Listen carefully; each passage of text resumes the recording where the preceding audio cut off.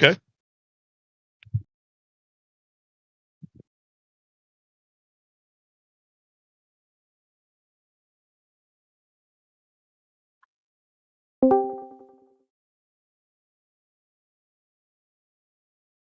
No, I'm good. There we go. Ladies and gentlemen, welcome to the High Side Podcast as we are giving you today live flag-to-flag coverage of the 60th running of the Daytona 500. It's going to be a big race today.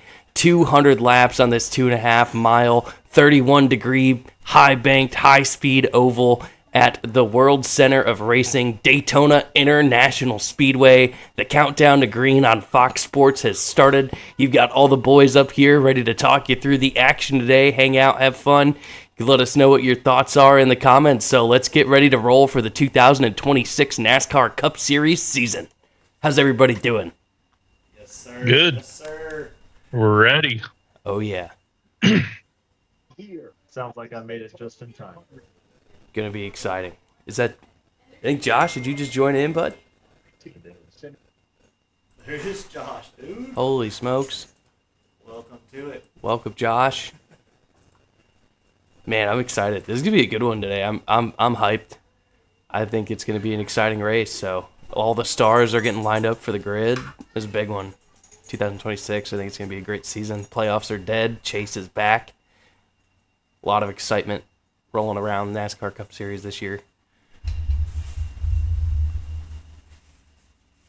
We know about this. We are watching old Kevin Harvick in the booth at Daytona. Get to go hang out with Andy here at his crib tonight. Shoot, buddy. See if y'all can still hear me. I think you can. Jared, you there, buddy? Yes, sir. Oh, I You was hear making me? sure. Yeah. Josh, you're coming in a little quiet, just so you know, buddy. Okay. Yeah, I can barely hear him. Jesse Becker, thanks for the sub. Appreciate it, dude. Thanks for joining. Thanks, Jesse. Yeah, we still got a little bit of time before the green flag waves. I know it says race start time is like 1:30, which was a couple minutes ago, but man, oh man, I think it's like a 1:40 green flag start, isn't it? Something along the lines of that. We still got to go to the call and command and all that stuff. You know what I'm most excited about today? What's that? Our friend Jerry Bear. He's down there. I know, they're He's at a the Daytona. race, dude. I'm jealous. He's getting me a diecast, dude. No way. Is he He's- getting you a Rossi yeah. diecast? Yes. dude? He Oh, asked buddy. if I wanted a diecast, and we get a little Rossi diecast. Add to the old collection. Oh man, that's awesome. Yeah, we still got a bit of time. They're kind of going over the pre-race. They're doing starting lineups right now. Pole sitter today, Kyle Busch, and then alongside of him, Chase Briscoe, locking in the front row on qualifying. So that's pretty awesome from them. Big time stuff. Dude, I'm low key pulling for old Kyle Busch, dude.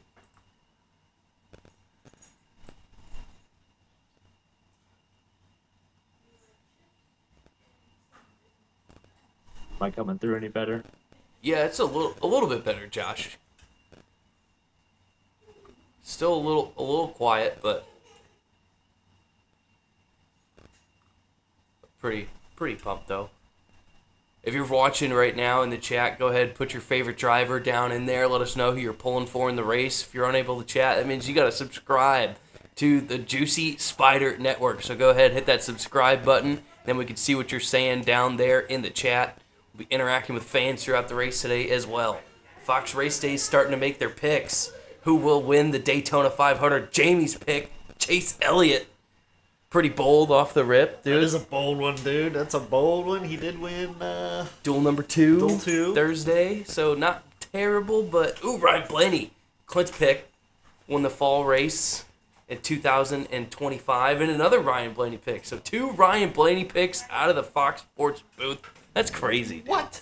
Crazy. After he won the last one, the odds to win 2 in a row at Daytona is very difficult. That's crazy. I'm gonna. We got some, Denny Hamlin up there in the chat, dude. Ooh, we do got some Denny He said picks. easy win coming here from Blake. We got a little RFK pick in the chat too. We got a Brad Brad Keselowski fan out there. We'll see. I think,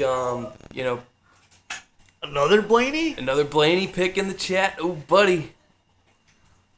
Oh, that's the Nick Happyak pick. Is Oh, Ryan. all right. The RFB, Ryan Blaney.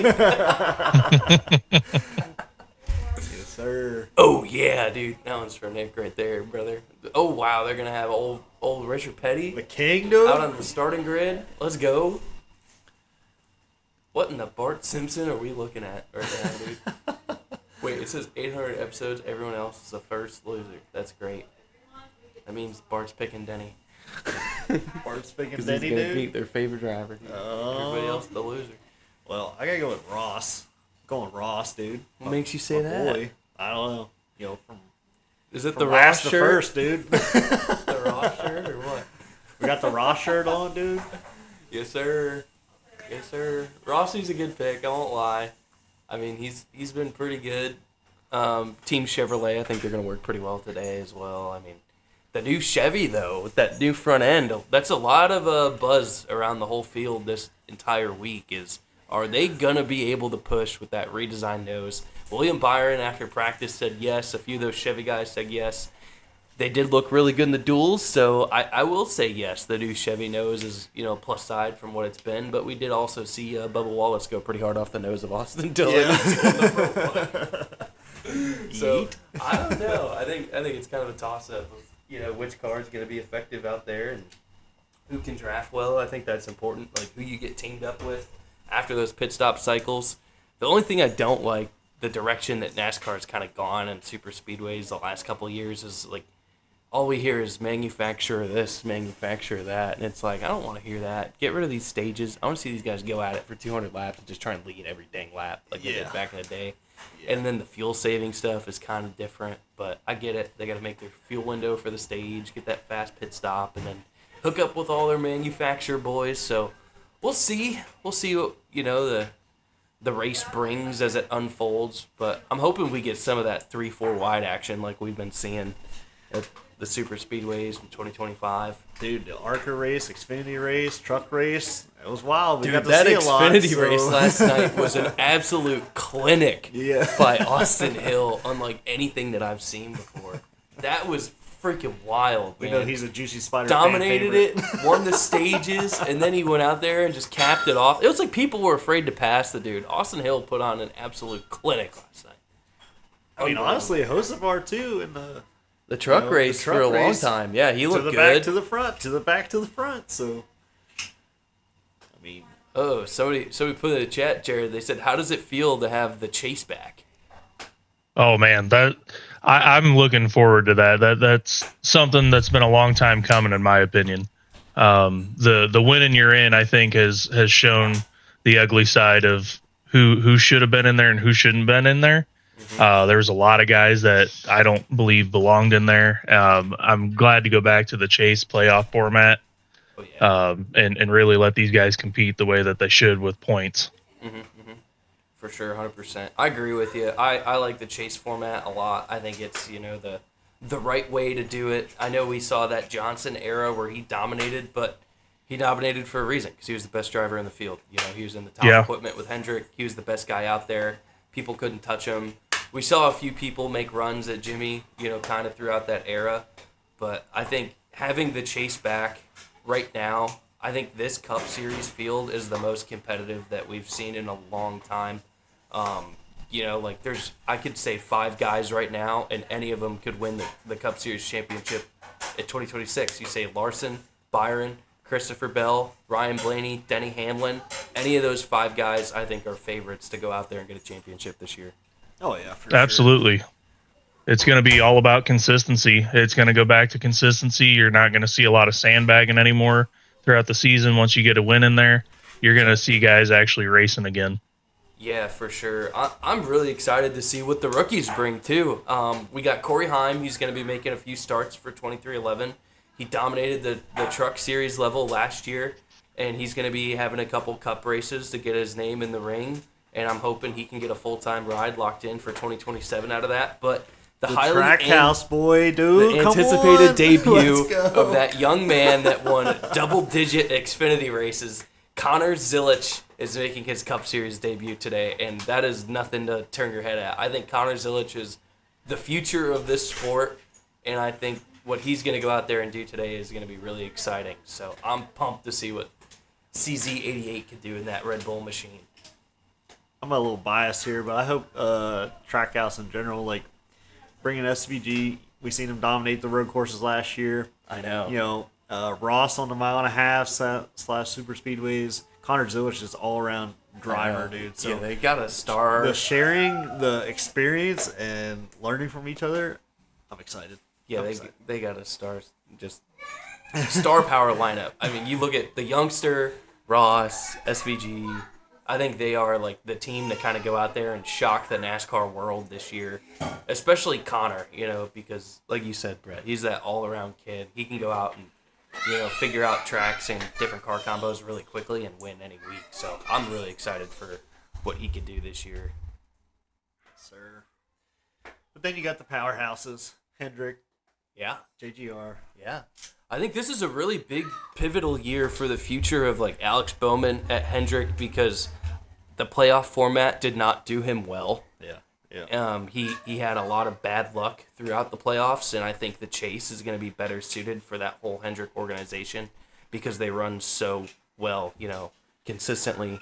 Especially like Chase Elliott last year, he had a lot of consistent finishes, and the Hendrick camp really said that Chase Elliott could be the breakout driver out of the Hendrick camp. So I think any of those four guys can make a deep run, into the season. And Michael Waltrip is now sprinting around the grid. I missed this already, dude. His hair is flowing in the wind. It looks like they got a little breeze out there on the track today at Daytona. He's running up to all the drivers. You got Bubba Wallace over there getting ready in that purple Xfinity machine. Lynch, dude? Yeah, dude, they were in that commercial together. And now he's got Marshawn next to him on the grid. That's pretty dope. Beast mode. Beast. As you can tell, Jared, I'm a little excited for this one, buddy. We talk a lot. Oh man, it's okay. It's the Daytona 500, man. It's a Super Bowl for NASCAR. You know, everybody should be excited about it. This ain't Kansas or Richmond or anything like that. It's Daytona. A lot can happen today. It's so funny you say Kansas because I was at that race last year and I watched Chase Elliott make that move on the last lap, and that was freaking epic.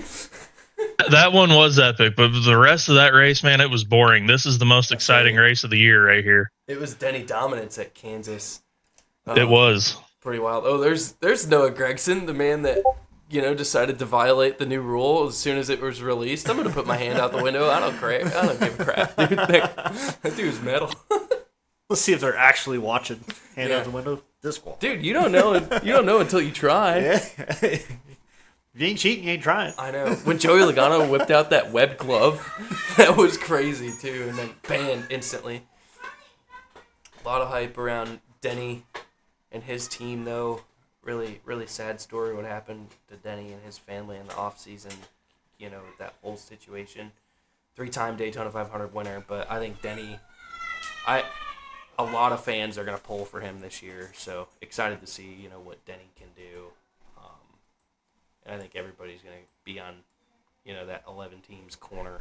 So hopefully Denny has a good year. Typically, I'm not a Denny guy either, but I want to see him do well and win some races.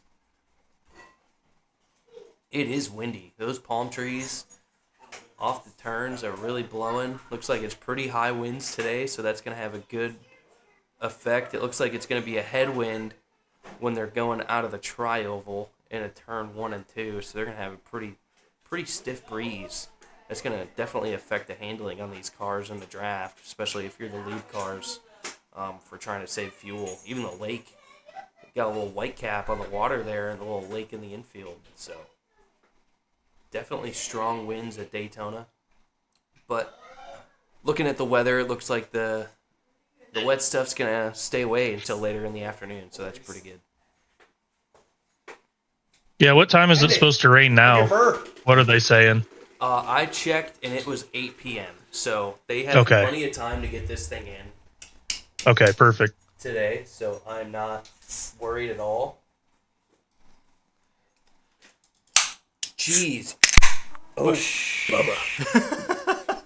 Seeing her stand there on the stage, you really get an idea of how big the Daytona 500 trophy is. Holy smokes.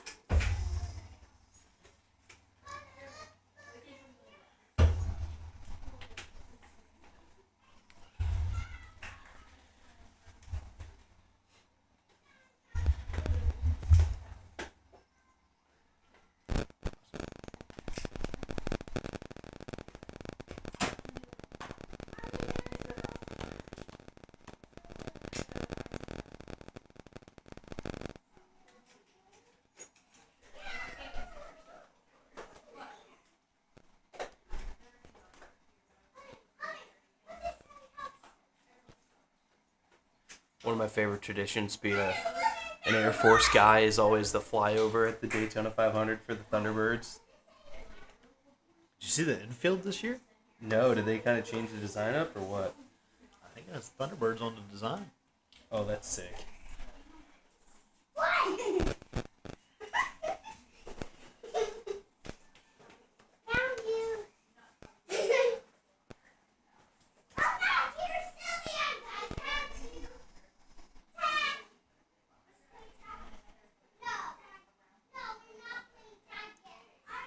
Dude, that hotel right there on the beach, Brett. There's that white hotel off on the beach, Daytona Grand Oceanfront Resort. Stayed there the first time I went to the race in the fall. Oh, buddy, that was a cool hotel. I ain't gonna lie. That was pretty wicked. Oh, there it is. We're almost there. No, we made it last night, so I've never made it the next day. I didn't realize I couldn't hear the race.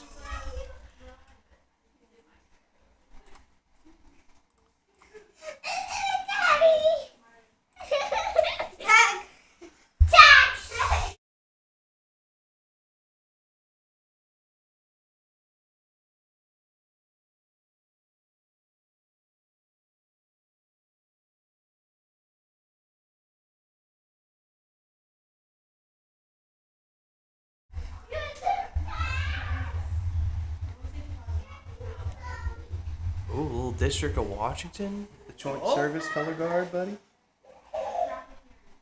Yeah, look at, they're really struggling to hold those flags, man. It is windy. Windy. The dudes on the stage holding the flags in the color guard, they was like blowing out of their hands. Holy smokes. Look at, they're struggling.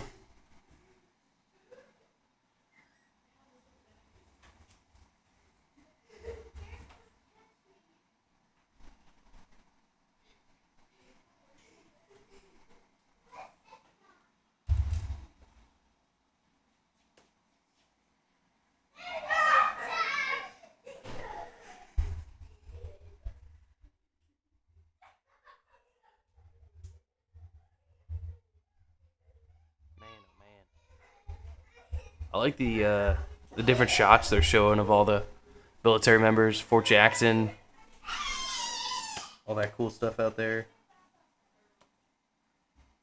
That's sweet.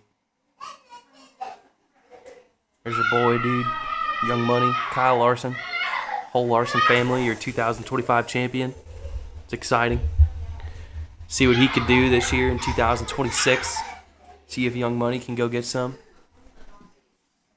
He's on his longest winless streak of his career today as well. Oh. For Larson. Oh, there they are, dude. There's the T-Birds, There they baby. Saw them at the air show. Oh, man.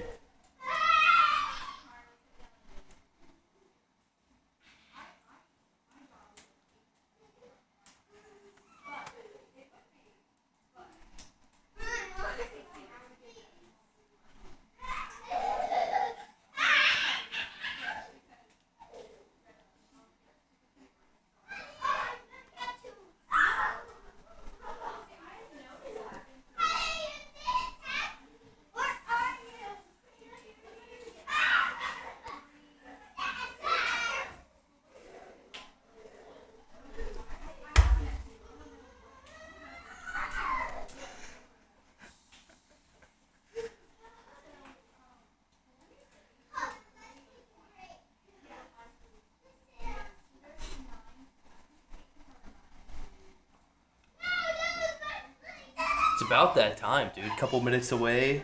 Almost 2 o'clock. Beautiful day at Daytona. Just saw the... We're going to get that command here pretty soon. I know, dude. Who's doing it? I don't know. I meant to look this morning. I totally forgot to look to see who's doing it. Let me look.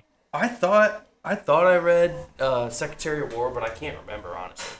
Pete Hegseth, I think you might be right. I think it is the Secretary of War. Which is pretty baller. It doesn't get more America than that. I know, dude. I hope he gets up there and just yells it out, dude. I want to hear a good one. The one for the duel was pretty weak.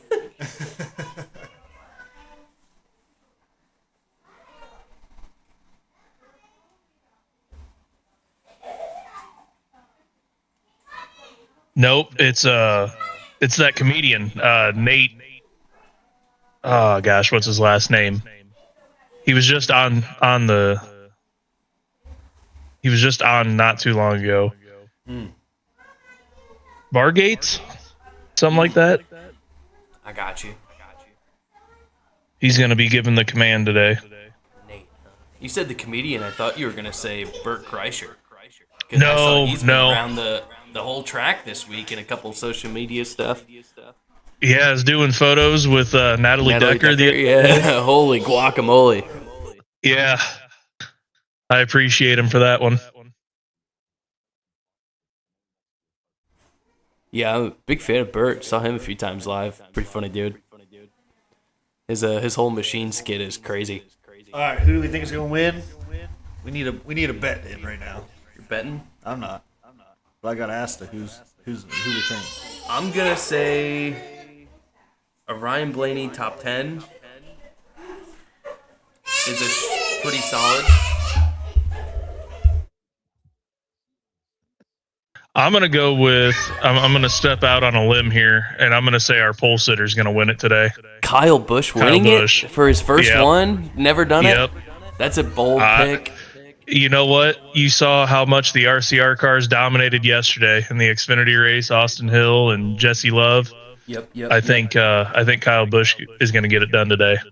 If I had to pick a single driver, I'm going to go with a different Kyle. Starting P8, the number 5 Hendrick Motorsports Chevrolet, Kyle Larson, because I'm biased. But, I mean, he did score the most points last year on super speedways, so I don't think it's the worst pick ever. No, I don't think it is. As long as he can stay out of his own head and just bring it home and stay clean and do what he normally does, I think he's got a good shot. Yeah, for sure. Well, I've been trying to get some stuff figured out, but I'll give my biased opinion too. I think Ryan Blaney gets it done. Yes, sir. I do like Blaney as a pick after what he did in that fall race. He looked really good, so I don't think Blaney's a bad pick. I think he's going to do well. He's a pretty strong pick to have. How do we feel about Denny? Do we feel like Denny? Denny's got 3 of them under his belt. So, I mean, Denny's I think never Denny's a pretty pick. obvious choice. Yeah, Denny's, obvious. I mean, he could go out and do it anytime. You can't turn away, though, from history. History can be made today. From the 2014 William Byron, he could be the first driver in NASCAR history to do 3 in a row. Shot. What do you mean, no shot? No shot. Dude, well, the last lap, magic that he's pulled off is just... It's one thing to do it, right? And I hate to quote the Fox guys, but Clint Boyer's one time, yeah, you could say he got lucky, but 2 in a row, no, he knows what he's doing. And he could get 3 in a row. And it's the know-how of staying out of the wrecks. You got to pull for the iRacing, boy. We're all sim racers. You know what I mean? Yeah, that's true. Yeah, That's you're not wrong. Yeah. You kind of got to root for the... Holy smokes, that's a lot of signatures on the start-finish line. That's crazy.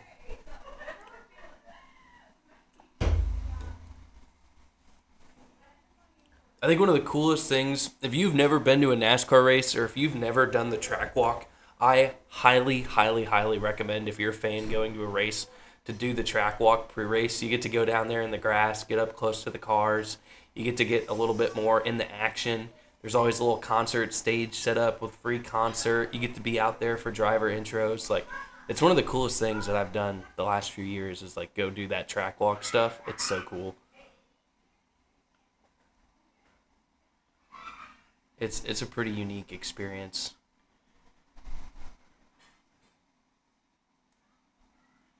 He ain't sounding too hot today. Old Mike Joy. Yeah, Mike Joy sounds a little on the sick side right now.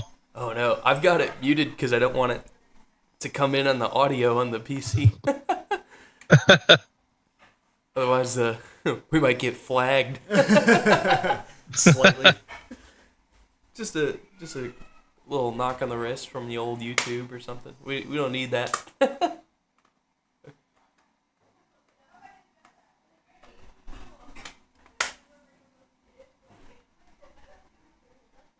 Dude, old Clint Boyer though. It's crazy how like the drivers now, I feel like retire so young compared to like what we saw in like that 70s and 80s, 90s era. Like you had some older dudes out there driving these things that were like good and they were like favorites. So The game's just changed so much since then. I know it's You like know, the young man's sport, like Connor Zilic, like 19 years old. That's like a child, dude. That's young buck, If you told too. me at 19 years old, you're going to start your first Daytona 500 a full-time cup driver, I'd be like, no shot. Like, that is Not a such a shot. young age to be a full-time driver in this field. It shows you how talented that young man is. And, you know, it's also a testament to the talent that's coming up through the ranks. Like, there's a lot of guys that in the next few years are going to slide up into those cup slots, and, oh, man, we're going to see fireworks. Like, when Jesse Love, Connor Zilic, Corey Heim, Rajah Caruth, potentially. Some of those guys all make their way up to that cup level. Whoo! It's gonna be bloodbath every week. You know who's gonna be the veteran in that group is Hosafar. Yeah. And like Noah. That's crazy. And honestly, Riley Herbst didn't have the best year last year. I'm hoping, Riley could turn it around a little bit this year. Got all these old guys wearing glasses.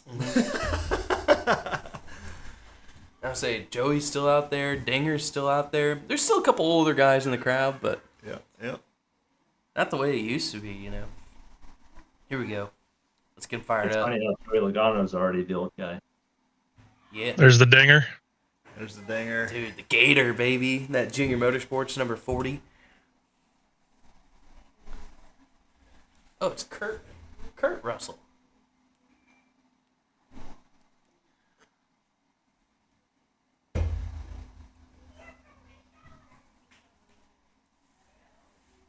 One of my long dreams is any race dude riding the pace car. That'd be so cool.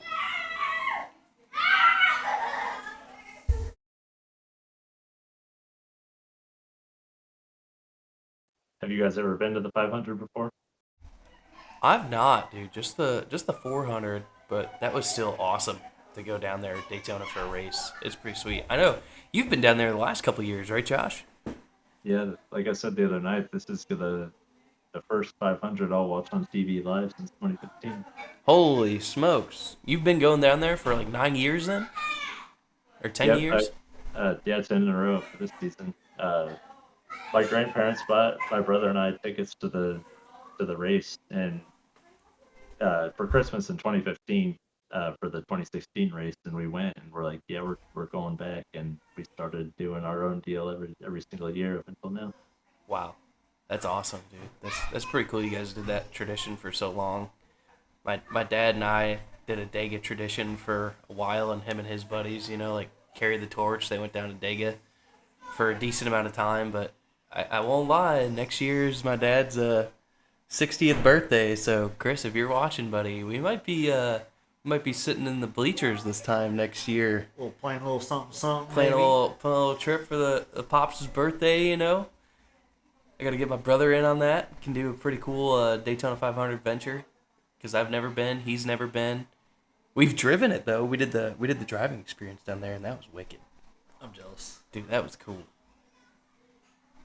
That was really cool. Did you do the driving or just the riding? So he did the driving, and I was in the old passenger seat and with a pro, and so he got to drive I think up to 130 or something or 140. So he was zooming, but I did the ride and I was going 185. That was Yeah, that's You one earned a thing lot of respect. I've always wanted to do. I always thought it'd be more fun to be you obviously drive one time, but it'd be more fun to ride to get to go faster. Yeah, the ride was. I was kind of scared. I had two giant dudes like buckle me into the seat, and after like 8 laps, the belts were loose. Yeah, they get to be a little bit more aggressive, putting you up against the wall, like you see some of these guys do when they do pace car ride. Oh, if we could have put my hand out that window, that passenger window, I could have touched the wall. We were really close. It was wicked. Man, oh man. I've missed all these racing commercials. I'm gonna start to see some. Hopefully, we'll see more this year than we have in years past. They kind of did away from that for a while. Like at I least know. the good. You got all these like great athletes, for different companies and members of the sport. It's like give us their flowers, dude. I want to see these guys on TV. Yeah, Dale Earnhardt Jr. used to actually make Chase Elliott an interesting person.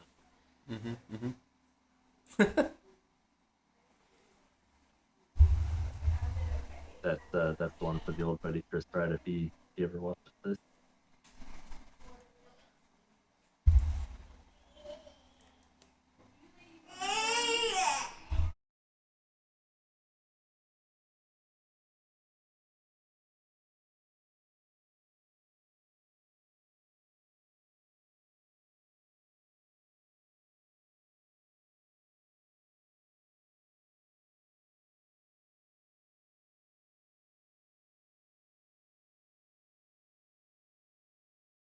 Did my sound ever come through a little bit better, by the way? You're still like a touch quiet, but it's cleaner. It sounds better. That's good. I tried to get stuff situated the best I could. I got home from work and then started plugging stuff in.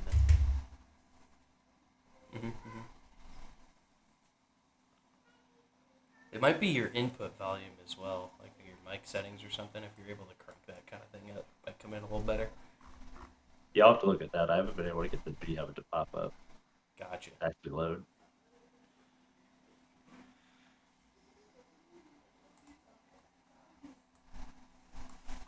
Beauty of Discord, dude. Sometimes it's great. Sometimes it's quiet. You never know. Actually, try to crank him up.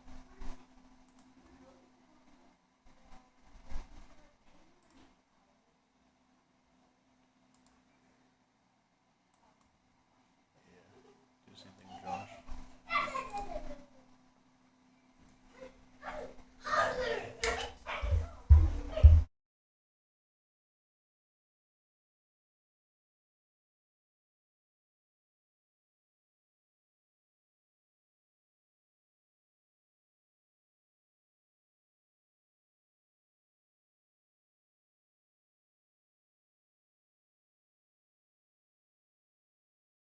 Oh, buddy, we got cars on the racetrack. We're on the racetrack, We're brother. rolling, baby.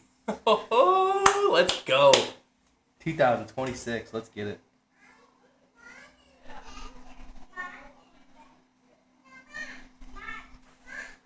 Need me a little snack? There you go. There you go.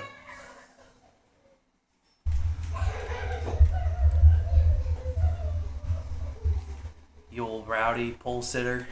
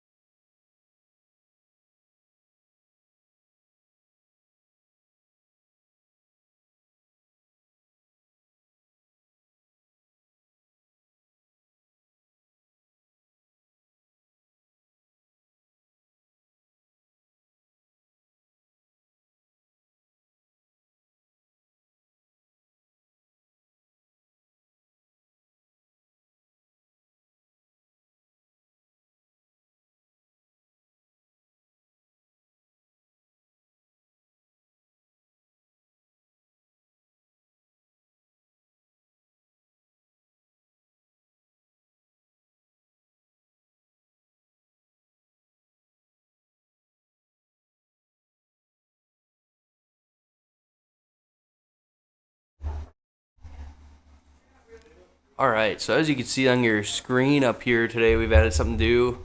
I think for the High Side podcast, we've got the little ticker up there, or live timing, going to show lap count, position, stuff like that for a few drivers. We'll cycle through the field a few times throughout the race, kind of show you the recaps after the stages where everybody's at, kind of keep track of who's the big movers and fallers throughout the field as well.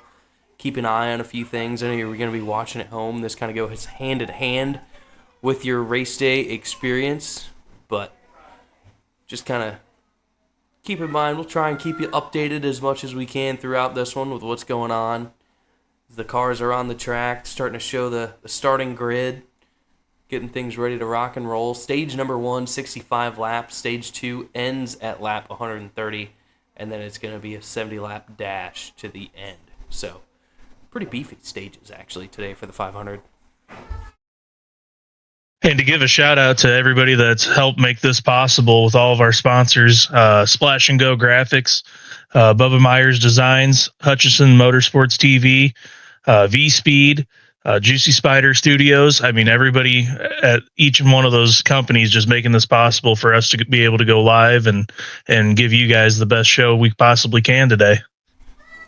Absolutely. Thanks to everybody for fueling this thing, keeping us into the draft, and getting this thing ready to roll for 2026. Really exciting to have a live featured broadcast for this season, so it's going to be pretty cool.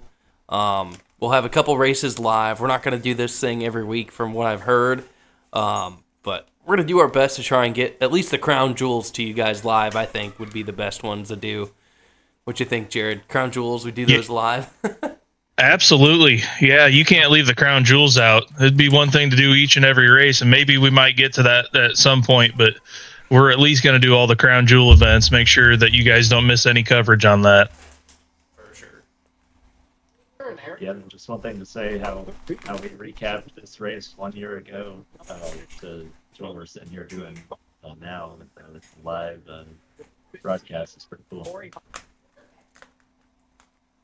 All right, so Bubba and I's snacks today. All right, the prime choice is buffalo chicken dip. Yes, sir. We got some macaroni and cheese homemade, and then we've also got some Chicago style Italian beef. What are your boys like game day or like race day snacks that you always go to? Oh man, I don't know if it's age appropriate.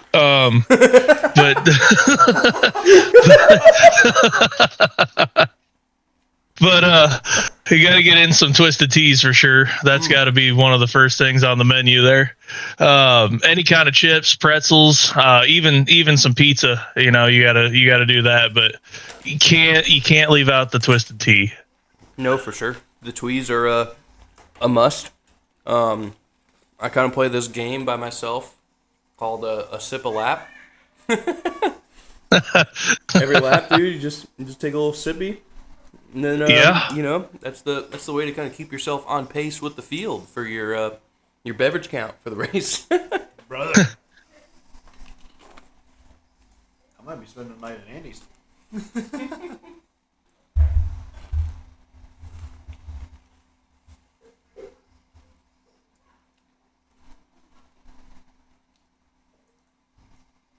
They're showing our good old Toyota cutaway car, showing this little viz of what the draft is going to do to their fuel mileage, how they can hold a little bit less throttle back in the draft. Oh, dude, Bristol's where it's at, man. Sip a lap is like, you just don't stop. Obviously, you follow the leader, not every car. Otherwise, you might have a long night. Or your favorite driver. Followed every car, you might not make the next race. No, probably not. No. Maybe even halfway. Might be in the infield care center after that one. Might be. Or the infield not so care center. Mm-hmm. Are we rolling yet? What are we doing? Pacing? We are pacing. The lights are off on the pace car. It looks like we're going to go green this time by. Here we go. Let's go. 2026. For the amount of Chevrolet dominance that we see in NASCAR, there's a lot of Toyota commercials.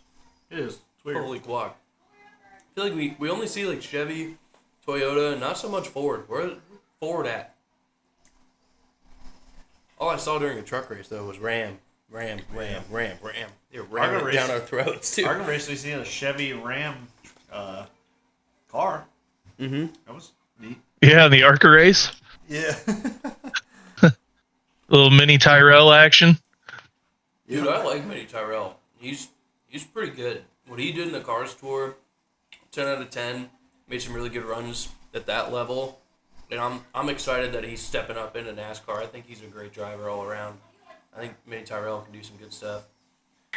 Yeah, he did a pretty decent job in the trucks the Friday night, and just made a little mistake in the ARCA race yesterday. But I think he gets more experience, stock car experience on faster tracks. I think he's going to do pretty good. Yeah, 100%, dude. I agree. He's awesome. Oh, here we go. $20,000 for Busch Light Dash for Cash sweepstakes. Follow Busch Beer on social media. You can participate in that today as well. I love all the little fun stuff on the side. It's like hard to keep up with everything that's happening on 500 Day because there's so much going on. We got a slow car on the apron or somebody trying to SVG, get caught I up. think. Looks like it.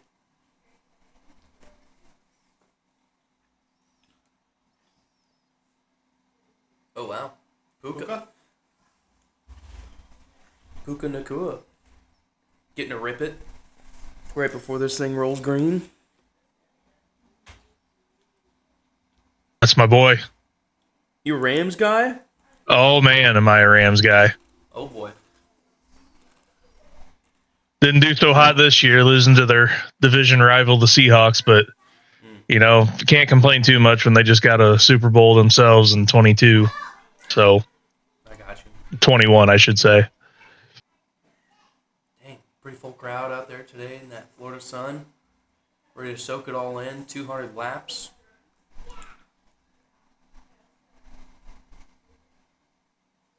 The words of Hutchison Motorsports TV, one of our sponsors. Pretty soon they're going to be off their seats and on their feet, man. It's about that time. Bart Simpson's going to wave the flag. No way. No shot. Don't drop it. In the mascot costume in the wind, dude, that's crazy. That's a bold move. That is wild. We're about to do the BAC. You know what, buddy?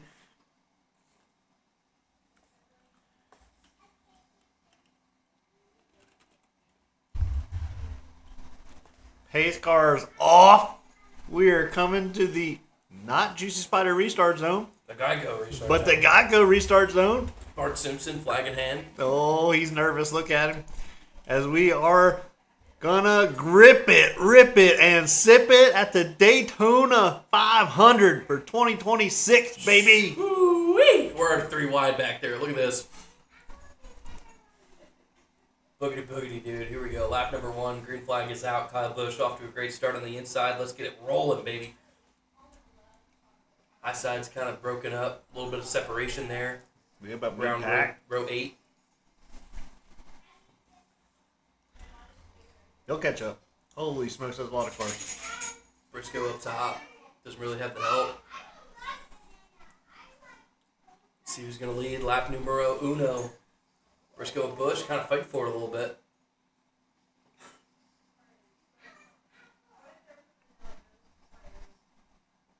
It's going to be. I think Kyle Busch is going to get in I trouble. think so. Kyle Busch leads lap number 1 of the 2026 NASCAR Cup Series season. We are rolling. As that third lane is starting to get put together a little bit. See Connor Zilic up top. Ripping it. A couple guys are starting to go 3 wide early. Here we go. Seabill hops out to the Yes, third sir. line. Here we go. Get that third lane. Let's go. I don't want to see fuel saving. Let's Yeah, go. now we got some cars together. Kyle Busch working his way up towards the middle, covering him off a little bit. This is looking good. I like this start so far. Action packed. Everybody's trying to get to the front early. That's what I like to see. Good run there from look like Josh Berry up a couple spots. Not bad. Busch doing what he does best. Controlling the field here. Switching lanes. Got the Penske boys down low. putting on a clinic of how to kind of stop the momentum of that top side, roll to the bottom in the corners, making it look a little easy right now.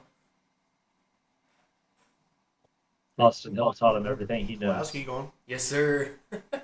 3 wide down the backstretch. Keselowski, big run on the inside, getting help from John Hunter. Holy smokes. Big Huge old run from Brad. Shoot, buddy, it's windy. They're getting that big tailwind down the backstretch. Lap number 3. All the fans hold up the number 3 to pay homage to Dale Earnhardt. Remembering him and his legacy and his long-lasting imprint on the sport. One of the greatest traditions in NASCAR is holding up that 3 on lap number 3 of the 500. As they are 3 wide. Kyle Busch controlling all 3 lanes the best that he can right now. But here comes Brad Keselowski on the bottom. He's going to challenge for the lead off turn number 2 as they're rolling down the backstretch. Here we go. Who better to lead lap 3 than RCR? Yes, sir. Looks like everybody's starting to get lined up. The longest line right now is the top lane. Everybody's kind of getting in line towards the top side of the racetrack. A little different. These next gens, 2026, are pretty quick this year. They're looking good as John Hunter is going to slide up to the front, take the lead from KB. Hello? SVG? 4 spot on an oval? Yeah, SVG on the bottom there, getting some help from the number Double Deuce. It's Joey Logano behind him. You're seeing John Hunter, Kyle Busch following each other, going from the top to the bottom of the corner. But SVG's got that run. He's working his way up towards the front early here to Super Speedway. That is very rare to see from the Aussie. Yes, sir. Logano's dropping. Blaney's dropping. Kind of back there. 7th, 8th, 9th.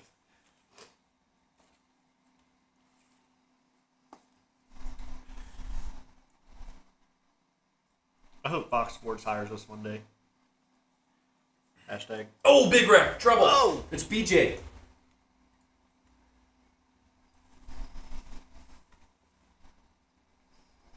Early wreck.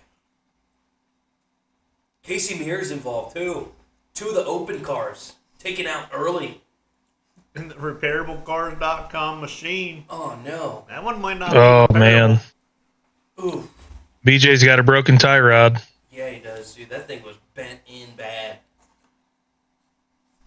I know. So I don't know if we've seen what the damage on the bike back there for sure, but he was Getting Getting a BJ pretty quick. AMR safety teams out there. See what happened. Oh boy, it's right in front of Allgaier. I hope he didn't get damaged, dude. Corey Heim really close to that one. He's up there mixing it up. Oh, No. Oh, got her down. Oh, Allgaier got into the wall. Big damage for Byron, too. Couple guys involved. It looks like his tire just went down. Just completely lost it. Right Dude, in that's- front of the Junior Motorsports number 40, Justin Allgaier. But William Byron got tagged pretty well on that one. So they're going to cut away to commercial. Looks like Allgaier got into the wall a little bit, but nothing that looks bad by any means. I'll say it could have been worse. Like his car's still Yeah. going to roll fine.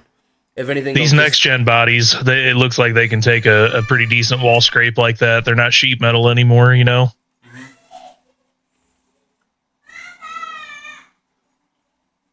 For sure. Caution is out on lap number 7. That's We're in for a crazy. long one. I can tell you right now, This pace. as iRacers, I'm so happy that there are not like random flat tires. Because you imagine, dude, if you're running an iRacing event No and somebody shot. gets a flat in front of you like that. Oh, that's at least a 4X. Oh, yeah, dude. But I just lost probably about 10 safety rating right there. You think about all the I ain't got that much to lose, brother. all them top split guys that would be upset by a random tire failure hurting their 8,000 or 9,000 I rating. Yeah, that would Oh, man. That would be wicked. That would be one of the craziest things, you know, in iRacing is just like, oh, there goes my tires, there goes my race.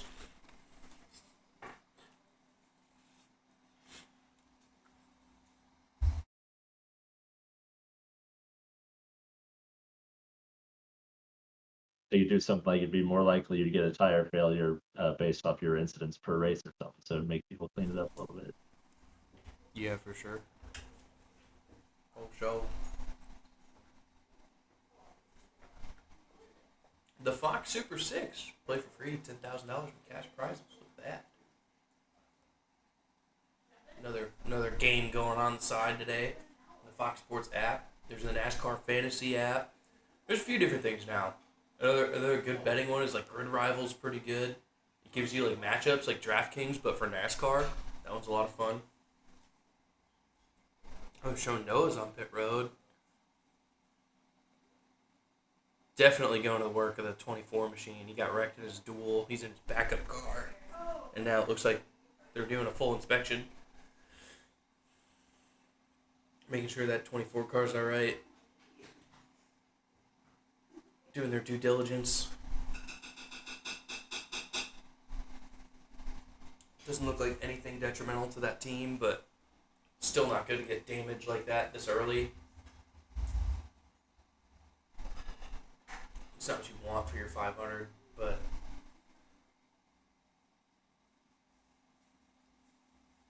just really sad for McLeod as he was working his way up through the field too. He was going for it early, up on the high side, and then just... Oh yeah, his right rear like exploded.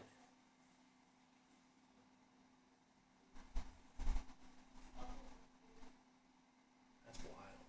Saw a lot of tire issues in the truck race. Hopefully it's not going to carry over into this.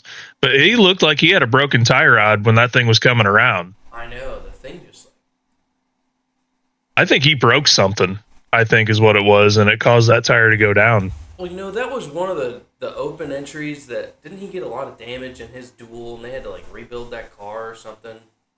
That might have been one. I can't remember exactly which one it was, but I know what you're talking about. But that could have been it. Or I think it was Casey Mears, wasn't it? That had all That there you can see it just went down or something's rubbing. You saw like a pop. There was like a pretty big pop there. See the onboard, a couple of the guys from where they were at chasing this wreck. Everybody dipping down to the apron to get away from it. Yeah, he didn't even hit anything. He goes around, and you could just tell that wheel's angled the wrong way. It's cambered out in the wrong direction. Oh man, the reaction of Jeff Gordon was instantly, "Don't break my race car!"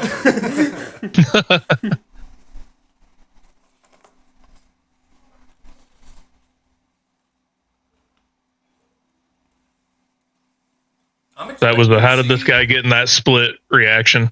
Pit road's going to open here, and we're going to see everybody top off for gas. So it's going to kind of eliminate a little bit of the... Oh, Kyle Busch with the fake? He said, My boy, what? "Oh boy."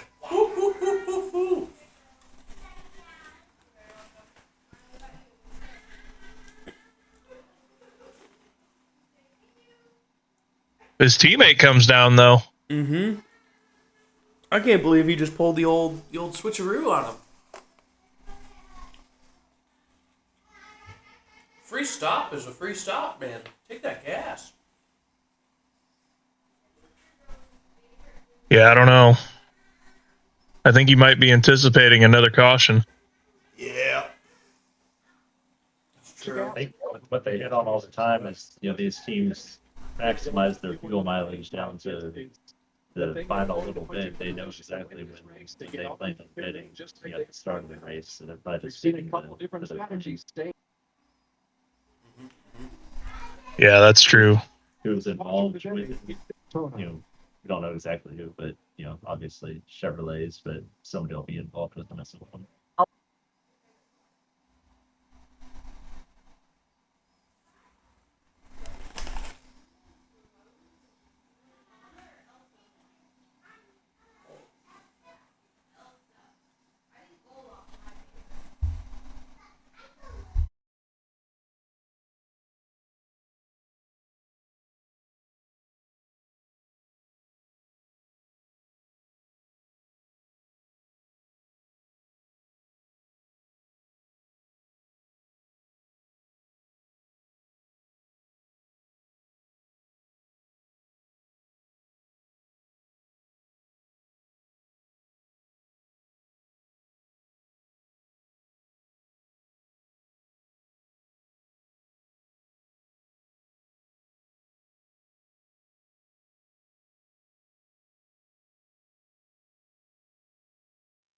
I'm not sure. I think I might have fixed my audio deal. Still a little quiet. That sounds better. Yeah, it is better though. Yeah, we have to thank our own Donald behind the scenes Yeah, How's he got you. microphone. Sounds better. Thank you, Donnie. He messaged me a long time ago, and I ignored him. Oh no. Have to be on some kind of list or on the chopping block or something. He'll have me off the team by the end of the night tonight. No, you're fine. This is me and Bo's first time, and I'm like, you know that scene in Ricky Bobby where he's like, I'm not sure what to do with my hands, dude. I'm like, what do I say?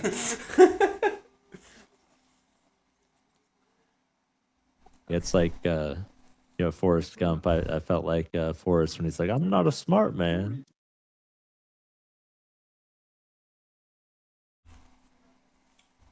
I feel the same way, Josh. I feel the same way, brother.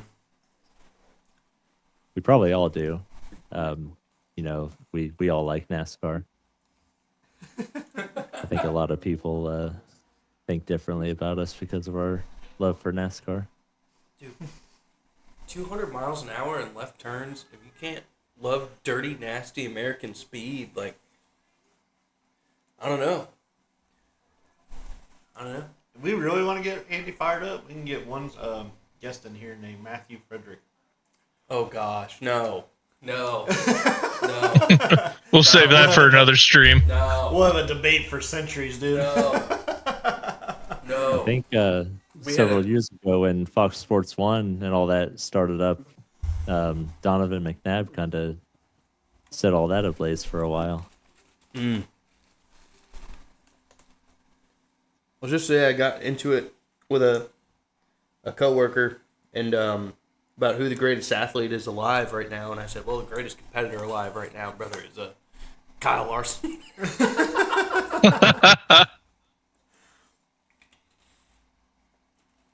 He's like, who's that? You show him a picture of him. He's like 5'4", like 180 pounds. No, for real though. And I was like, but this man competed in the Indy 500. He's won the Chili Bowl. He won the and I just started saying all the stuff that he's done. And he's just like, I don't care how many Toys R Us 400s the guy won. He's not the greatest athlete on the planet, dude. That's a pretty good comeback. I'll give him that. That's pretty funny, but no, I'm on your side. I think he's right up there. I don't know if he's the greatest, but he's definitely up there. I mean, he's won about every crown jewel race there is. I didn't say athlete. I said competitor. There's a difference. Yeah. I didn't put him in the athlete pool, all right, because I know there's freak athletes out there, and but for competition, because his parameter was, well, which person is dominating their sport the most right now, and I was like, probably Kyle Larson. Like, I'm not gonna lie, dude. He shows up, and you're like, great. How are we gonna beat that guy? You know. I mean, his championship season, he won what, like 11 races or something? Like, you don't just do that. No. No, you can't just put anybody in a car and expect them to be able to drive, even if they had the skill to do it. I mean, it takes a lot of strength to run a race like that hot, and muscle a car around a track for that long. Yeah, I think that's one of the things a lot of outsiders don't realize is the physical toll and demand they actually go through with the heat and G-forces, etc. For 500, 400 miles a race. Absolutely. I mean, they talk about it all the time. You could lose 6-7 pounds in one race, just from sweating it out. It gets so hot in that car. For sure. I earned a lot of respect too, because I do a full length race in the sim, and my body hurts, and I didn't even undergo G-forces or anything. Yeah. I get out and I'm tired. I'm like, I'm just sitting here in my my little side room, and back green. Here we go. Back green. Kyle Busch, Rowdy, looking good at the front. A long line of race cars on the bottom line from all the people that entered closed pits.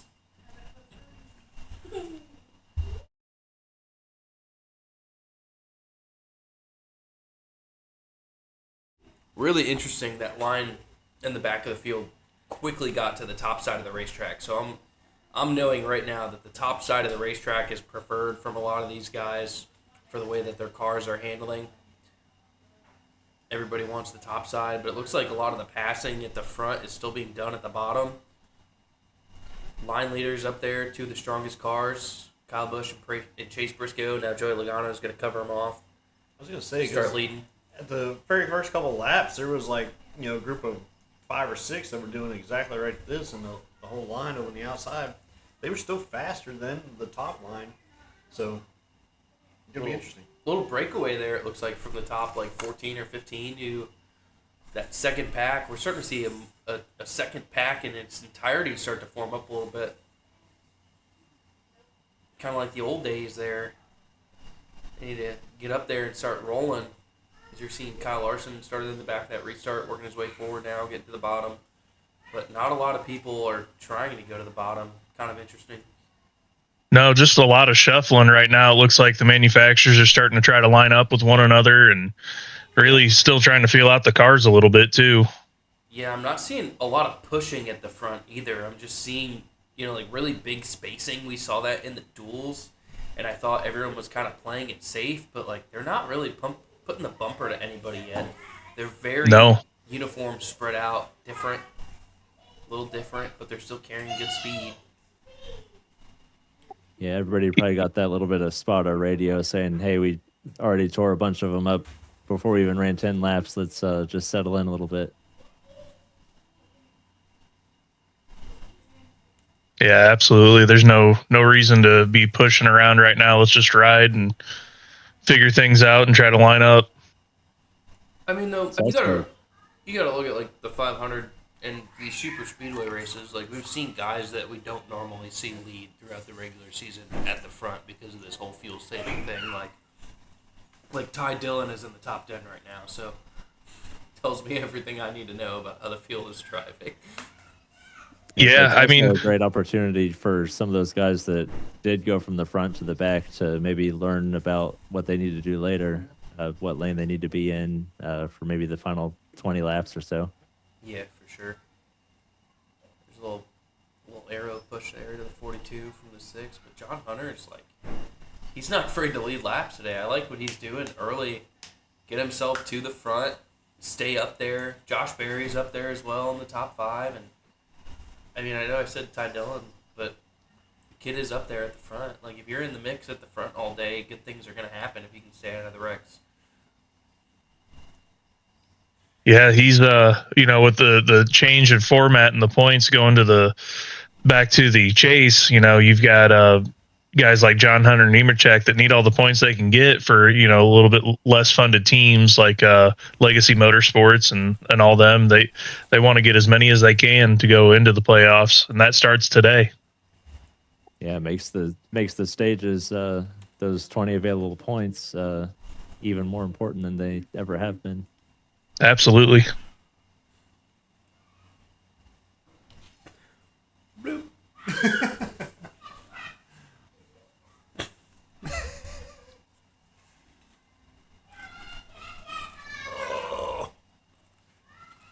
The old Thunderbirds.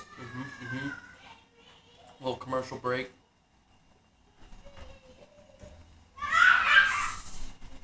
You have the old side-by-side action on Fox. Typical.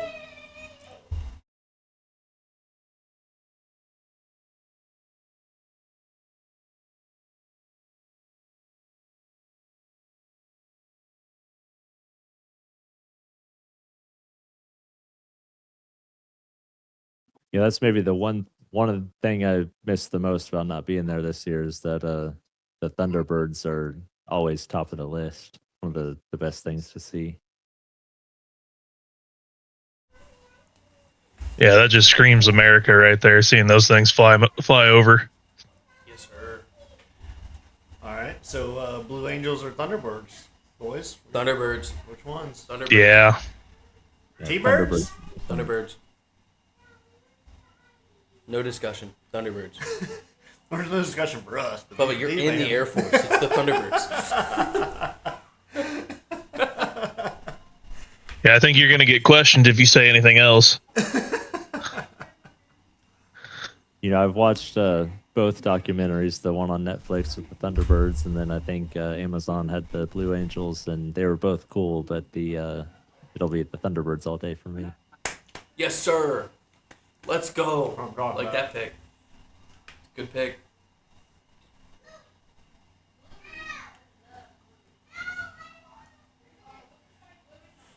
Yeah, we talked about the best athletes. It might be those guys. Yeah, Oh, those dudes are insane. Fighter pilots are. what they put themselves through is insane. Yeah, they are. Like the mental, ability that they have to have for flying Yeah. that close to each other is pretty epic. We talk about The it, G forces. but these guys are running, inches apart on the track, but they're out there running as close as they can try to get up in the sky. That, however fast they go, is insane. Yeah, a little bit quicker than the Cup cars out there and the old Thunderbirds and those fighter Just jets. a little. Just a couple. A little bit 100 more miles. life or death too. Yeah, for sure. Their mistakes they can't make any, and if they do, it's over. So, One thing they definitely haven't done is take horsepower away. no way, dude. Not an F-15 Strike Eagle, brother. More thrust. We're seeing this little gridlock at the front now. John Hunter's been doing a good job controlling it. Kyle Busch still up there in the mix. Brad Keselowski. Looks like the top 5 has stayed pretty consistent so far in this race. SVG in the mix in the top 10. Kyle Larson, though, started all the way in the back on this most recent restart in that long line of cars. One of the few people that got to the bottom early, and it really paid off to give him track position. We're seeing Ty Gibbs, though, up there in the mix as well. Doing a pretty good job. Still not a ton of manufacturers lined up. No, there's a couple Toyotas there up top. You got Ty Gibbs, Christopher Bell, Denny Hamlin. You got 3 of the JGR Toyotas up there, and Briscoe is I think got a car in between them. So they do almost have the whole JGR team lined up on that top side within the top 10. So they do have the team together early. Larson and Elliott are up there, kind of working it. Looks like there's a couple more cars than I thought. 2 cars between Briscoe and his teammates. He's got SVG and Elliott behind him. Couple Chevys there on the bottom. I like Connor Zilic at the front early, though. Getting his hat Yeah, still ready. pretty out of whack right now. I don't think they're really caring too much about it. I think the most At least I passive- wouldn't yet. Most passive in the field, though, for sure, is Corey Heim. He's all the way in the back, just rolling. He Don't did the blame same him. thing in his duel, though. He just sat in the back and waited. He knew that his shot is at the end of the race of the Daytona 500, not at the end of his duel, not right now. The stages don't mean anything for Corey as long as he can stay on the lead lap and stay out of trouble. It's pushing that number 6-7 car to the front when it counts at the end. Kyle Yeah, Busch, he's- too. Like what you did there. Yes, sir. He's Kyle trophy. Busch is the one kind of just hanging out right now because he didn't take no gas at that fuel caution, so Yeah, if the he's stage just trying to fuel green, save right here. there is going to be a couple cars that do have to pit early, Kyle Busch being one of them, especially since he's at the front of the field. He's going to be using more fuel. So that's why I was surprised that he didn't take gas either. But as Josh said, they do calculate it down to the ounce. So crew chief's got a plan for him.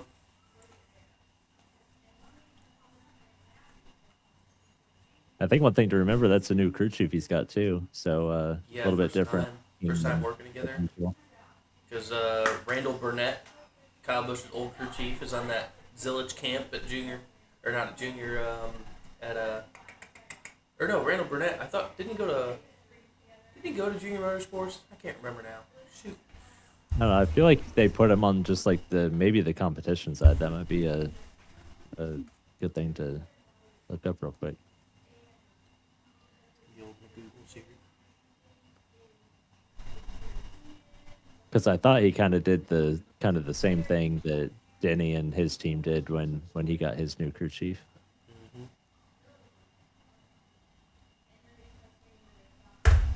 Was it Ross?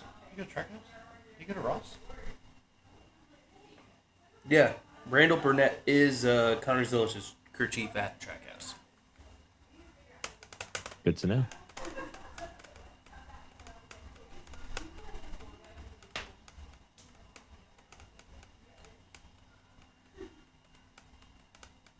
lot of green at the front of the field right now with John Hunter, Brad, Kyle Busch, Ty Gibbs, a couple green cars up there.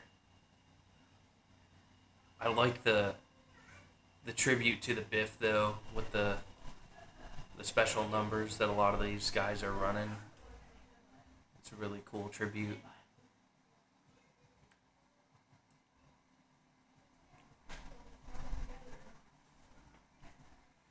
Absolutely, that and colleague going in with RFK on that. Two different manufacturers, but two different teams. But the 16 getting the Biffle logo or Biffle treatment to it. That's awesome to see on track.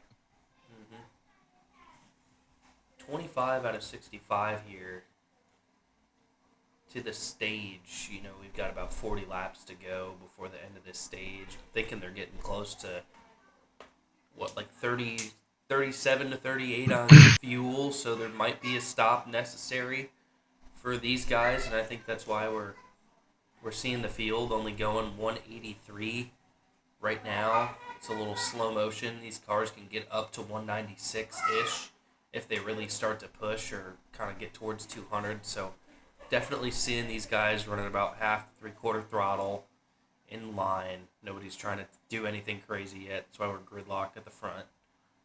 No, and Bush was one of those guys that didn't pit, so that's why you see him not being that aggressive. He's sitting back there saving a little bit of fuel and wait until that next cycle. Mm-hmm.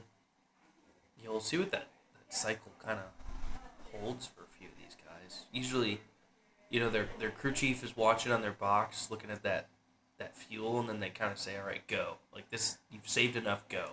And then that's where we're going to see that push before the fuel window, and guys are going to start getting lined up with people with the same emblems on their bumpers, strategize a little bit. It's crazy now, too. I'd be so stressed as a spotter because not only do you have to look after your guy, but then you're trying to sync him up with everybody for a fuel stop, and they got laminated cards next to them and different strategy calls and everything. It's just how much goes into it now is insane. Yeah, those spotters are pretty good at playing tag.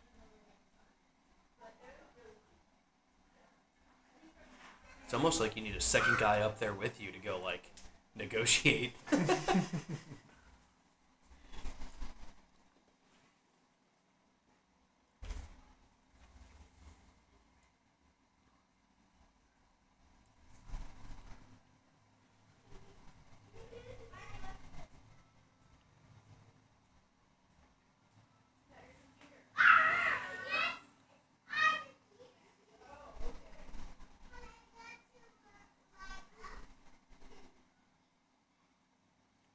Another little moment of the Fox side-by-side action.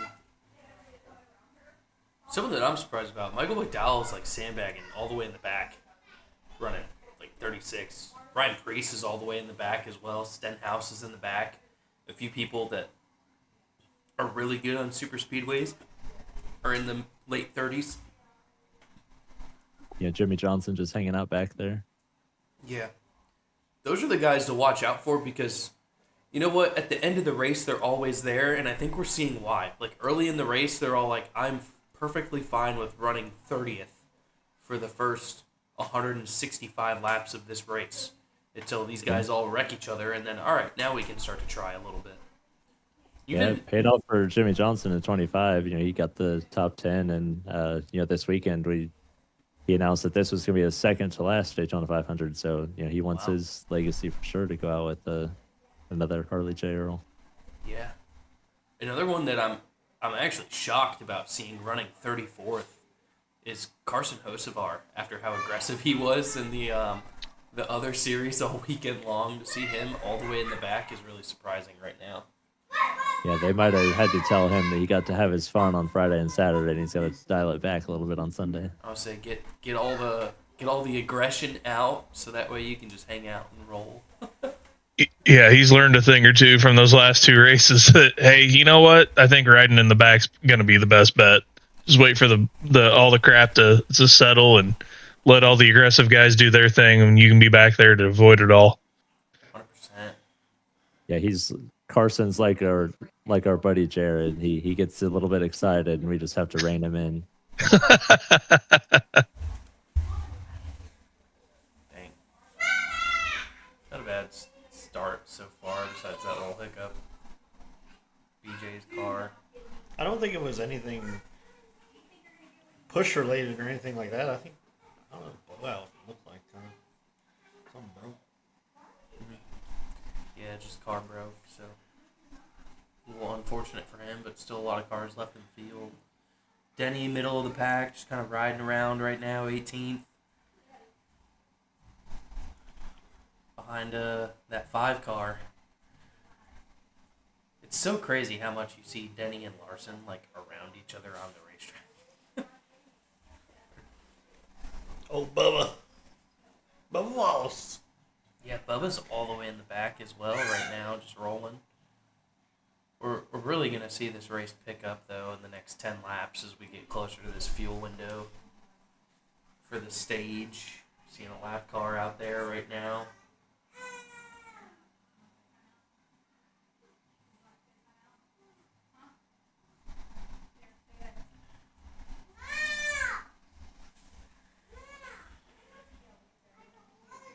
Somebody on the outside. Oh, that's some mirrors, isn't it? Getting lapped. Yeah, Casey Mears up there getting lapped down. You can see all the tape up there on his bumper.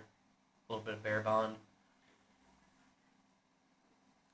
And they got some wind to fight today. Holy crap. I know, dude. It's really blowing. Like, when they're going into turn number 1, that's a strong headwind.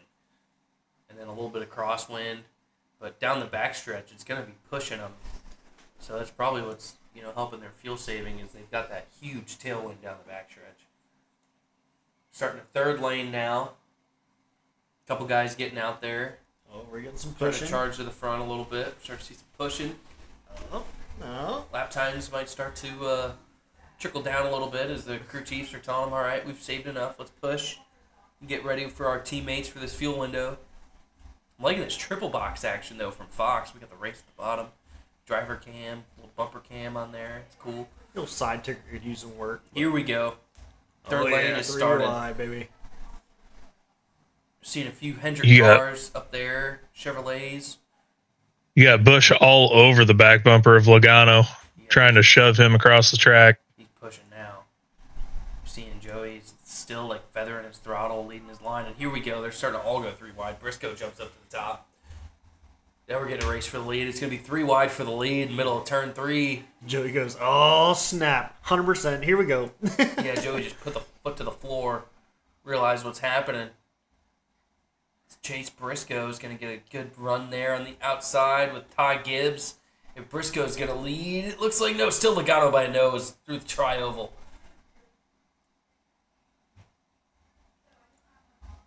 Lap times just fell down pretty well. Oh, yeah. See, now Joey went to the bottom, blocking that bottom line. Here we go. SVG is going to start to get a run towards the front. Getting a little bit of help there from the number 9 Napa Auto Parts Chevrolet. Chase Elliott, most popular driver, fan voted in NASCAR. Seeing Ty Gibbs, though, all over the back of his teammate Briscoe, doing a great job of syncing up early in this race to try and challenge. Get themselves some track position, as you're seeing a couple of their teammates are buried. Kyle Busch getting a run through the middle now. Logano blocking lanes. You always got to watch for Joey on these super speedways. You never know when he's going to change lanes, and sometimes he does it at the wrong time.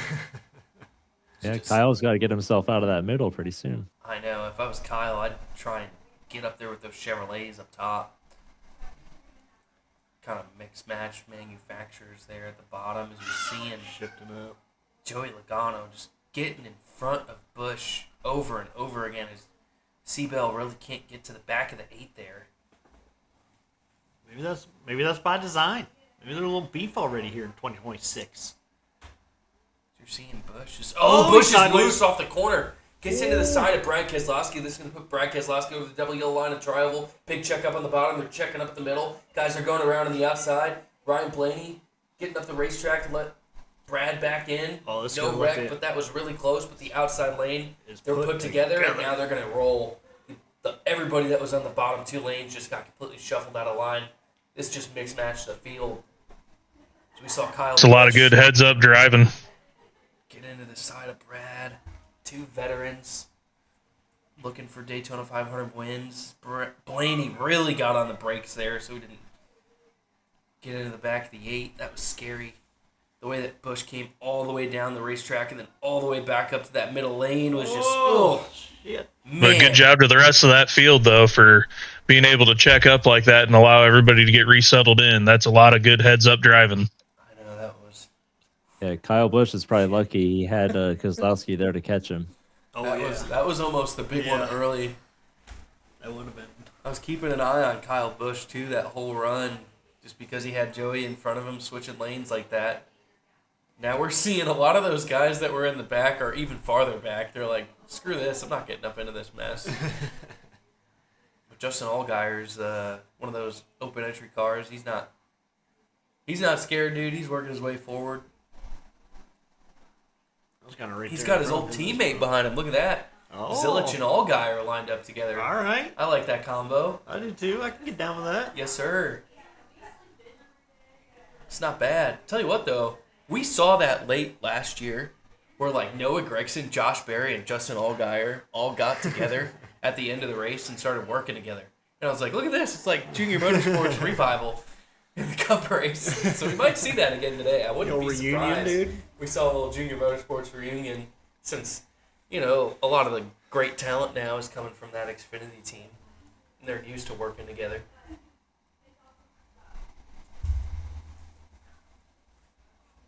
You get with those guys in so many Xfinity races. You push together, you strategize, you know what they're thinking, how to push, when to push. Like, you see a familiar face in this field, you're not going to say no. Yeah.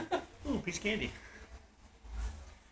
Now Chase And to Briscoe that is point, going. Gisbergen, he's doing a great job of making those guys see his name and number running up front like he is. They have more confidence in him the more and more he runs up front. For sure.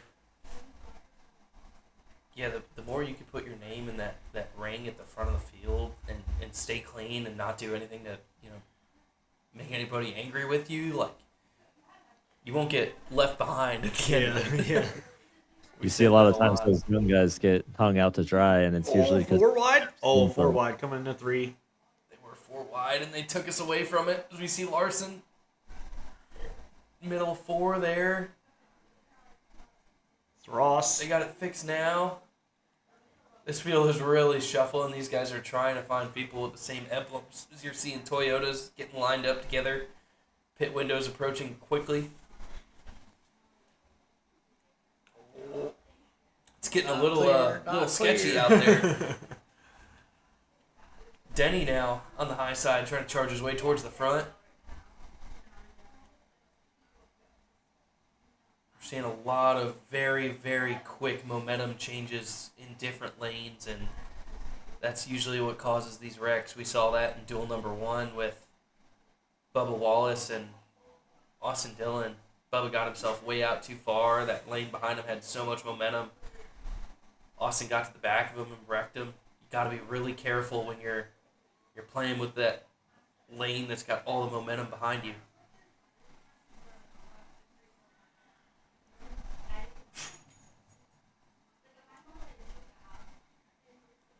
Lap 42 of 200. We're almost 25% of the way through the Daytona 500.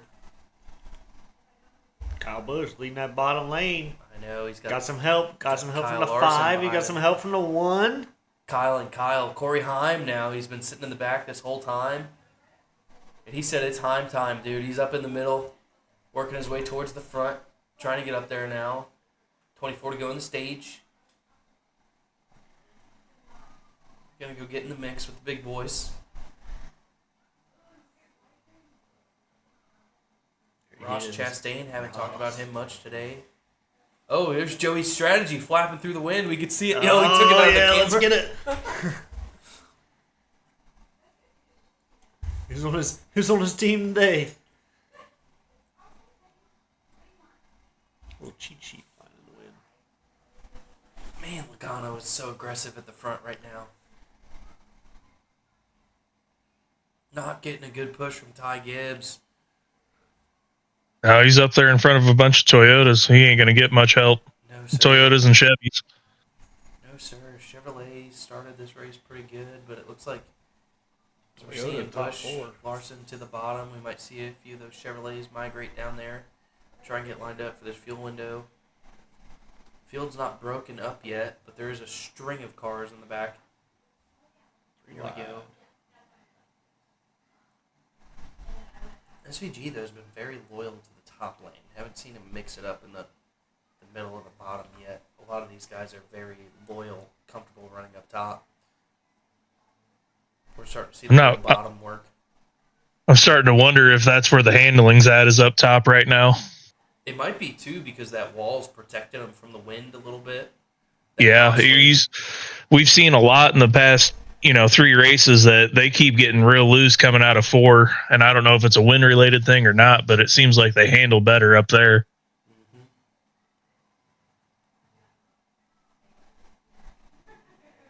Briscoe really mixing it up at the front with Joey Logano. The two of them kind of fighting it out. John Allgaier Hunter up looking there. good. Yeah, Justin Allgaier in the top 10. Corey Himes, top 15. Reddick's in them Yeah. Toyotas on the bottom side. So we had 11 all the way in the chat ask how we made that ticker. Oh, that is from a website there. This little website. Let me find the old name of that one. Hold on a second. The name of this website is NASCAR Race Companion. That's how we got that. And we're just using the old NASCAR Race Companion for our ticker today. Just a little screen share of their website. It's a free website. You can go on there, look at it. You can see all the data and information live. So we're showing the position, the car, the driver, the last lap that they made a pit stop on. It kind of shows an estimated tire wear. But then what's also really cool about it, there's more data than what we're showing on the screen as well. So you can go ahead and look at NASCAR Race Companion on your phone or computer and check that out. Shout out to NASCAR Race Companion for the cool free website. It's really sweet. Heck yeah.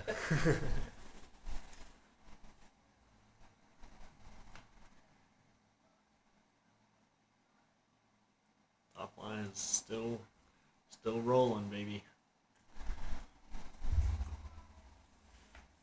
Justin Allgaier, third car in line on the bottom, behind BK. I think that answers the question about any kind of potential damage from that car. Yeah, I think he's good to go. Yeah. Big push from Christopher Bell to Holy John Hunter on the smokes. bottom. Huge run.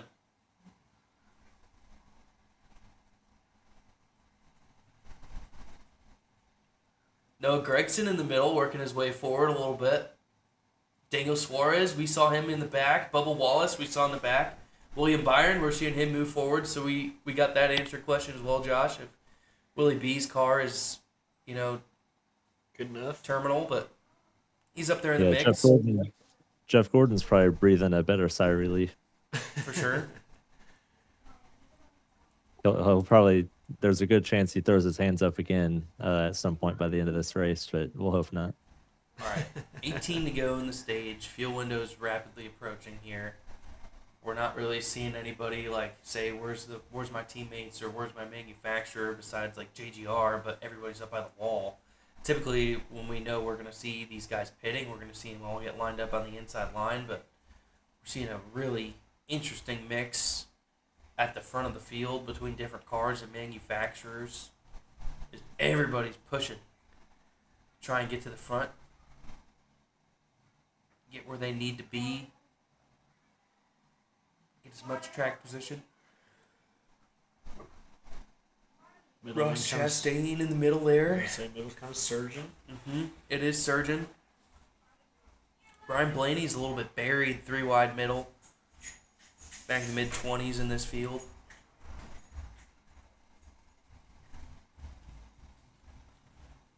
John Hunter really trying to stay at the front of this field, doing a good job of pushing that car early. Oh, check up on the middle lane. Yeah, Brad Keselowski, Joey Logano. Checking up hard.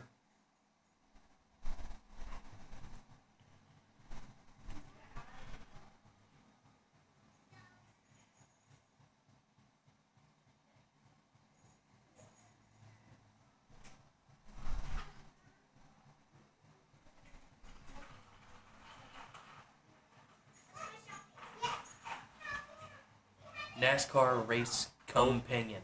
That's the name. Oh, that was a Kyle Busch going to pit Canyon, lane. Companion. Hand out the window. Yeah, Kyle Busch is out of gas. It's time. I don't know if anybody's going to go with him either. Come on. I was starting to wonder when he was going to come down. Yep, 16 to go here in the stage. So everybody else pitted on lap 7. So that means around lap 58 is when we're going to see people start to take. Might be a little bit earlier than that, though, because they're going to kind of split this field up. Yeah, it doesn't look good now, but I've like what Josh had said earlier, I think it's going to come down to the ounce of fuel, and stretching out your fuel mileage like that's probably what's going to win you the race. Chase Briscoe going, nope, not to the bottom yet. Seeing that first group exiting pit road now.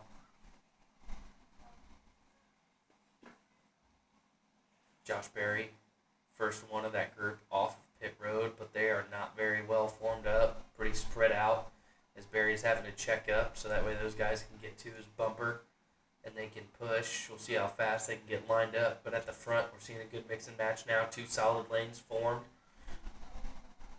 I think that was Mears in between that back group, too. Don't know how. He had some pretty big damage.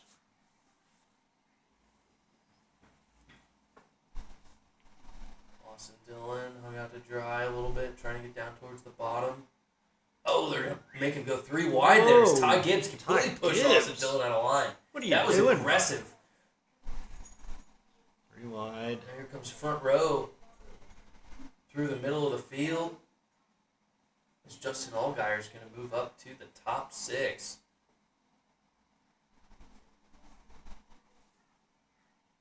Sorry, top 5 for the Gator. No, I'm blind, dude. He's in 6. It's been a long Somewhere day. up in there. Long day for old Andy. Tell you that right now. Yeah, we're seeing a lot of cars dive towards the bottom here. They know it's time to get gas the next 3 or 4 laps. So. There was any more hands out the window. I know, I'm trying to block those window nets. This is going to really work out for that last group that just pitted those, 5-6 cars that went down. It's going to pay off pretty well because they're going to make it to the end of the stage. Yes, they are. The other thing, too, if those guys get a yellow, they're all in the lead lap, and they're going to leapfrog, so it's not bad to pit early here. No. Because the way that these guys are driving right now, it's getting aggressive. Yeah, we might get a yellow before it happens. Who knows?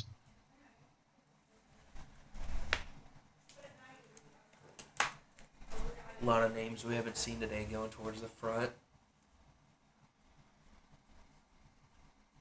You got Allgaier sitting there in P6 right now. Look at that. No, the Gator. Like what I'm seeing out of Gator. We're seeing that top lane back there getting pinched a little bit. There'd be no better win than a junior motorsports win at the Daytona 500. Oh, people will go bananas, dude. Everyone's gonna. I know that college football, there's that culture of storming the field, and it's never happened in NASCAR. But I would not be shocked if Justin Allgaier won the Daytona 500 and the fans stormed the field. It might happen. It might. Happen. That thing, that would be talked about all year long if he wins this thing. Yeah, they'd maybe just open the gates for him. Yeah, it really would. I think. You imagine seeing a bunch of intoxicated males after sitting here for 4 hours trying to climb that fence. Dylan dove. You imagine the pressure that's going to be on Junior to open up a full-time team at that point? You pretty much have to. Yeah. I'm surprised that they didn't because they had Connor Zillich. He could have started a full-time Cup team with Zillich. These charters, man, they're just getting stupid. They're with how expensive they are. He didn't want anything to do with it. Yep. It kind of goes back to the lawsuit and the money that was involved in getting a charter, and if you were really making any money off of it. Yeah. Riley Herbst, haven't talked about that young man today. Up to 11. No, Logano. And here Doing we go. well. Joey Logano's going to pit. Brad Keselowski's going to pit. Justin Allgaier, John Hunter, all down pit road. Group of 4 going in together. Very odd group. They're like all different manufacturers, all different teams pitting together. That is odd. That's all right. They'll work together. I ain't got no other choice. Nope. It's either go separate and go laps down, or work together and go back towards the front. I'm seeing a couple hands, maybe. No, those are spoilers. Oh, William Byron tags the wall. 4 wide. 4 wide, turn number 3. William Byron's got some damage on that car now. Might be a tire going down. No, he's still in it, but it checked up the top lane. Trouble there for Oof. Willie B as he was trying to work his way back towards his Hendrick teammates. A lot of Hendrick and a lot of Trackhouse cars right there in a little bunch. We're seeing a slow car there in the bottom. Casey Mears going to stack this Oh, field up he's again in the oh. bottom. Could be 3-4 wide again in turn number 1. But William Byron was running the middle lane. Got all the way up towards the top. SVG got a big push from Bowman. Shipped Byron into the wall. They were not expecting William Byron to block that momentum. Like I said earlier, Bubba, you got to watch out for that momentum, dude. If you're not looking in your mirror and see those guys got it running, you cut them off like that, you're going to get shipped. Yep. See you. That could be one See of you them later. towing hits. We hope that holds on for him. Here comes the Toyotas. We're yeah, seeing them all make their Toyotas, way down dude. pit road now. You got the JGR and the 2311 cars working their way in. That's going to make Chase Elliott your new leader of the 500. As we're seeing a wreck on pit road, it's Jimmy Johnson around. Jimmy Johnson wrecking on the pit road. He's stuck in the grass. Could be trouble. I think it's going to bring out a yellow. He's got to remove He's it. It's still got moving. to. He's still moving. He's going to get it towards pit road. Everybody's like, no get yellow. off of pit lane. Going to bring a little bit of grass there into the pit lane entrance. As They we got saw that new trouble system from now in Jimmy. case they do get stuck. You know, they got that airbag system. They can inflate those cars up now to clear. Jimmy got it rolling. He got out of the infield. As we're seeing some crazy happenings now at Daytona as the front pack is broken up. Chase Elliott's going to peel off. Here comes Team Chevrolet. Going to be the Hendrick cars working their way towards pit road.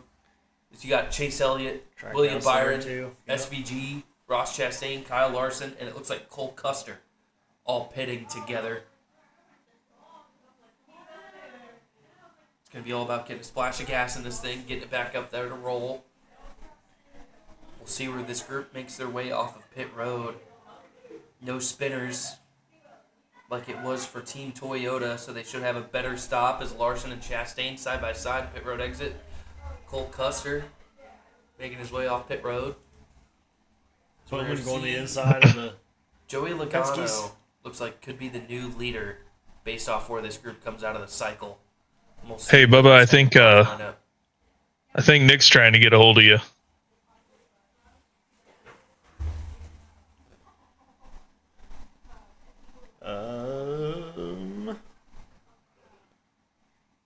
Sorry, I'm on my phone. All good.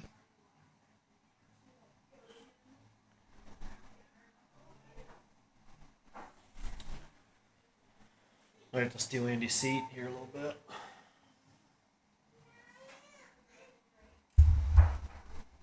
Oh man. Yeah, we got a crazy pack now at the front. 5 to go on the stage. It's getting nuts.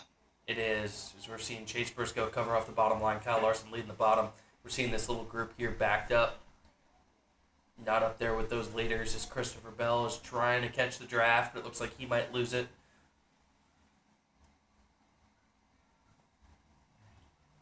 You don't like it? 38 Zane Smith, currently your leader. But right now, the Chase pack going down that's in front getting of, lined up is going to be led by Chase Briscoe. As we're seeing that Logano, Keselowski, Allgaier group, a little bit off the pace, but they're starting to catch this field. They get lined up in that draft as we're seeing very slow Austin Dillon at the top. This group making their way through the tri-oval. 4 to go on the stage. Zane Smith, is he going to try and make it on fuel?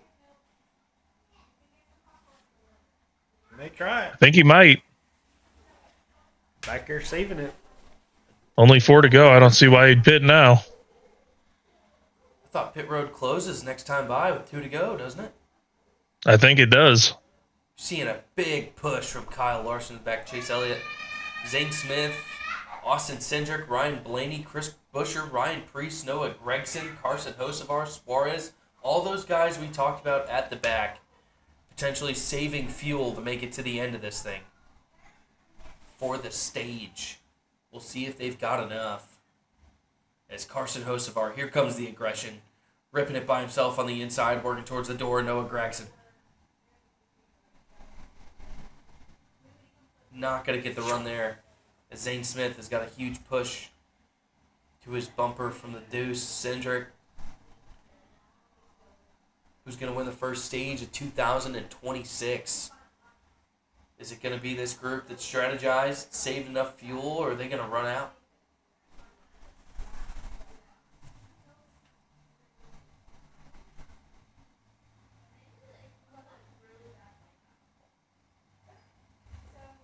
Ross staying to the inside with SVG. It's been 56 laps since Zane Smith has hit pit road. 2 to go, coming to the white flag of the stage here.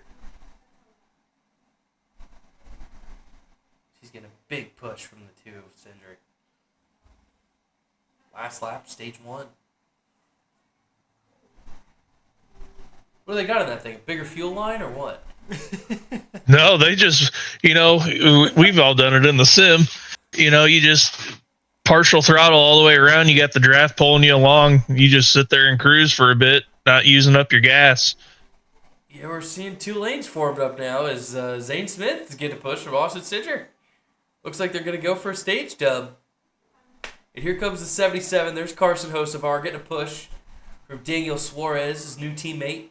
As Ryan Blaney's going to cover him off. Lap car there on the bottom. But look at this. Nobody would have predicted that the number 38 of Zane Smith wins stage number 1 at Daytona to start the 2026 season. Austin Cindric 2nd, Ryan Blaney 3rd, Carson Hocevar 4th, Chris Buescher 5th, Michael McDowell 7th. Daniel Suarez 5th, Chris Buescher 6th, McDowell 7th, Preece 8th, Hocevar 9th, and Noah Gregson gets the last stage point available in stage number 1. What the hell just happened, dude? I don't know. The big boy manufacturers are going, what the heck?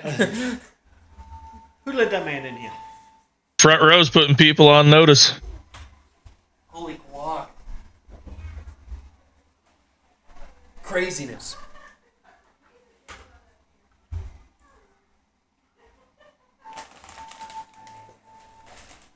Let's try to make old Nicholas happy here.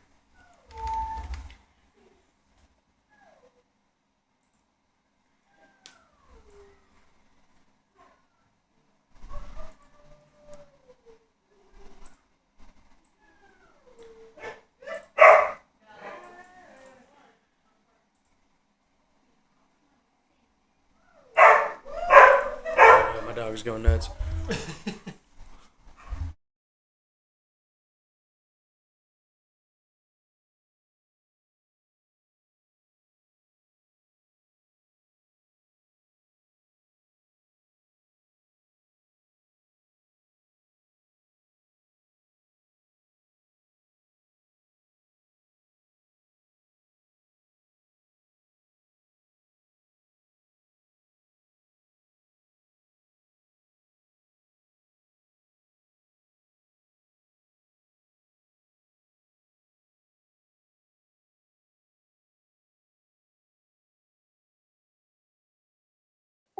Now, Andy, was there a watermelon on your grocery list last night just in case Chastain wins this thing? I really didn't think about the watermelon for Bubba until you just said that, but that would have been hilarious. That would be awesome. We'll play the song Watermelon Crawl if he wins, though. Hell yeah, brother. Yeah, actually, I have a buddy that I used to work with. He likes Chastain, and one of the races that he won, one of the last races, I forget what it was, he brought a watermelon to work, and we smashed it outside. As he should. As he should. He texted me a little bit ago and said he was going to do it again if he wins. Oh, baby. I'm getting up for a quick break for a second. I'll be back. I was going to say. Bubba's still here, though. Bubba's in command. This thing's sweet.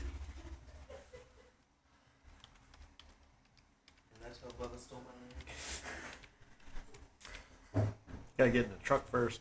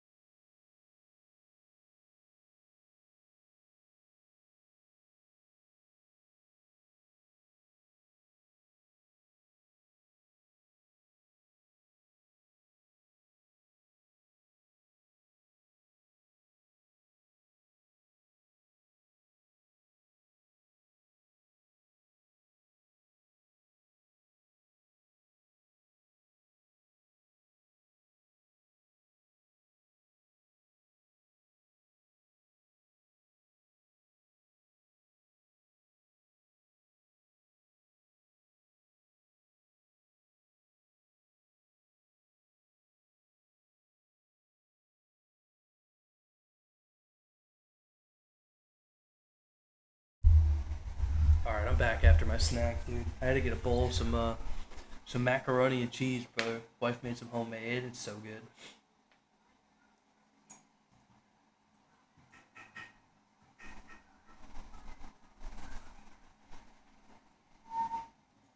All right, Jared, who's your pick for stage 2 after everything we just learned in stage 1? Oh man, that was so all over the place. It's hard to come up with one. It's weird. If I were to pin it on anybody, it's going to be somebody in a Ford. It just seems like these Fords are always good at Daytona and these next gens. If I were going to say anybody, it's going to be either Blaney or Logano. Not my favorites, but at the same time, they always seem to be up there and the strongest when it happens. I like it. Josh, who you got? Well, I agree with Jared, but I don't think I should agree with Jared. That the Toyota guys get it done in stage 2. Well, that means I'm going to have to pick Chevrolet all day, baby. Chevy. Yeah, it's going to be interesting to see, long race, how these new noses work out for these Chevys. Hopefully it's for the better. So far, so good, but is it going to be enough to overpower the Fords? That's what's going to be interesting to see. Yeah, for sure. I'm happy, though. One of my fantasy lineup guys, Austin Cindric, got some stage points there, as well as Michael McDowell. So I hit 2 of my starting 5, got some stage points, so that's pretty good.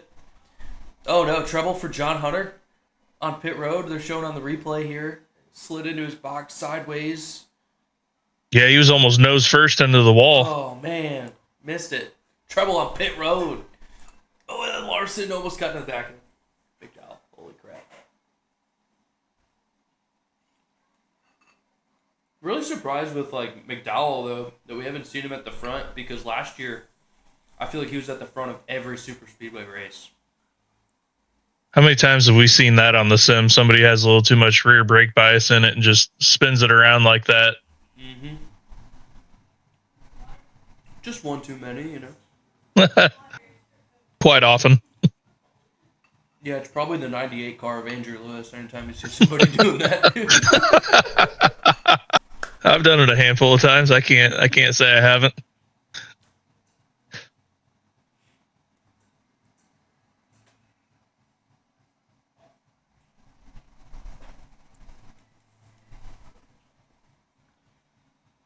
All right. Here's my hot take about NASCAR. All right. Will you have the end of a quarter in a football game or a period in a hockey game? You have a mandatory caution. I hate that these laps count. They should not count. As we're green again, but I agree. Laps should count. I agree. If we're gonna do the stage thing, quit counting the caution laps for it. I don't like it.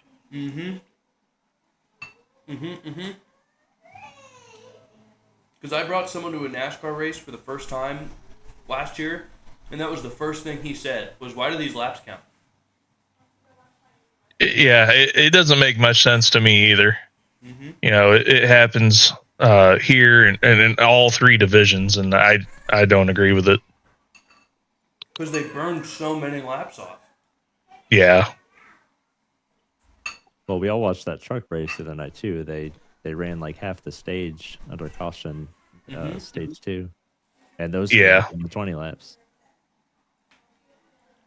Cindric, Blaney, the Fords are out front pretty early. Expect to see them kind of control this one a little bit, similar to what Briscoe and Busch did in stage number 1. We're seeing McDowell now in the top 10, Tyler Reddick in the top 10, Zane Smith, your stage 1 winner up there. Couple new names now towards the front, and there they are, dude. There's the blue ovals, giving them a little love on the broadcast.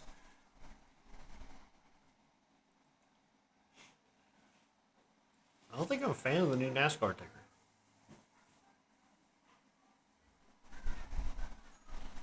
Kind of like last year's better.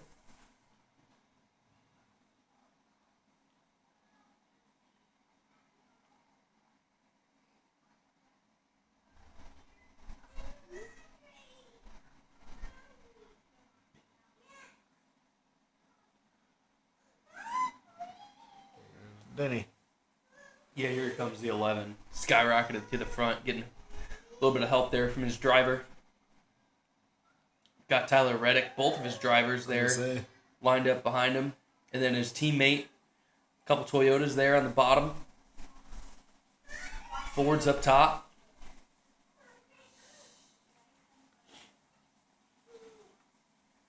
A little bit of a walkout there at the front between the Toyotas and the Fords. Keeping the bow ties out of the mix.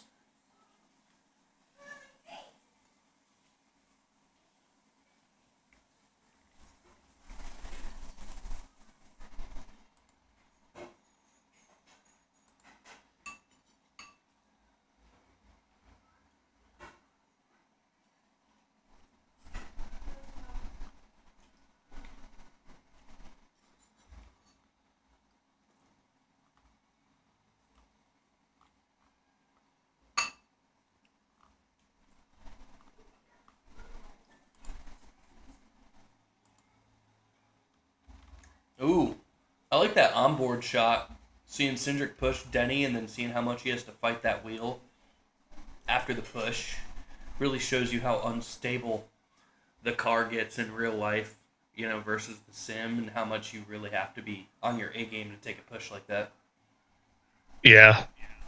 We've witnessed it ourselves on the lighter side of things in the sim of, you start packing air on the rear spoiler of these next gens, man, they'll start getting real loose. So to do this in real life and you got crosswinds fighting you and everything, I can't even imagine how much they've got their hands full. Yeah, we're seeing a tight-knit field right now compared to what we saw in Stage 1. There's not a lot of cars really loose off the end of this thing. We got 2x2 lines. Looks like third lane might be getting formed up there about 10 rows deep. Looking like the number 9, Napa Auto Parts Chevrolet, Chase Elliott, making a run on the high side.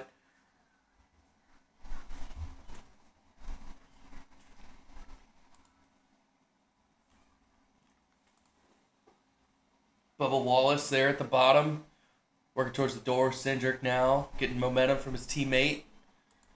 Going to go challenge his owner for the lead. If I was him, I might give him a little bit of a bump after Kansas last year. You never know. So yeah, both of his drivers up there with the owner. Mm-hmm. Except for Corey Heim.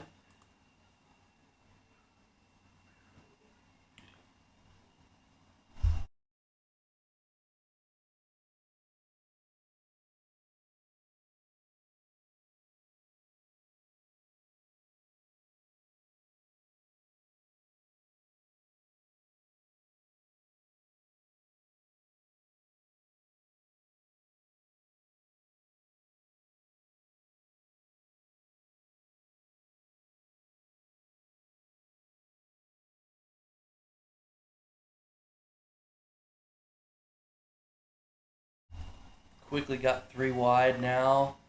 So we're seeing Stage 1 winner Zane Smith working with the number 3, Austin Dillon up top, Brad Keselowski up there. Still middle-bottom lanes right now at the front.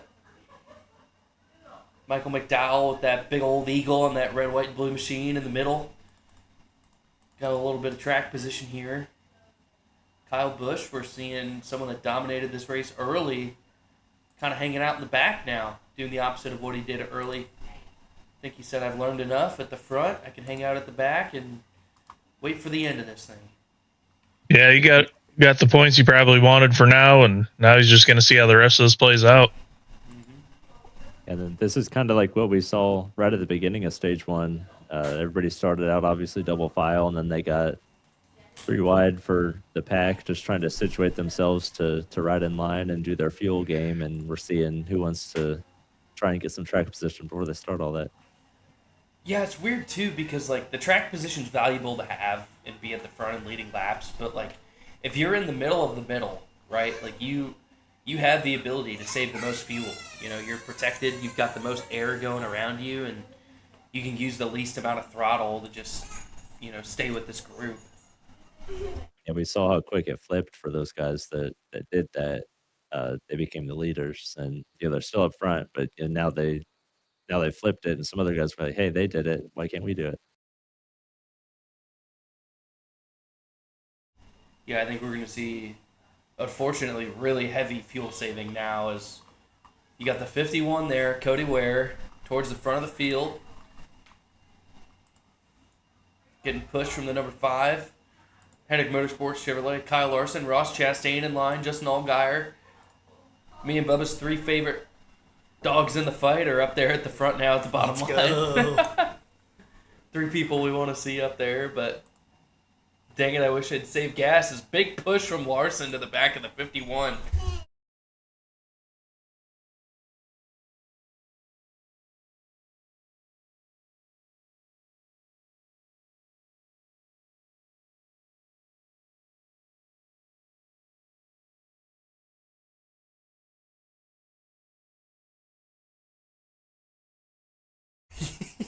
Mix it up now as here comes Bubba's favorite driver, dude, the number 1. Ross! Ross Chastain go, get a Ross! push from the number 40, Justin Allgaier. Get up there, Ross! And then look at this. Here comes the rookie, for Connor it. Zilic, in that Come 88 on. Red Bull machine.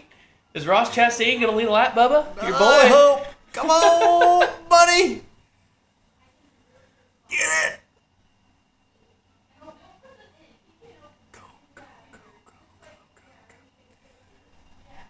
Bubba's getting excited now. I am. I'm excited. In the middle of doing something. Oh, yeah. Did we Get just- up there. Get up there, Did we Ross. get a Cody Ware a race led lap here? Yes, we did. We got a lap led by Cody Ware, but now here comes the 2 old Junior Motorsports teammates from last season. The number 40 and the 88, Justin Allgaier, Connor Zilic on the bottom of the racetrack. I'm loving this. Come on, Ross! 3 by 3 by 3 by 3 by 3 by 3, all the way back for 15 rows in this field. There she be, Ross, atta Woo-wee. boy. Those next gens rolling now. Let's go. Chastain to the point. Lap 18 and 65 in the stage. I swear to Jesus, Bubba. Take him out. You have words. Go ahead. Slow him up, Ross. Little odd guy run a lap here. Oh, big push to the back of the 51 from Larson. He got him loose in the middle. Oh, my God. He almost had him sideways there down the backstretch. As Ross Chastain's going to cover him off. It's getting really close quarters now. Like what we're seeing here. Allgaier? Here comes the Let number him. 40 Junior Motorsports Chevrolet, Justin Allgaier. He's going to lead a lap in the Let's Daytona go. 500, the open entry. Control the field, boys. Control the field. Love to see it. Let's go. Love to see it. For Dale, that's a big moment for that organization to just get up there and lead laps in this race. That's awesome. Now get Connor up there with him. I bet Dale Jr.'s got the biggest smile in Daytona right now. I think Here comes Connor. How do you not smile at this? This is so cool. Look at that car way out in front of the field. The number 40 and Justin Allgaier. In the Daytona 500 too? Like, come on, dude. Let's you can't. go. That's great. Let's Oh, go yeah. lead laps. Connor getting up there in front of his teammate Ross. Chevrolets to the front now. Top 5. All Chevrolets. Top 6 Chevrolets. Getting those Toyotas out of there.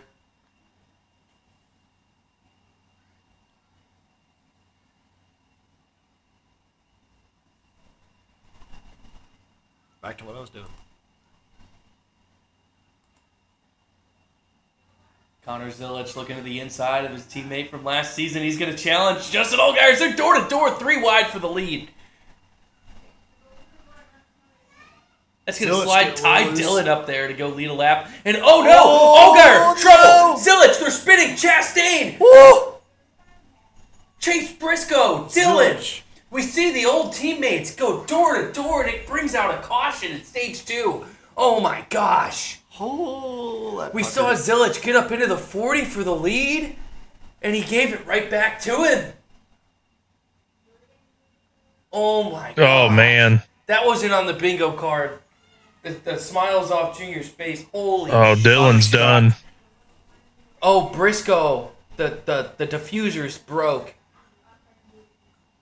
Sometimes they can pop those back up. No, though. the whole left rear, Zilic's splitter is screwed. The right front is screwed. Oh, we're gonna see it. He's telling him air jacket. Zoop. Oh, they're gonna be putting air to that car, get it up, there clear it the is, ground. dude. All right, what the heck happened? We saw contact from the 40 and the 88 in the corner as Zilich was trying to get Allgaier for the lead, and it slows Allgaier down. It looked And like in the Zilich live was shot, really loose. And looks like a little bit of contact there from Chastain. As Zilich came all the way back up the racetrack. And then he gets, a hard lick from the 34. Looks like Zilich's car was just crazy loose. Was not handling well. Cody Ware stuck in a rock and a hard place out there. Getting a lot of cars involved that were very fast today. Man. Shows you blink of an eye, it can all change in 1 second. You think you're at the front running good until you're not if you're Chase Briscoe. And that's his shot at the Daytona 500 that Austin Dillon barrels into him at the pit lane entrance. That'd be like 20 penalties in iRacing for black flags. 4X, 8X, driving through the grass, unsafe pit entry, pit lane speeding. You get all the things. Ooh. it kind of looked like Ross and Cody just kind of decided to react the same, but they both went towards each other. They kind of went opposite ways. Yeah. That's tough. For the hit that Austin Dillon gave Briscoe there, Briscoe sure doesn't have a whole lot of damage from it. No, but I mean... Dillon got the short end of the stick on that one. But he hit him pretty square in that left rear. So Yeah, the totally tie rod's trouble. still up, though. Yeah, looks okay. Nothing's broken. Could be all right. So we're seeing here the onboard Bubba Wallace. Oh, his butthole was puckered, dude. That's scary.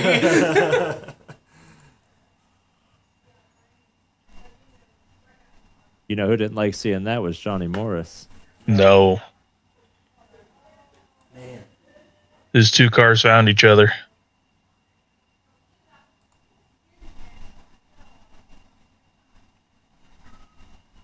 Glad the 40 got out of that. Yeah, you ain't lying.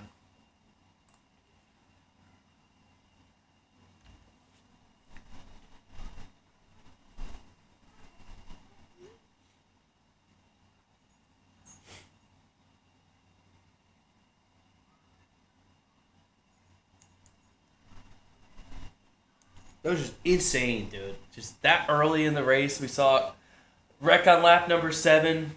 Second caution of the day there.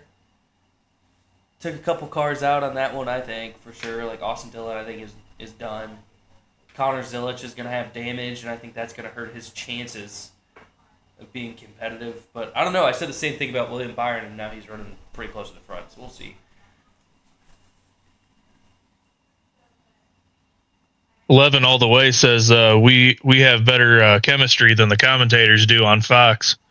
Well, it's our first time doing this together, so that's good. Yeah. Yeah, I'll take it. Hey, Fox, hit us up, dude. We're ready. Yes, sir. Give old Andy a call. We can do it. Let's see. Hey, if two you of think we the have three of good them were- commentary here, check out BAC Casting and Drafting, brother. Shooey. Absolutely. Broadcasting on the side. They're definitely better drivers than we are, though. Yes. Yeah, maybe just a little bit. You know? I broadcast way better than I fucking drive. We'll just throw that out there. Sorry. Please don't have. You're better one than for you kids. say you are, Brett. You did pretty good in that 500 that you did until you spun out on the apron. It's okay. I love you for it. I thought you were going to go win the race, and then I was like, no, Bubba! No! Down goes Frazier, dude. Down goes Frazier. And then back to the topic of the stage caution laps. Donald in the chat said that he doesn't necessarily mind it because some of the races are already long enough that we shouldn't not count laps.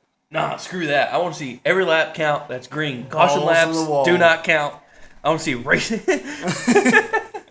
All of it. 100%. All right, here we go. Cars on pit road. Involved in the wreck: Chastain, Dillon, Briscoe, Gillen, Allgaier, Cody Ware, Ty Gibbs, Corey Hyman, Connor Zilich. We'll see which of those guys have damage. But now, busy pit road. So we're seeing Justin Allgaier get to his pit stop, or pit box. Big group pitting here. It's going to be about 40 to go in the stage. So based off of how much Zane Smith saved fuel, we know that these guys, if they top off enough gas, they will have enough to make it to the end. Ross and Kyle? It's Chastain and Larson in the front. Let's baby. go. Woo! Denny And Hamlin Denny. third, Kyle Busch fourth. Another replay of that old wreck. Buddy. That'll make you pucker. See, Donald might be giving us a little bit of live Florida weather news. He said lightning might play a role in this by the end. Yeah, I've been kind of keeping an eye on that radar, and it looks like it's getting pretty close. No. No. I swear, if it starts raining, dude, I'm going to be sad. I don't know about rain, but the lightning, there's a pretty strong strand of storms coming that are going to be getting really close to Daytona Beach. Have they ran enough to make this official? That's a good question. Because it's looking rain at 6:30 in Daytona. They got about 12 laps before it's halfway, so... Yeah, so they're pretty close to making this thing official. I'm honestly surprised with the chance of the storms that they had all evening that they didn't bump this thing up. Usually NASCAR is proactive, but the only race that they really don't budge is the Great American race, and they'll do everything they can to get it in, but... Yeah, it's looking like they at least have about an hour, maybe an hour and a half or so before, things start getting kind of hairy, so they might get it in, I don't know. I think they're gonna. It's gonna be close. I think they're gonna get in enough to make this thing an official race, and I think that's what the teams are gonna start talking about on this radio chat. Is they're gonna say, "Hey, let's look at this stage, try and get some points." But right now, for stage 3 in the beginning, I think we're gonna see more of a race than guys kind of hanging out. I think the beginning of stage 3 is gonna be gloves off. Yeah, the telltale will be as if we see them run 3 wide longer than 5 or 10 laps. Oh, they could do it. They did 4 wide at Dega while they were fuel saving a while back, last year. They could run it. There's a little less room at Daytona than Dega, but they got it in them. They go door to door. I still think one of the funniest cars in the field is the Chumba Casino, dude. I don't even know what that is, but I love it. What is the Chumba Casino sponsor? I think it's just one of them, just like an online casino, like casino game type deal. Fit this rig.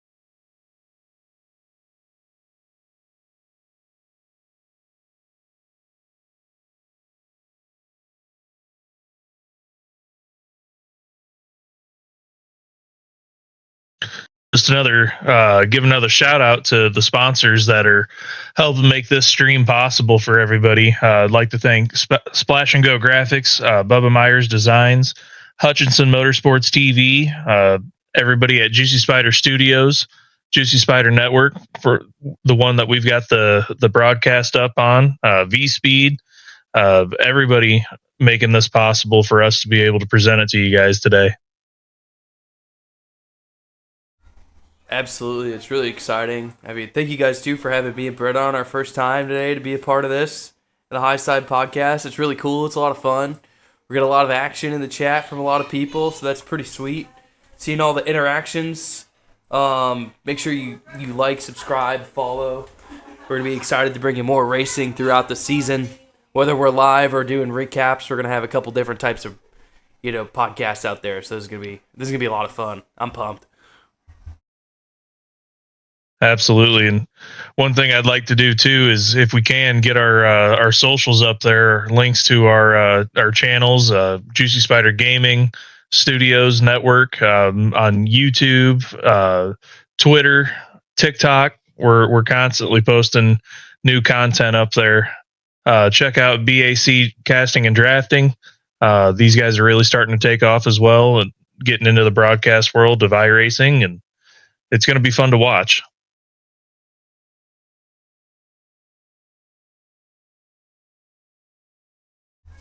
Yeah, it's crazy how we got this group together now, and we're all doing some pretty cool things together. It's the start of like a pretty fun era with everybody, and meet you guys is so cool. So this is exciting, dude. This is gonna be my like favorite season of like NASCAR, with all the exciting things that we've got going on, the fun group we're racing with, and it's just sweet. Yeah, man, it's been a blast. Looking forward to a lot more races. Yeah, brother. I'm looking for a Chicago-style sandwich. Sorry. Oh yeah, what you got? We got some Chicago style Italian beef sandwiches. Some slow cooker beef, and then we garlic butter the buns in the oven, put a little mozzarella cheese on there, get it melted, and then you lather the beef on with the au jus, and that's like the race day sandwich. We made Y'all are those. making me hungry. And then we did homemade mac and cheese. Bubba brought some buffalo chicken dip. We got some snacks. Green flag is out for stage number 3, and your leader is the number 1 Trackhouse machine of Ross Chastain. Kyle Larson's on the inside, but Chastain's getting a pretty big push there from the 11. There's 3 1s right there, the 1 and the 1-1.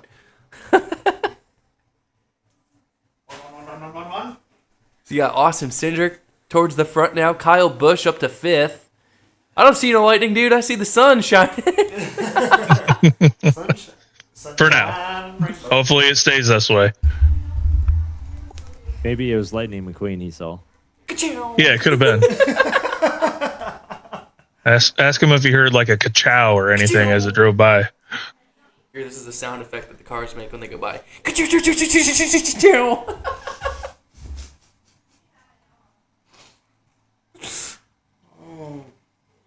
think Donald's a little bit envious of the food choices. He said that you guys are eating better than he has in the last month.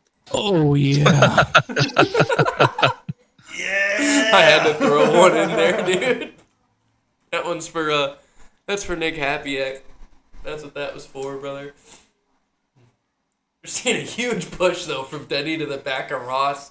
Flaps are coming up on that hood, and like I said, the beginning of stage 3, we are gonna see these guys just take the gloves off and drive, because they know that there's a chance of weather and they want track position. So the dynamic of this race is about to change in its entirety. We're not going to see guys just lagging back there anymore. We're seeing this outside line get formed up. 3 wide, couple rows back, but the middle lane's looking the best. Got the best friends up front, too. Oh, yes, sir. Yeah, they were running 189-ish.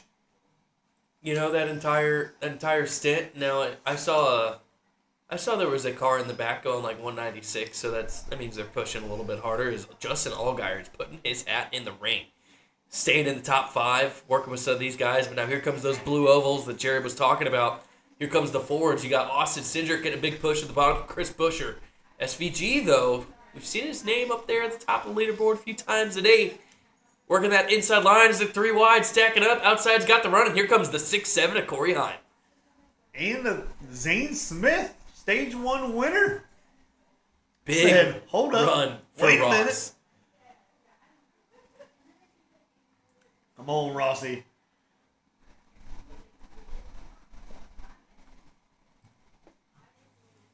Sorry, 36 to go to stage number 2.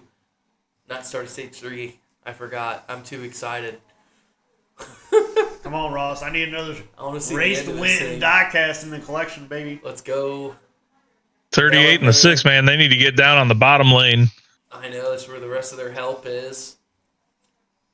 I like what Corey Heim is doing, though. Let's get up here and get in the mix and be a part of a stage finish.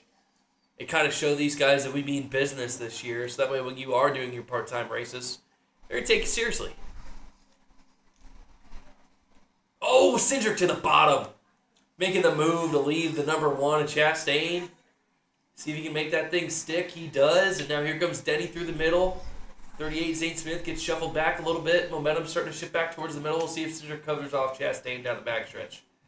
Don't know if he will. Chastain goes to the top. Denny's got the help from the middle from Allgaier. Chase Elliott behind Allgaier. But here comes that number 12.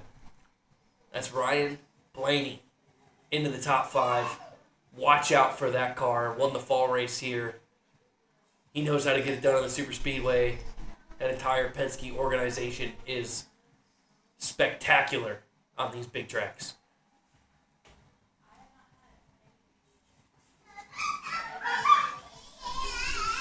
Donald's saying in the chat too that we're up to 83 subscribers from 76, and if you guys are listening to this and you like what you see and you want to check out more of our content, please be sure to like and subscribe to us. All right. 11 all the way in the chat said, what is our rating of this race so far? On a scale of 1 to 10. He said he rates it at a 6. I'd say about a 7 for me. So we got 7. I'm going to go... I thought you were going to do that 6-7 thing again. I was like, oh no, here we go. I'm going to go an 8, actually. We've seen a lot of good 3-wide action. It's not like follow the leader stuff. We've seen a couple groups mixing it up at the front to make this exciting, and we've seen some good momentum shifts. Couple cautions that weren't, I would say crazy, no big one yet, but it's coming based on the way that this field's starting to surge. So I'm going to give it an 8 so far because I think the best is yet to come. Well, I'm not going to rate the race. I'm going to rate this here sandwich, and it is an absolute 10. The cheese, the meat is just there. The crispiness of the bun. That's not something you want to race through, man. You got to slow down and enjoy that. Treat it like a pit stop. Well, I'm trying to do one. We're going to be about 3 stages of sandwich eating here. Going for round 2 here in a minute once I finish up this first one. All right, here we go. To the front, the number 97, that is Shane Van Gisbergen, challenging for the lead. Getting help from the number 5, of Kyle Larson. We're about to have 3 wide for the lead as Austin Cindric is trying to get the momentum back up top. But Ross Chastain found the front, and he's not letting it go. Doing a great job. But again, to go off what Jared said. Oh, sorry, go ahead, Josh. I think Shane Van Gisbergen going to rate the race about a 9.7 right now. I like it. We're seeing a few guys there in the back. Zilich is still in that backpack. He hasn't completely fallen off the field, so that's good for him. I think he's probably just managing some damage, but Zilich isn't completely out of the draft. He's not going slow like Mears is. I just saw his car in a glimpse of one of the shots, so Zilich isn't out. Was that Briscoe I see in the way back there? Oh, Ross got loose! Yes, it was. He was in the garage a second ago, so that's good he's back out there getting some points. Yeah, that's what you need is, get the car on track as fast as possible, get points, stay in the fight. It's a long season, so you got to stay in it as much as you can. Let's go off what you said, Jared, with these subscribers. Keep pounding that the subscribe button. Keep sending love to the channel. Love to hear it. Tyler J Music in the chat. What's up, buddy? Doing? We got KL5. Yeah, we're constantly working towards the putting out a new podcast about every 2 weeks or so, doing recaps of the races. We're going to keep covering the Crown Jewel events live like this. So make sure you follow everything that we're doing over here at JuicySpydr Network. We'll keep bringing out all the great product. 11 all the way said, who should my favorite driver be after Denny retires? I will tell you, I would root for somebody young that you're going to be able to cheer on for a long time. So I would go with Connor Zilich, man. I think a lot of people are going to hop on the Zilich train. I think he's someone that you could root for a long time. He's going to have a good fan base as well. So I think Zilich would be someone to be a fan of after Denny leaves the sport. I don't think he's a controversial kid by any means. Really respectable guy. SVG. And here we go. Leading the SVG. Daytona Kyle 500, brother. The Australian.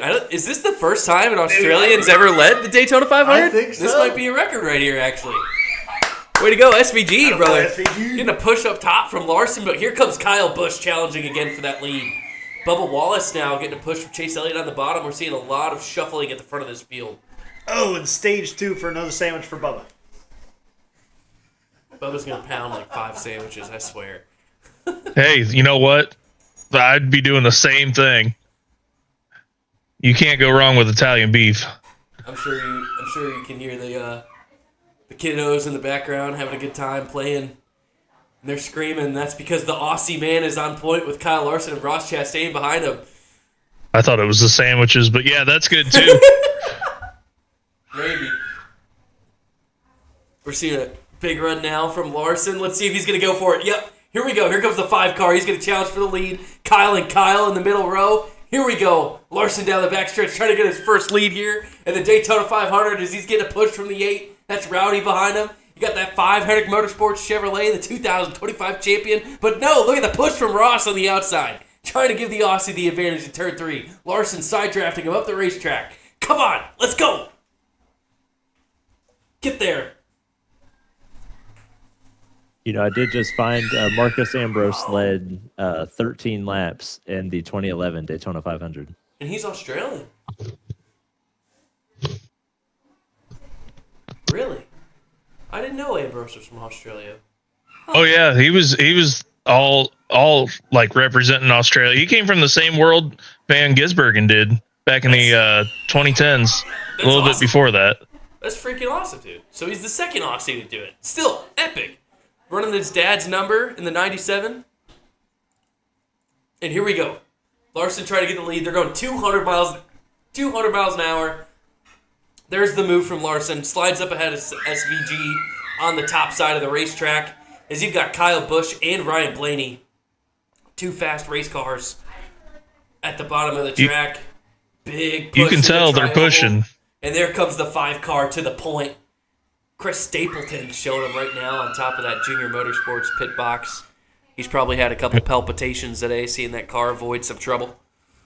Look how much faster these cars are now compared to what it was, a stage ago where they're running about 180, 185 down the backstretch. These guys aren't saving right now.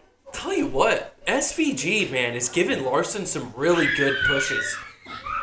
He's looking solid at the front of the field. I like what SVG is doing to put his hat in the ring. And now 4 cars back inside lane. We got Justin Allgaier working his way towards the front. Bubba Wallace is up there. Stage 1 winner, Zane Smith, Brad Keselowski.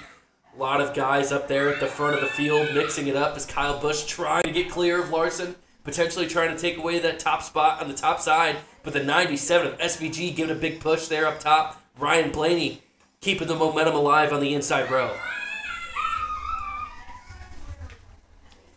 Bubba's back with some mac and cheese and another sandwich. Going for round 2, baby.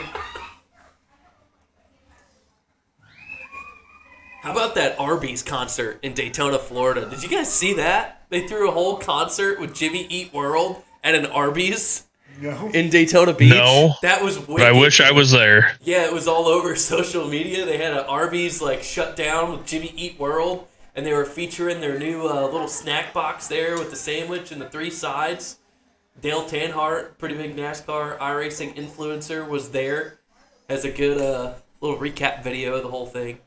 Pretty awesome. That's a pretty good deal. Yeah. That box that they're selling there at Arby's. I mean, what is it, $7-8 and you get all that food? I thought it was like 6-7. Oh my gosh, I'm seeing the commercial for it Here right we now. go again. It's $8. Here we go again. You got to quit with that 6-7 stuff. I'm not even doing the meme out of it. What you mean, buddy? It's because my nephew did it. Youngins. My nephew did it. You're showing your age with that one. I'm not that young. I'm still playing my Simple app game. It's been pretty wild. You can tell it's starting to kick in as I'm getting pumped. Like, there's nobody that activates for sponsors better than NASCAR drivers and teams. Like, they might not be all over TV, but when you're actually at the racetrack, it's really cool what they do. Oh yeah, I love the whole fan zone that they set up at every race. You could go out there and you got all the free samples in the world. The Zinni truck, dude, $1 a Zin can is crazy. It's like a traveling circus that they put on every week. Like, even if you're not a fan of the sport, you can still go to a race and have a good time. And it's bring your own case into the track, which is also spectacular. But it's a good time in a NASCAR race. Yeah, they always have like a mobile McDonald's or Wendy's set up somewhere where you can buy that. Usually the drivers are handing it out at some point. I've seen even like Bubba go to the local McDonald's and hand out food through the drive-through. It's pretty cool. Yeah, this field has really picked up the pace. You can tell the momentum has shifted to, go fast right now as we're seeing Kyle Busch with that solid car that started on pole, leading this group, 22 to go on the stage. They're rolling 195 right now down the backstretch. Another great push from SVG to the back of that 5 car. Pretty soon we're going to see 3 wide, though. It's coming.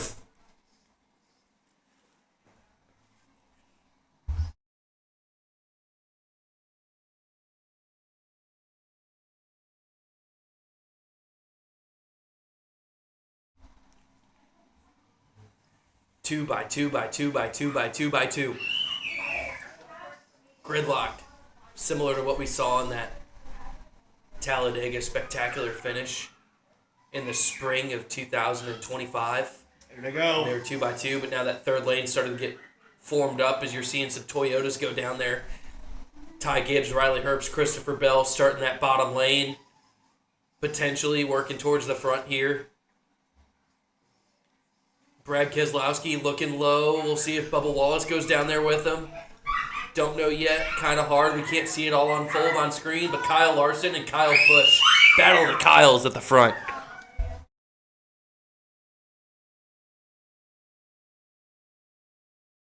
The girls got the zoomies again with the dog. They're going crazy in the background. Sorry for the background noise, folks. Look at that. Active Cup champions without a Daytona 500 win. Busch, Larson, Blaney, 1, 2, 3. Keselowski back in 12th. Elliott in 28th. Wow, Denny Hamlin pushing the pusher. Oh, buddy. Sketchy. 20 to go in the stage. I mean, what are we thinking on pit strategy? You think they're going to make it all the way to the end? Yeah, they made it 56 laps there for Zane Smith to the end of stage number 1. These guys filled up with 40 laps to go in the stage, so they definitely have enough fuel to make it. We kind of saw some fuel saving when they were 3 wide, and now that this field is 2 by 2 and they're absolutely running these tanks dry, we're going to see a battle for the stage win as now here comes Brad Keselowski all by himself trying to get people to join up with him on the bottom. We'll see who's going to go down there with him. The lone car right now, farthest up there, going to start to lose the momentum. Kyle Larson, SVG going 197 down the backstretch. And Blaney's doing a good job pushing that 8 car. I'm anxious to see who's going to be the people that, are the first to be disloyal to their lines. Like, who's going to step out first? Who's going to start that lane? And when are they going to do it? Is it going to be 10 laps to go, 5 laps to go, or 2 laps to go? That's kind of your 3 checkpoints of when these guys decide to start making moves.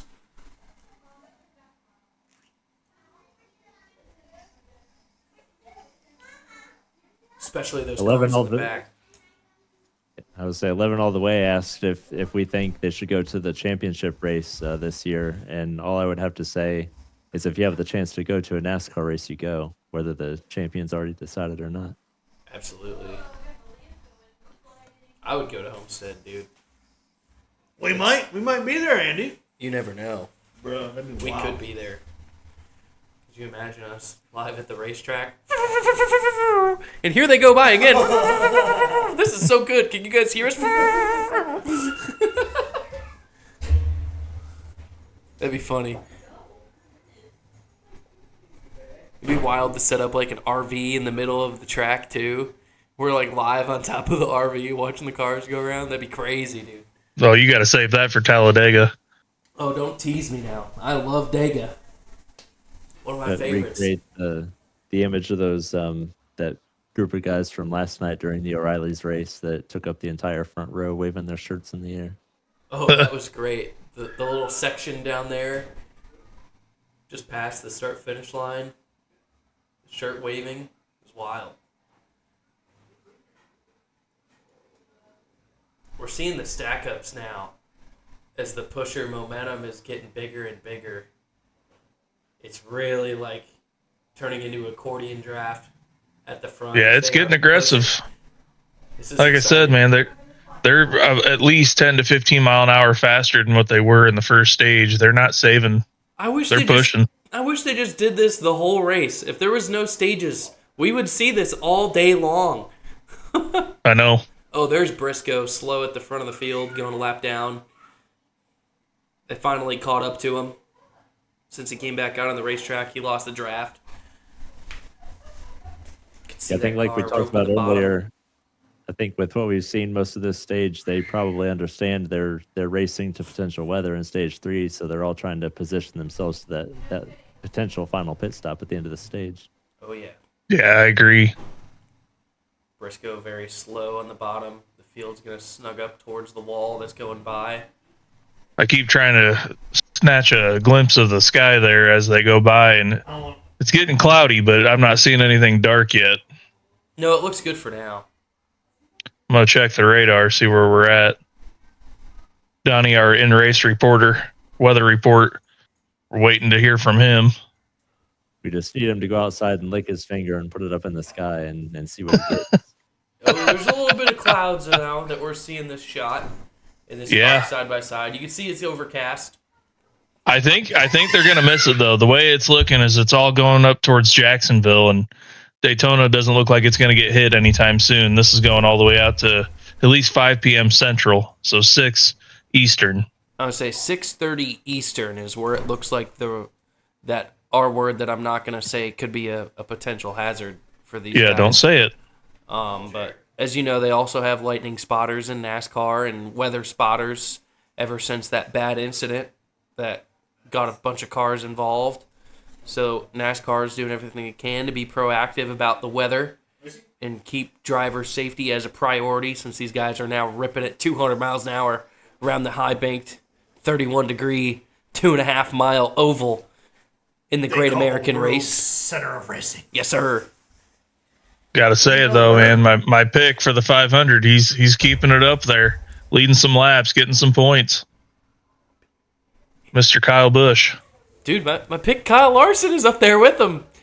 I said it because I'm like the bandwagon, the ultimate Larson fan, but dude, he's not looking bad. No, I'm a Larson fan myself, but man, I really want to see it happen for Busch this year. I'll say there's a lot of guys that I wouldn't be mad seeing win this race as long as Larson makes it to the finish. You know, that's all that I care about. No better race to snap a winless streak than the Daytona 500. Oh. He's probably only got a small handful of opportunities left, too. Yeah. He's not in the best equipment. He's getting older. You know, this is the way I want to snap that streak. Here we go, dude. Blaney and Busch move up the racetrack to cover off Larson and SVG. That's going to allow Denny Hamlin and Justin Allgaier to be the two at the bottom. There's a little bit of plastic kicking up there. What's that?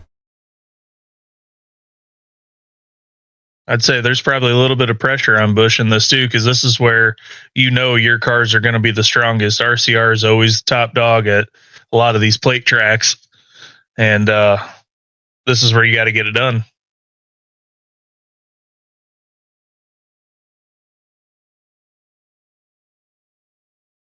This goes to show Kyle Busch has a fast car, though. You know, he lost his track position with his oddball strategy, but he's found his way back to the front.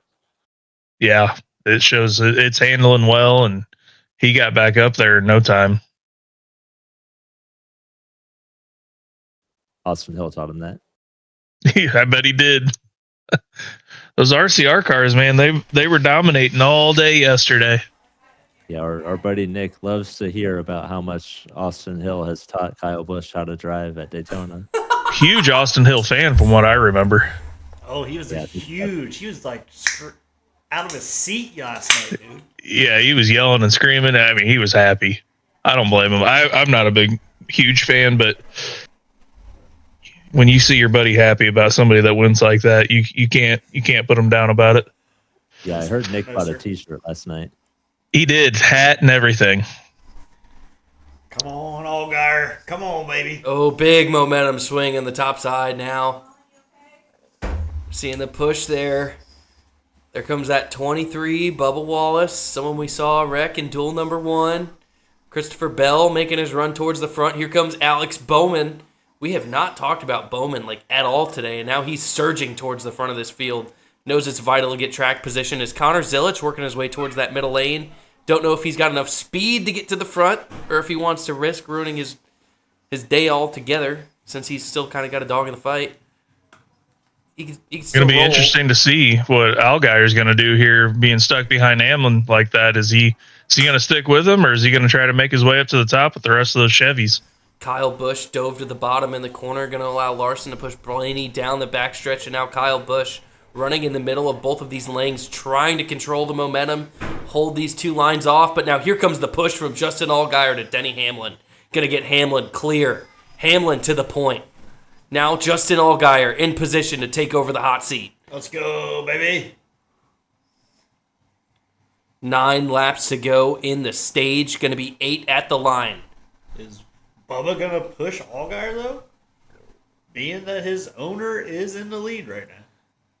The man with 0 championships but 3 Daytona 500s under his belt as Ryan Blaney makes the crazy move to the middle. Justin Allgaier, he's going to challenge Denny Hamlin for the lead down the backstretch.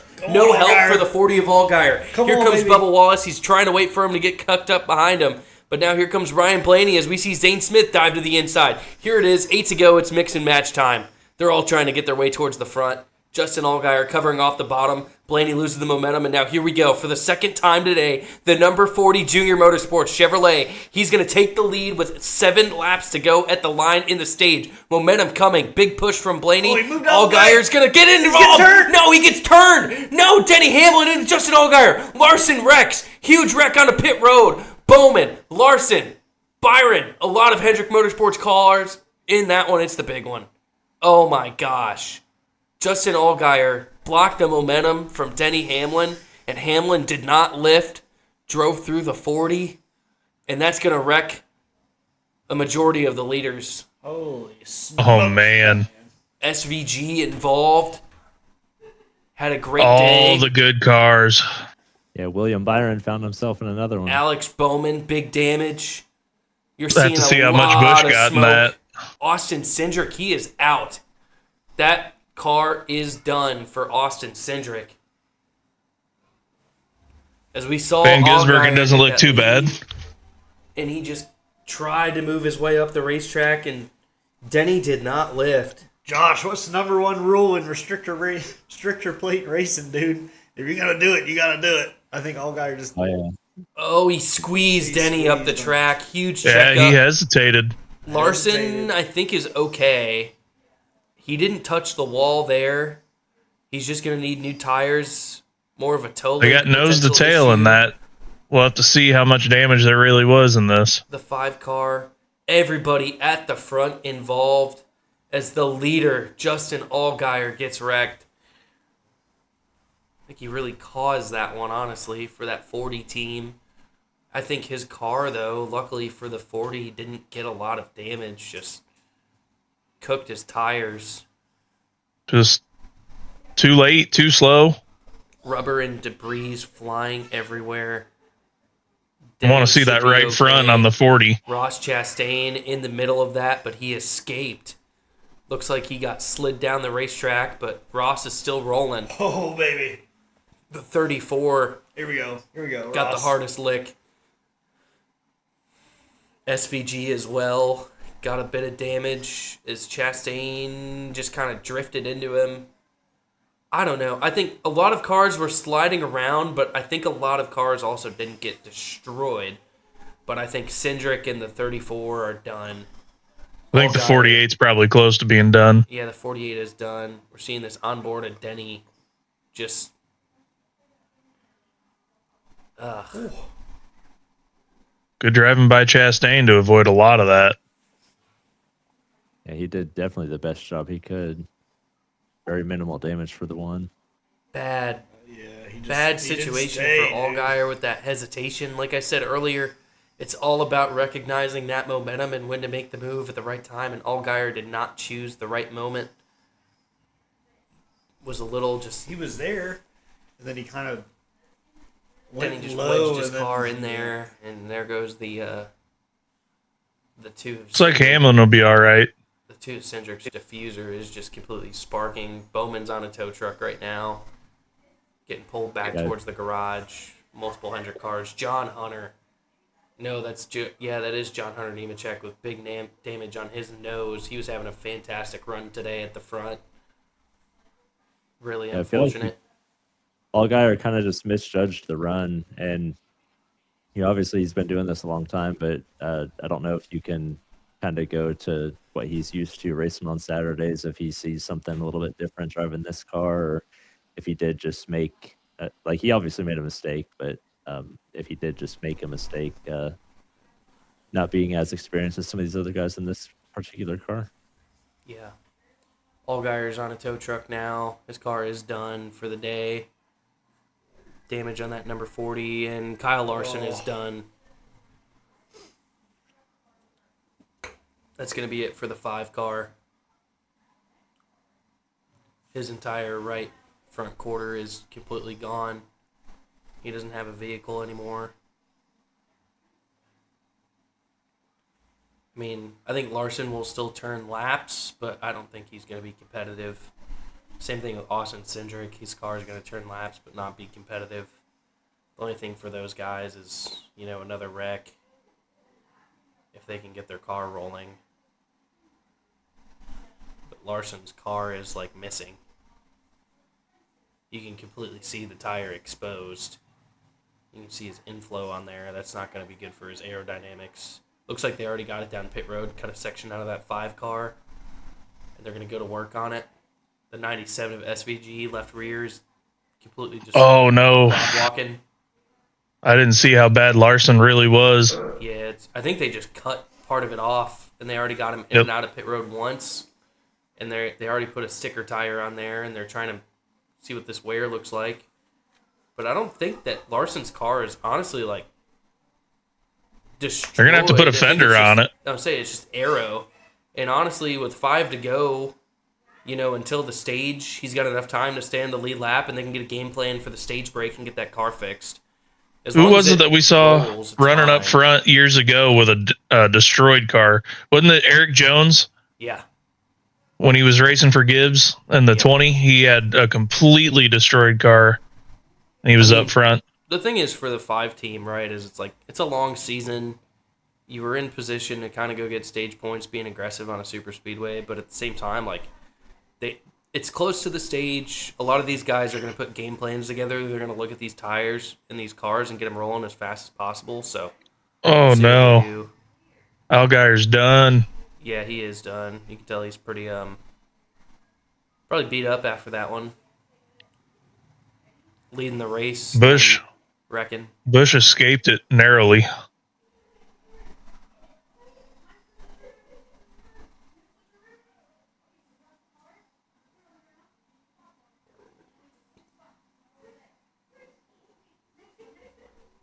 Put Junebug out there, dude.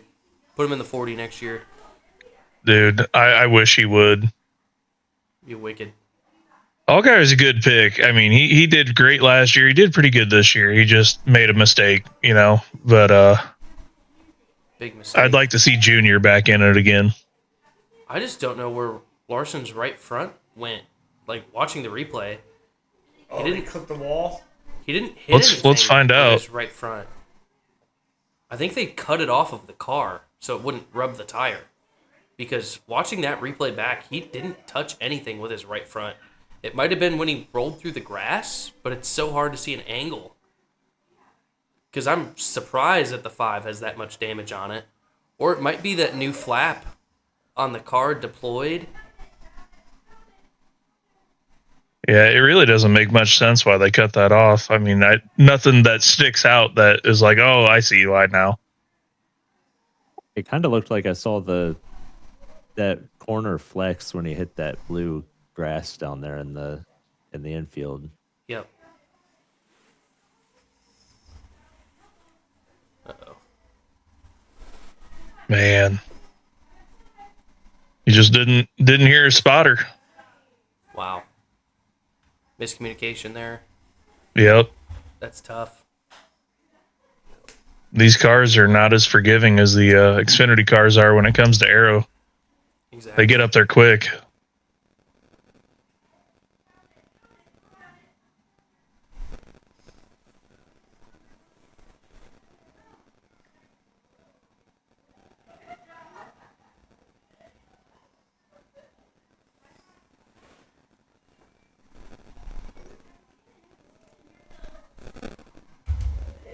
Well, now with this caution, right, and then we're gonna have like probably a stage green white checkered. I don't know if that counts as the stage, and then a couple more caution laps. The question of weather really starts to, poke around. There's 30 cars left on the lead lap, multiple involved in that wreck. As we're showing Jimmy Johnson lap down, SVG done, Allgaier done, Todd Gilliland, Austin Cindric, Bowman, Casey Mears. Looks like Zilich could potentially have damage. He's 5 laps down, though. They're probably just trying to fix that car. Briscoe's 12 laps down. Austin Dillon's out, 41 laps down. BJ McLeod's definitely out of this race and last. So it starts to raise a question of who's going to get points. Well, we know Busch is going to get some. He's sitting P4 right now. Who was it that has the lead? Was it wasn't it the 38 again that's sitting up there, Zane Smith? Or am I mistaken? It's Bubba Wallace. Bubba Wallace, that's right.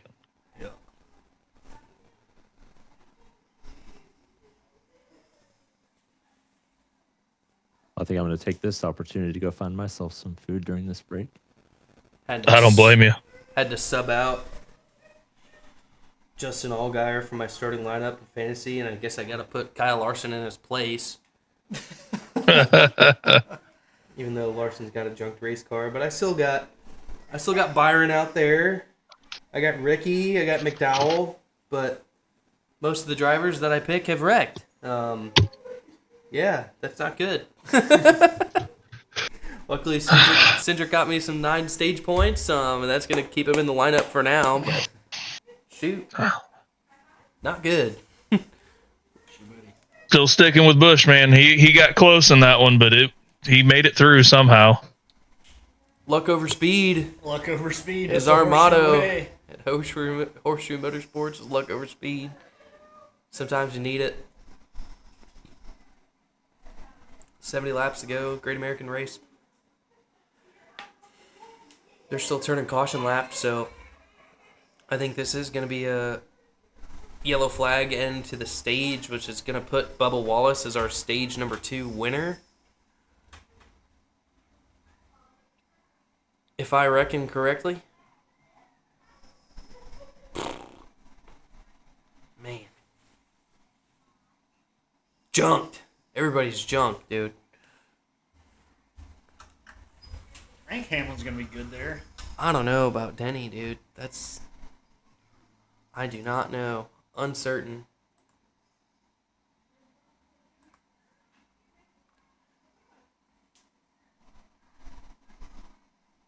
We can do the old, the Blake Hutchison Motorsports TV, the old classic. Wham! The wham. Loser. Wham! A little bit of wham action out there is what they saw.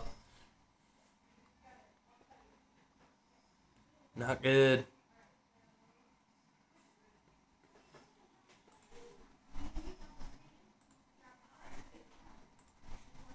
And yeah, it looks like this is going to be stage checkered for the number 23 Toyota Bubba Wallace. Going to give him a stage win. Brian Blaney second, Kyle Busch third. John Hunter. I don't know how he scored 4th right now. I thought he was in that wreck. Unless he's still out there rolling. Looks like he is, just to get those stage points before they start fixing up the car, so not the worst idea in the world. So you see, Austin Dillon does not have a hood on his race car.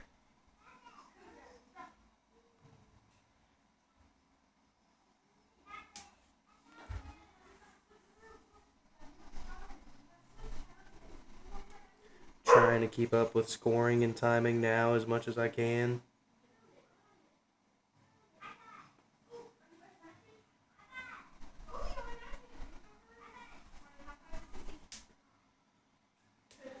The number 5 team is off of pit road officially, keeping him on the lead lap. Dark clouds in the sky out towards the ocean side of the racetrack. That's over there looking towards turn 3 and 4. That's going to be the eastern side of Daytona Speedway. Turns 1 and 2 is going to be the west side. You're seeing the wind kind of changing direction a little bit based off of those flags out there. Those American flags, one of the best indicators for the drivers of what the wind is doing. You're seeing a little bit of strong west to east wind right now, still blowing, but that flag on the backstretch there was hanging a little differently. So Wonder where Jer's at, dude.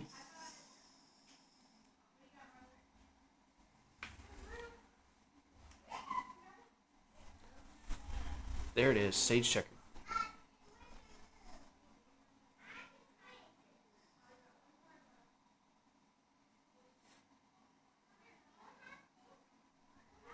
Dude, if Larson wins this race, do I want to buy a 3/4 of a diecast with a cut-up race car? I get you, dude. I don't think he's going to win this race after all that damage, though. But you never know. There could be a bigger one. We saw a big one at Atlanta last year that shook up the in-season tournament. That wrecked 90% of the field. That was nuts.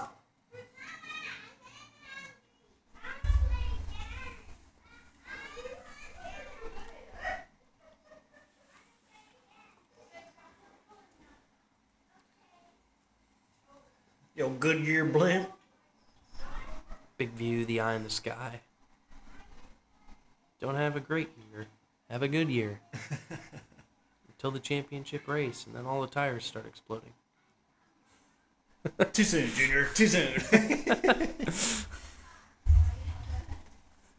I haven't forgotten that. What is that thing? Looks like a spaceship. Little bird on the front. Rawr. Spaceship, dude.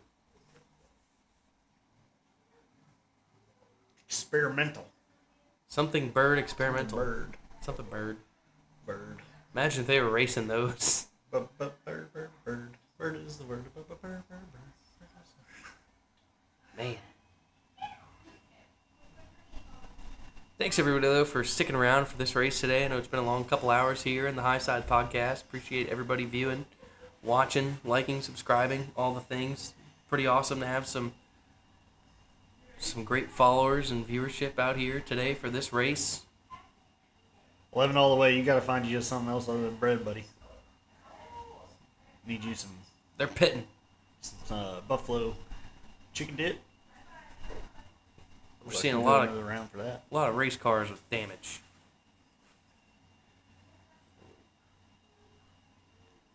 Yes, sir. Dang, Bubba missed his box, dude. Kyle Busch, he put tires on. Oh my gosh, Kyle Busch did not pull into that box well. He's facing the wall.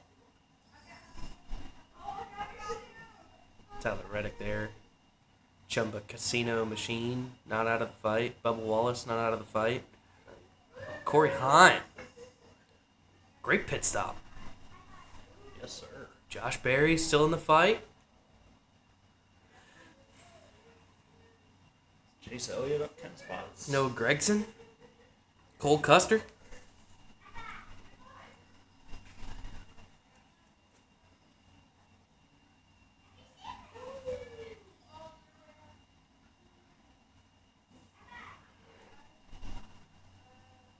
It's almost time to rock and roll on stage number 3 at Daytona. Following that big crash involving a lot of the front runners, the favorites of the field.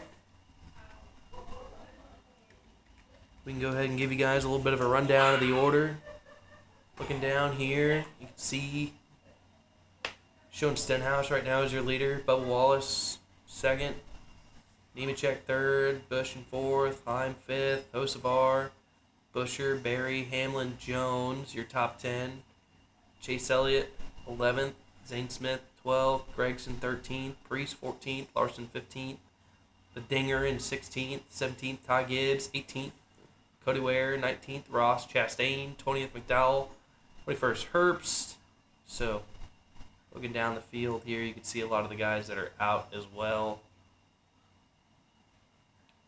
So big mix-up there from the field, from the end of that stage here in the Daytona 500. Lap 133 right now out of 200. Start of stage 3. Going to be turning some caution laps out there. Get this thing rolling. Yes, sir.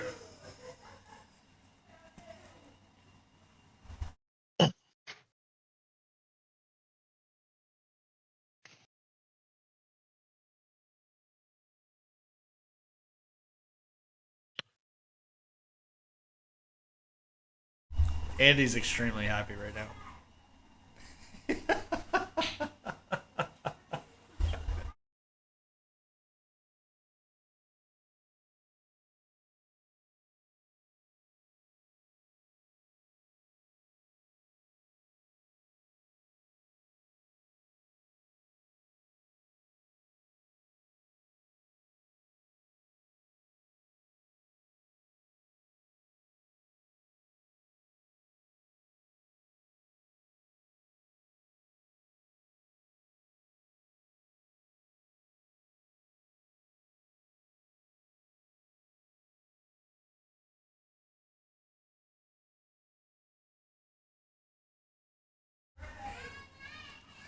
Oh, man.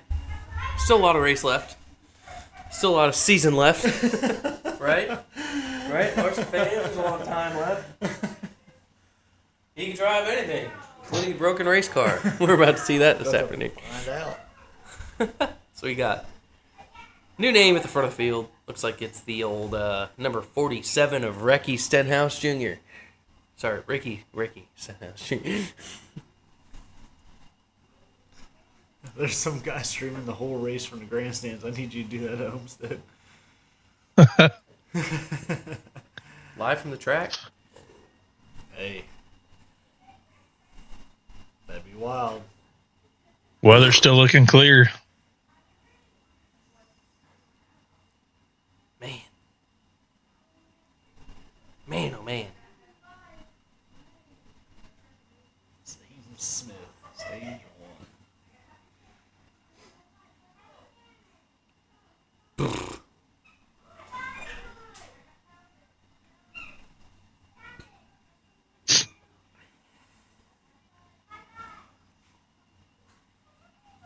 Wham!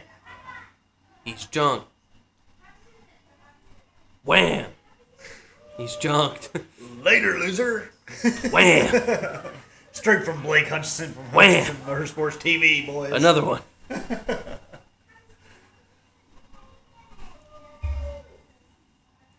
few hours west of the track, there's a storm rolling over from Donnie. Down there in Florida. Florida. There's about 6-7 laps left in this race. That's not a lie. Oh. There's 6-7 laps left in the race. Dude, again? You can't be stopped. You cannot stop. Oh, Ryan Priest has now cracked the top 15.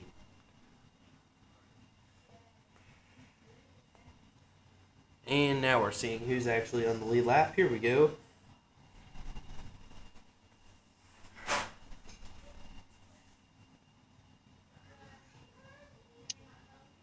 SVG 2 laps down. Cindric 4 laps down. Casey Mears 4 laps down. Zilich 5 laps down on pit road. Allgaier out of the race. Gilliland out of the race. Bowman out. Briscoe potentially out. Dillon out. BJ McLeod out. Well, boogity boogity, would you look at that? Blaney and Bush, the picks up in the Fox booth. Ryan Blaney's alive. Kyle Busch still alive. But the old I think Bush is gonna get it, man. the I old don't know. the old '67 car in second place, the Robin Hood Toyota of Corey Heim. Thanks for saying that correctly. I appreciate it. You're welcome. If he wins the race, dude, the memes are gonna be crazy. I know. It I'm will just gonna not- shut off social media for a while. It will not stop. Could you imagine? That's how we start our season. Is 6-7. Yeah, I'm shutting it off for a while. NASCAR hot takes. I'm bored. If I hear Mike Joy try to attempt that, I'm definitely muting Fox for the rest of the season until somebody else takes over. I think hot take for the whole season is I don't even know. Connor Zilic wins 4 more races in the Cup Series. That's not even I think that's a legit take. What track do you think he gets his first win at? Coda. Coda? Yep. You think he's going to beat Van Gisbergen? Yep. And I'm not saying that's a bad pick. I think that's a legit one as well. What oval track you think he's going to get it at? Bristol. Yeah, that'd be a good one. That would be sick. I mean, he won 11 races last year. He's won at a lot of different racetracks. I don't really doubt Connor Zilic. Well, you got to remember too, we're going to a completely different car than what a straight axle Xfinity or O'Reilly's series car is. We've seen it a lot of times where these guys come up from the lower series into this car, and it's tough. All right, 11 all the way. I got one for you. Denny Hamlin is not going to win the championship. Oh no! I was pulling for him hard last season at that championship race. I'm not a big Hamlin fan. I don't really care for the guy, but man, did I want to see him get it. All right, let's see if the 5 car can roll with all the bear bond on the car that they've put on the right front quarter panel, and it looks like the car is still rolling.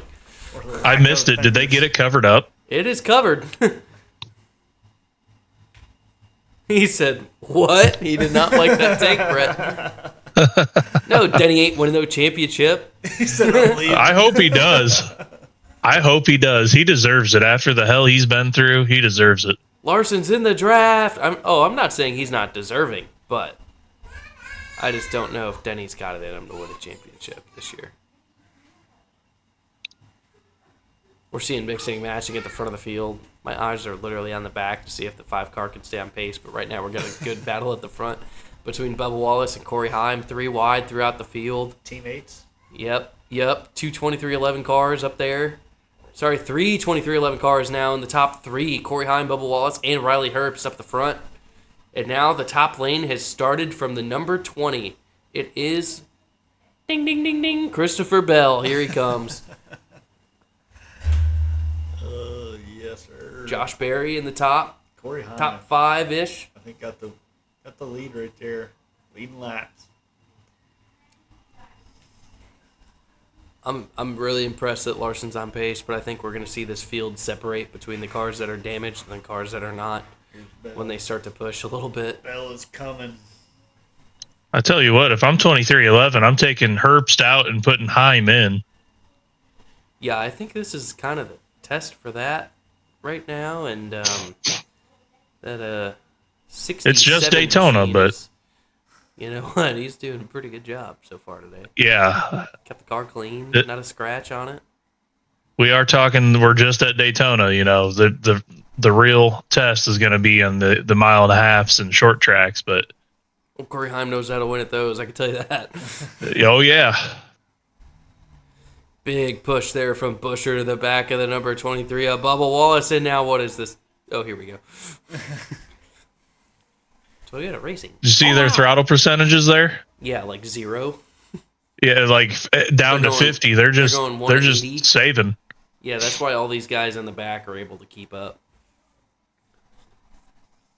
But honestly, if they can survive the wrecks and stay on the lead lap, that's all they really need Look, to do. they're going about 10, 15 mile an hour slower than what they were. That's wild, dude. Jimmy Johnson towards the front? Yeah, we're back to fuel mileage. Yeah, it's become a fuel race. Set an alarm for 25 minutes from now, and we'll wake up and kind of see the race, Unless the rain kicks in. I don't think it will. I think we're going to be fine. 3 wide, gridlocked.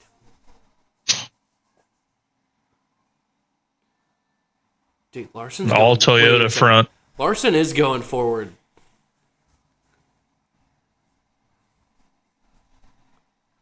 He's almost cracked the top 20.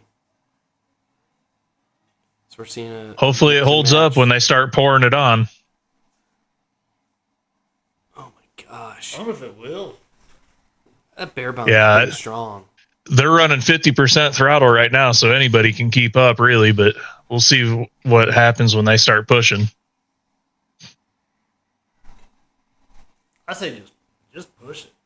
It's like a cat with Push 9 it lives really out there, good. dude. All these dudes with bear bond. I know. It's so crazy. Here comes Christopher Bell on the top side, getting a push from the number 41, Cole Custer. That top lane's getting momentum, and there's the number 60. Have not seen him at the front at all today, but here comes the man from Connecticut, your Clash winner, Ryan Preece. Going forward. Anybody's got PTSD on super speedways, man. It's him. I know. Yeah, you ain't lying, bro. That dude gets in the draft, and he's definitely white-knuckling it harder than anybody else. We talking airborne clinic, dude. So we get a Toyota. Shout out my buddy Brandon Wilkinson up on the tower for Ryan Preece. Heck yeah. Spotter? Yep. Heck yeah. Two of my buddies are actually pretty big Preece fans. He's a good driver. Yeah, he's not bad. 11 all the way to answer your question. The C and BAC, Colin is a big Denny fan. I think he was pretty enraged, and I believe Andy was pretty happy. Well, Kyle Larson won the championship? Yeah, he said Phoenix last year. How'd you feel at the Best end of day Phoenix last year? ever. I'm a Larson fan myself, but man, was I so upset that he didn't get that championship. Nope, not upset. Not upset. Didn't feel a I thing. was. I know Larson's going to get so many more. Didn't feel a thing, dude. You know why? Put 2 tires on the That's daggum just car. cold. That's why. Yeah, I know that. I was really upset with Hamlin's crew chief over. I'm like, you had 7 to 10 business days to find out that he took 2 tires. And then you know what else? They didn't fire him. Yeah. That's why I really don't feel bad. That he put 4 I either would have tires on the taken car. 2. And the thing is Larson took 2 the stop before that when Denny took 4. So he had fresher tires than Larson if he took 2. Yeah. So, It was either take 2 or stay out, in my opinion, and he did neither. yeah. Yeah. And that's why he lost the championship. Yep. Now, ask me about the end of Charlotte Roval. Which is no longer being ran. Correct, but Ross really got screwed by Denny there. Wasn't it Ross that made the move on Denny right there? Yeah, but Denny could have held up. Not been there? Yeah, that's right. Denny could have not been there and not wrecked Justin Allgaier and not wrecked the field 30 laps ago. Yeah. 11 all the way. You're gonna turn into in this podcast into 11 hate channel, dude.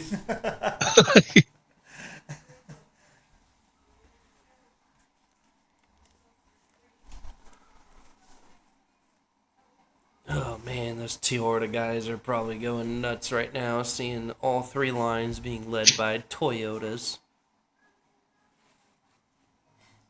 Packed up, doing pacing laps here.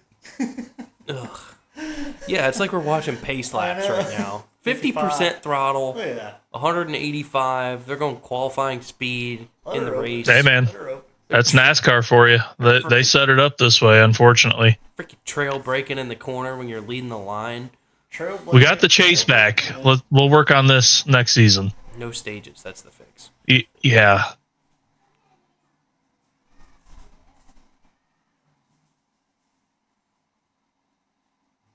Trail breaking at 55% throttle. Yeah, Yep. Denny is in 12th after he was involved in that last wreck. That's 11 all the crazy way to see that as the lead car being 50% throttle. He's going 178. Yeah. And just knowing they're all three doing the exact same thing. If I was one of those Yeah. dudes like that had a slower race car that was like an open entry, I'd keep my foot to the floor and just pull away. Like I'd get 2 or 3 people and I'd say, "Look, if we actually drive the crap out of this and they're going that much slower, we could pull away and make a pit stop and then potentially still have time on them." Problem is you may be the only one doing it. You got to have people to pit with you. Mm-hmm.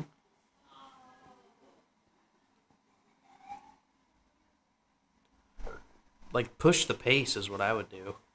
Yeah, I get it. It irritates me that they do that, but I get why they do it. I mean, they've made it a fuel mileage race. Yep.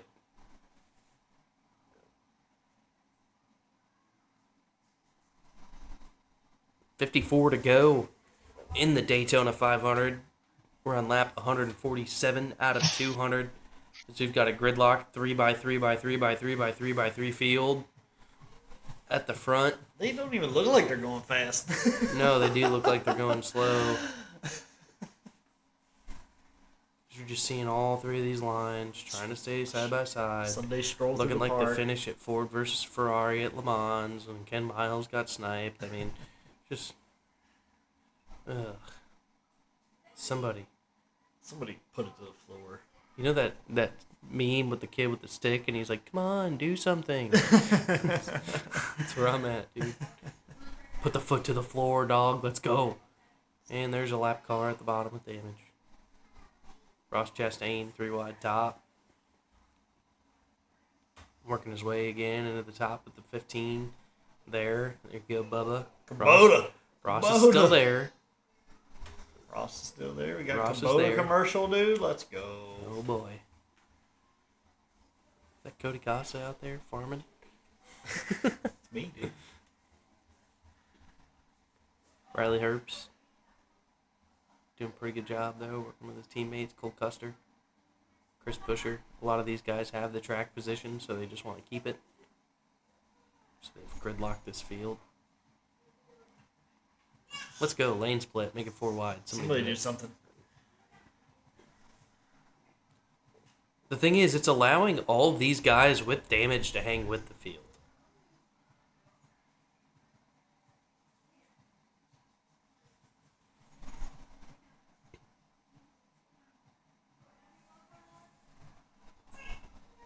Like, Byron and Larson should be getting lapped right now, and they're hanging with everybody. There are cars back there with a lot of bear bond. Just rolling in line. I mean, Mears is even keeping up with them now. Yeah. Yeah, Casey Mears is in the pack.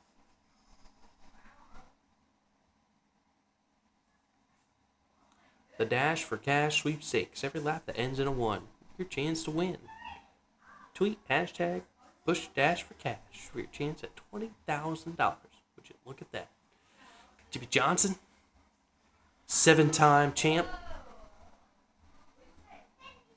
Running in the top 15.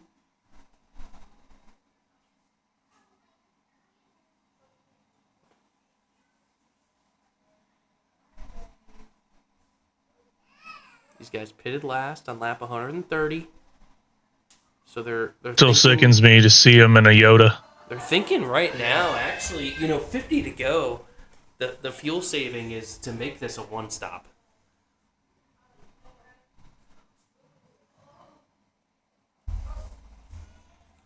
Because if these guys can make it 10 more laps, the fuel window to push to the end is open. Yeah. And I think that's what you're going to see. Yeah, with 40 to go is when we're going to see guys dive for pit road. since everybody pitted on lap 130, but honestly, you might be able to stay out and push, since the weather is a factor.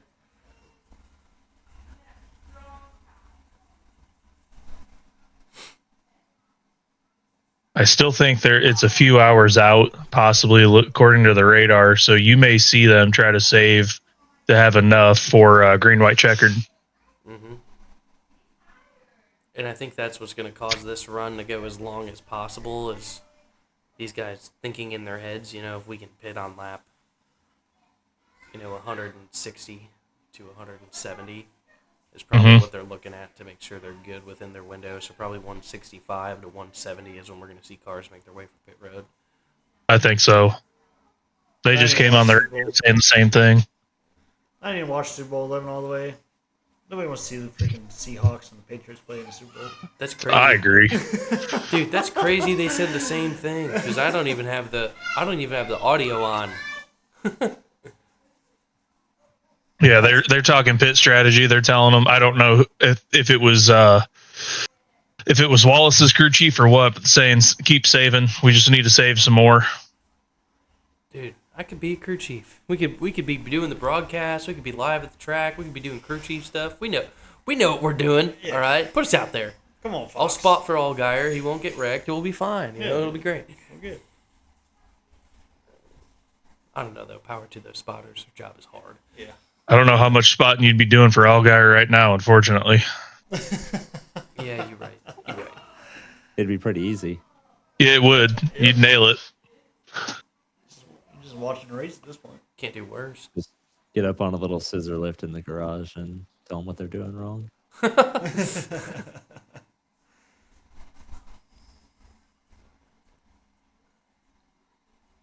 Dude, here he comes. The giant into the top 15, Tyler Reddick. Nobody? Nope. He's a tiny little man, though. Yeah, that was a joke, dude. I called him the giant. Come on. Bells is out there all by his lonesome, dude. Custer's not even tucked up to him. SVG is still off the back of that pack. Did you see that? Mm-hmm. He's rolling. He's not out of the fight.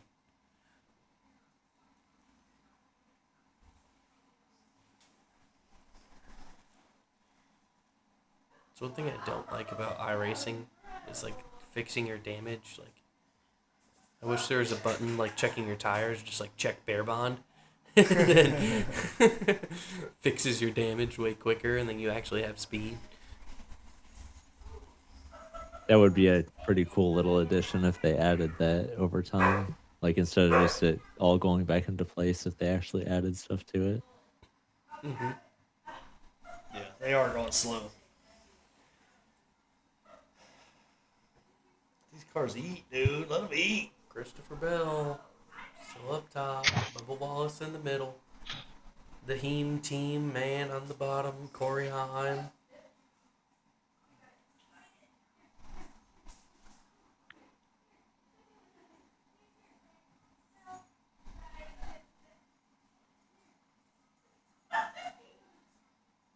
See what he can do.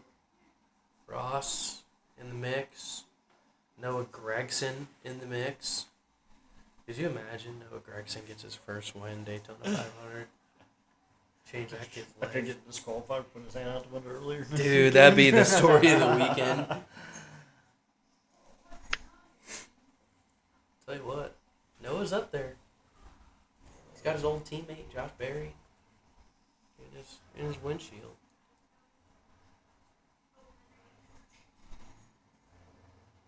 Just hanging out. Looks like they just picked up pace a little bit. The field just got spread out. Looks like they're surging now. 45 to go. They're telling them you're good to push to your window now.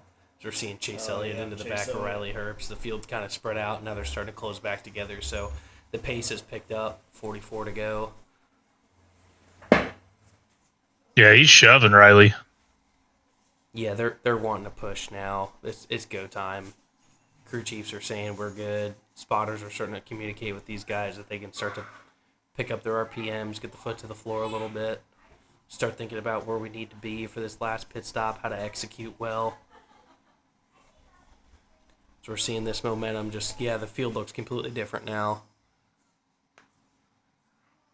You can tell they've picked up as a lot of those guys with damage are starting to trickle off the back.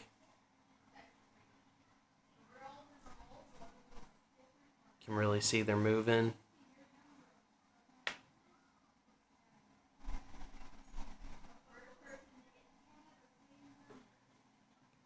It all depends on your track position here. Which lane you're in, which group you're trying to pit with. We'll see what unfolds.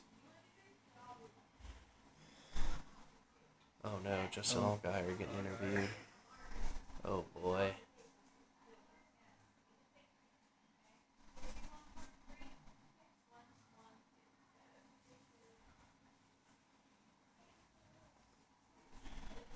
Looks like Ross is trying to push, but Cole Custer is not. Reese is not.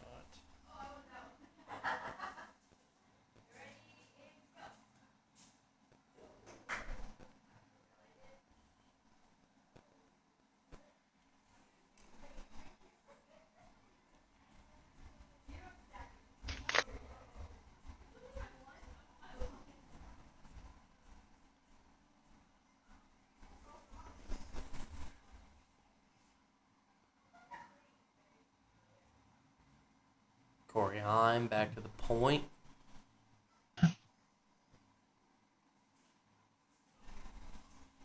Really far ahead of some of these guys now. Yeah, they're still going slow, actually, 175. So they still haven't gotten the green light. I think what you're seeing is some guys okay in their window and other guys, especially the lead guys, not okay. Yep.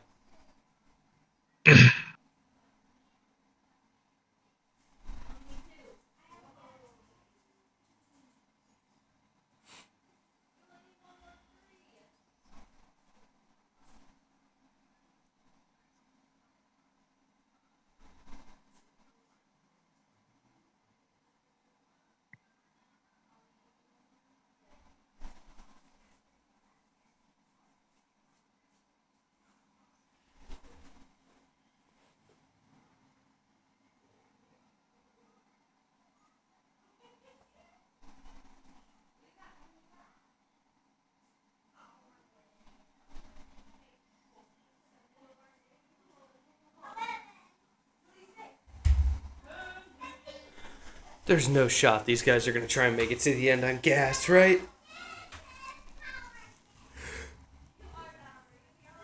No, I think they still have to pit, They but can't go 70 laps.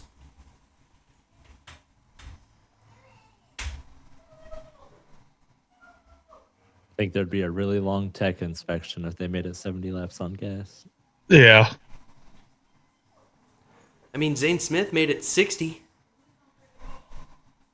Yeah, but I think he was damn near out. I mean, you saw Gregson having to get pushed back to the pits by Barry. True.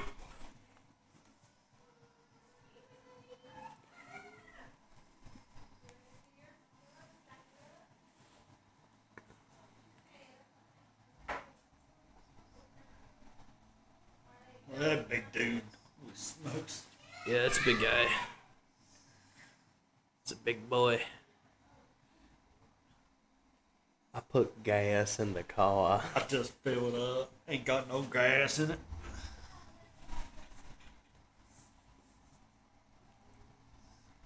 They're still crawling. 180 miles an hour. Let these things eat. 16 miles an hour off pace here.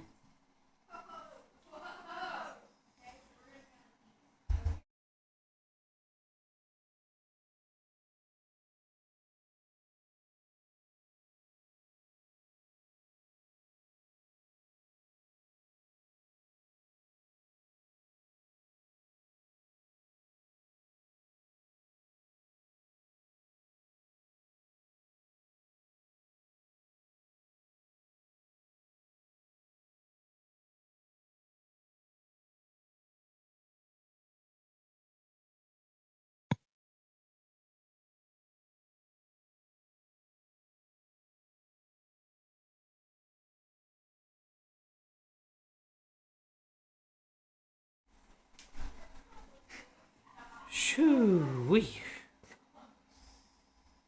Still a long way left.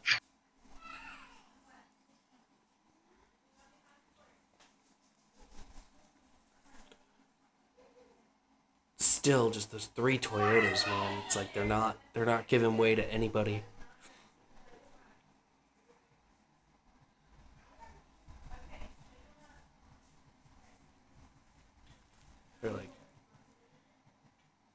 They're not doing jack. I mean, some good photo ops, but I'm getting a sandwich. get a sandwich, dude. I need a sandwich. Dude. I need a sandwich before this gets good. Yeah, that would be if I eat. I know. You sit there. You can sit there. All right. Sit Dust chair.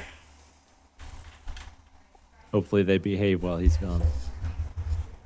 Oh, here we go. Bell to the bottom. There's some That's just him putting his foot to the floor. That's insane.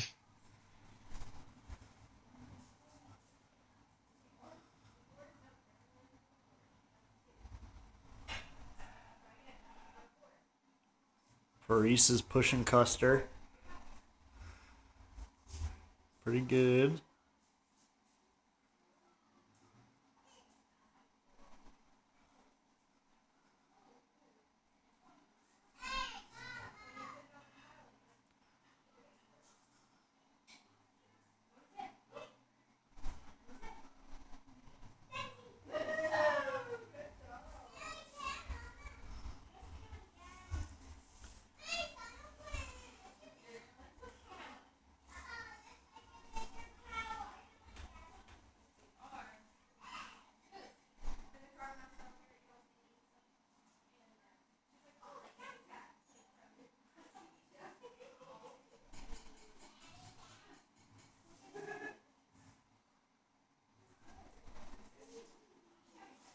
I bet the team owners love that, going straight from Daytona to Atlanta.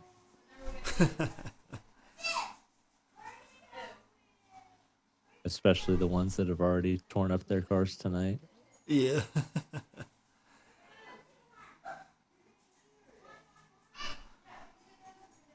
I mean, the last time we saw them there, they wrecked just about all of them. Yup.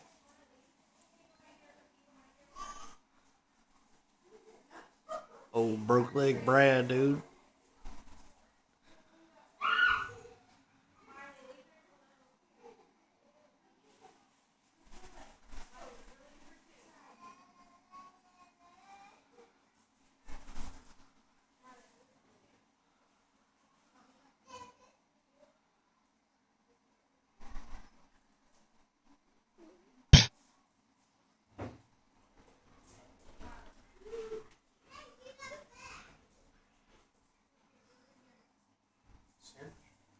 Anything happen yet? Or are they still just slow? They're just still slow. They're slow? They went to the inside. Why are they all going so slow? I don't know. I'm There's gonna go 33 fast. left. I'm gonna go fast. It's time. It's time. Put the foot to the floor. It's time. Let's do it. The window's open. Pedal to It's the metal. wide open. You Let's know you go. can make it wide open with 40 to go. They did it last stage. Pit. Oh, we got a lot of traffic.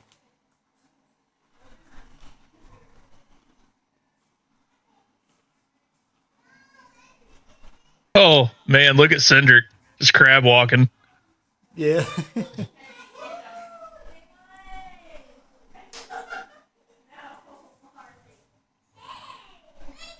Shoot, buddy. Here we go. Come on.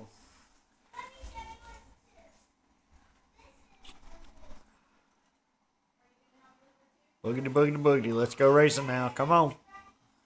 32 to go. Mm-hmm. Push it. Push it real good.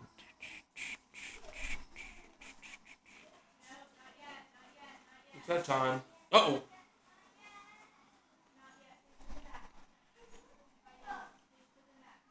One, two. You want me to get to three? Because once I get to three, you'll be able to get the inside. Now. Now.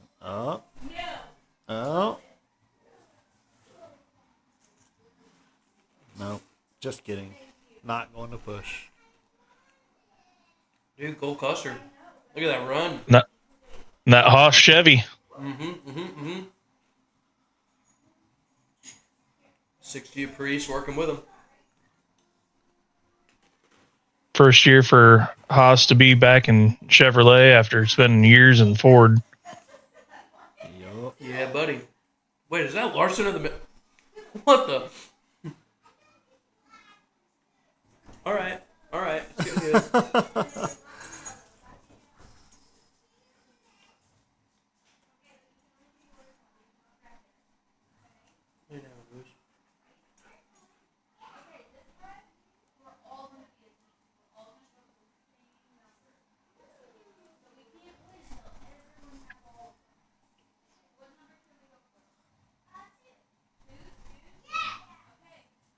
Mm-hmm. 30 to go.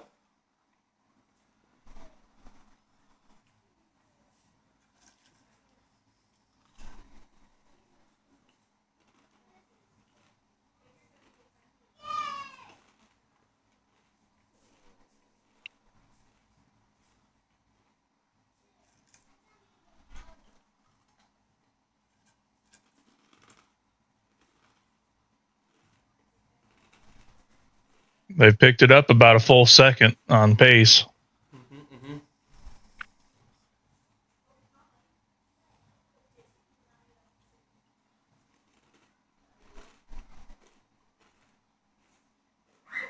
It's crazy when they pick it up, how much that inside line starts to fizzle out. Do what now? The inside line is like dying out every time they pick up the pace. Yeah, nobody's really getting nose to tail down there yet. Everybody's equally spaced out from front to back.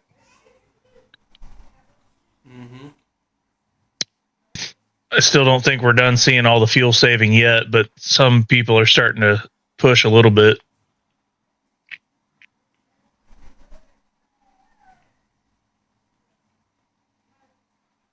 You still got Cody Ware sitting in 11th. Oh, buddy. Wouldn't that be wild? That it would. There's no shot. No way. There's no shot. That'd be nuts. That's what you say, but I've seen crazier. See, Cody Ware and Riley Herbst are on the same row right now. Both of them be crazy.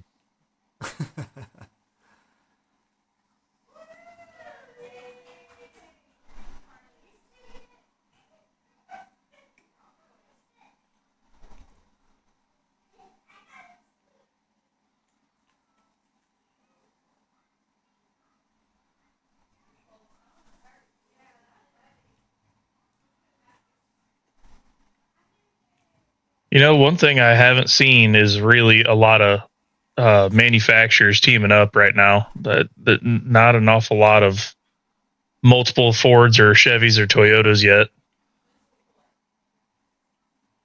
That is true.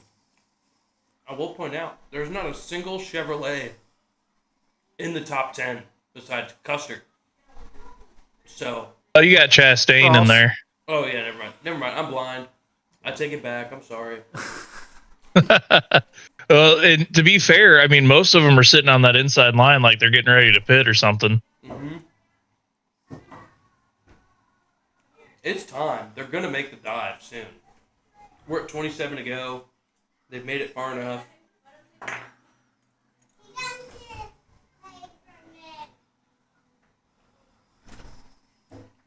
Plus, you got Cody Ware just sitting right outside the top 10.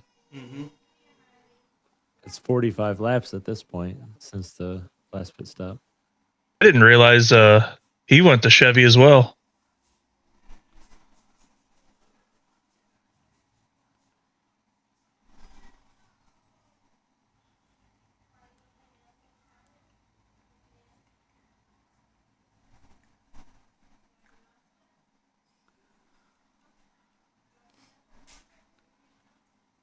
You might have that inside line going in the next lap or two, maybe three. Bubba got down there. Bubba's going to try to pull away. Yeah, look at Bubba all by himself out there. Holy smokes. They're still running partial throttle, and he just gunned it.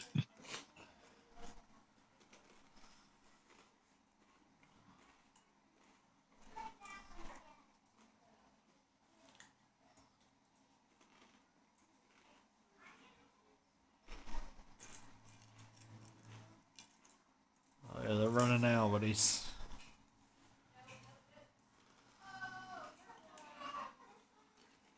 Oh, now he's going full throttle, Mm-hmm. Here we go. dragging some brake. Pick it up.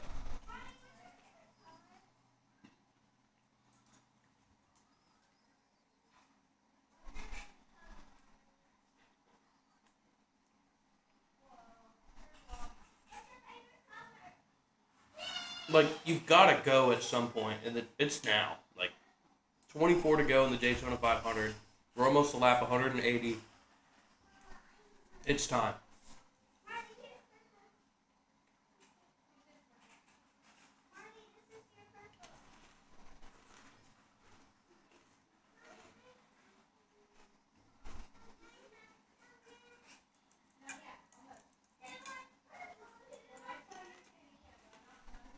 There's so much bear bond flapping in the wind. I was trying to see. I didn't know if he lost that fender yet or not. No. It looked weird from that angle.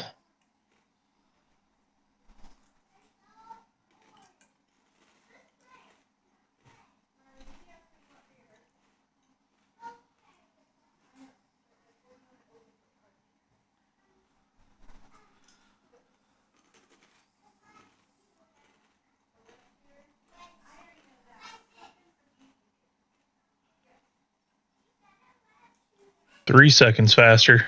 Mm-hmm.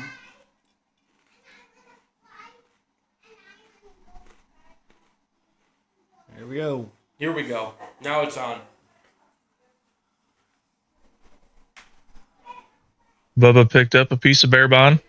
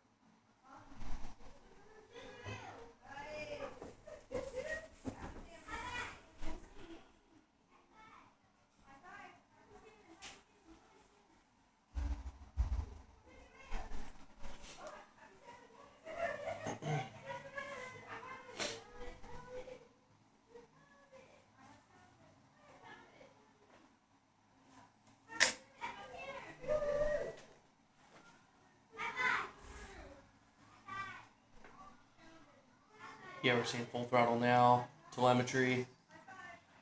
Yes, sir. Seeing what these daggone cars can do now, buddy.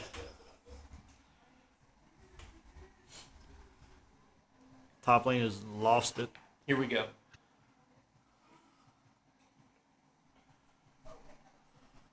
$20 to go, Daytona 500. Bubba Wallace leading. You got Chris Buescher second. Josh Berry giving him a push on the outside. Christopher Bell on the bottom, working with that number 23 Toyota. Bubba, top side. In the third lane, you got the 41 Custer getting that help from Ryan Priest. Working it pretty well.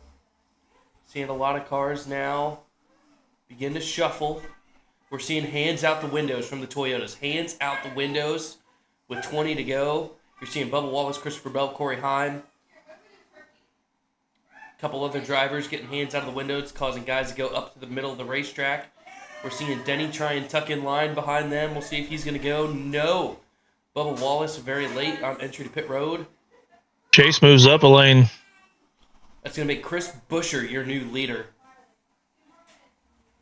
Going to have Josh Berry behind him. Hamlin stays out. Noah Gregson up to third.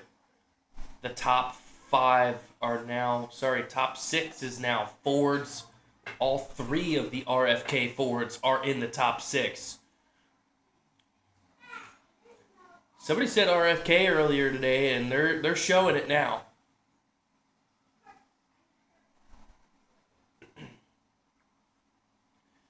Tyler Reddick and the Chumba Casinos machine. Ross Chastain, Chase Elliott, working their way forward. No takers this time by. 19 to go as the pace is picked up. Those Toyotas that just pitted, not very well together in line yet. They need to get grouped up as fast as possible because they are not on the same pace as the rest of the field. Everybody else is now getting single file, led by Chris Buescher down the backstretch. Third lane starting to form. No, it's down to 2 lanes. We're seeing hands out the window nets again. Saw Denny Hamlin stick the hand out there. Looks like he's going to be coming this time by. We'll see who goes with him. 18 to go. Denny Hamlin. And it looks like the legacy cars potentially went with him. I think it was Eric Jones. Oh, man, only 3 cars. Very small group. Yes, it was the legacy cars with Denny. It's going to be Eric Jones and Jimmy Johnson. 3 Toyotas. Doing a little work there to the left front of Hamlin's car as he's in his pit stall. Going to lose some time on pit road. Eric Jones. He's going to beat him off pit road. I think Toyota might have thrown this away. Then Hamlin gets in line behind the 43. Now here we go, still out front at the lead pack as you got Chris Buescher, Josh Berry. The Fords and the Chevys haven't made their move yet. Tyler Reddick, Ty Gibbs, 2 Toyotas that have not made their pit stop. But the rest of the Toyotas that are contending right now, most of them have come in for their last stop for splash of gas and go. Denny Hamlin. I Custer down. What's that, think the Josh? guys that went there on the best strategy, these guys got really separated that have pitted, and this other group's out there running the fastest laps of the race. Mm-hmm. Did Custer run out of gas? Here we go. Here comes Might the have. Fords. As we're seeing it led by Chris Buescher, and now Chevrolet is going to be led by potentially Kyle Busch, Ross Chastain, Carson Hocevar, Michael McDowell, Chase Elliott, Joey Logano, Blaney's still out there, but the RFK Fords for sure are on pit road. We'll see where they come out in relative to everybody else. Noah Gragson pitted with that RFK group. Battle for the lead right now down the backstretch. Chevrolets. You've got Ross Chastain side by side with Kyle Busch. Busch getting a push from Stenhouse. Chastain getting the push from the 77 Hocevar. Come on, Ross. Fords making their way off pit roads right now. No major issues noted. Brad Keselowski's leading that Ford group. And they are pretty far ahead of the Toyotas that pitted prior to them. So I think you're right, Jared. I think Toyota might have blew this. Yeah, I'm really starting to doubt their strategy here. Chevy's staying out the longest, but you can see right now Austin Cindric crab walking in the center of the racetrack, ahead of the leaders. They all have to pinch down the racetrack to get below the 2. Hopefully he can keep that car under control up against the wall with all that damage as the field thunders by. Looking for hands out the windows of these Chevrolets down the backstretch, and I'm still not seeing them with 14 to go. Ross Chastain is leading the Daytona 500 in the closing laps of this race, but he still needs to make a pit stop. Come on, Rossi Poo. Here comes a big run. Chase Elliott to the lead. Ross Chastain's going to pit with Carson Hocevar, and now the Hendrick cars are surging towards the front of the field. We're seeing Chase Elliott now to the point, followed by Joey Logano and Kyle Busch and Michael McDowell. Chastain and company pulls off. I think this group with Chastain might have timed this right. As long as they can get grouped up in and out of their pit boxes, they might be in position. But this other group that's still out there leading right now, Chase Elliott, Joey Logano, Kyle Busch, they've kind of fallen apart a little bit from everybody else that they're running with.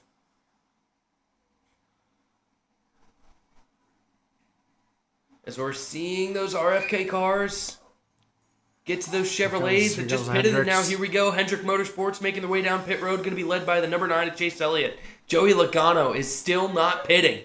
He is out on the racetrack. He's your leader, followed by Michael McDowell, Ryan Blaney, Zane Smith, the Stage 1 winner, and RFK have won this battle on pit road as of now, as everybody else that is pitted is trying to catch the 4 cars that pitted together.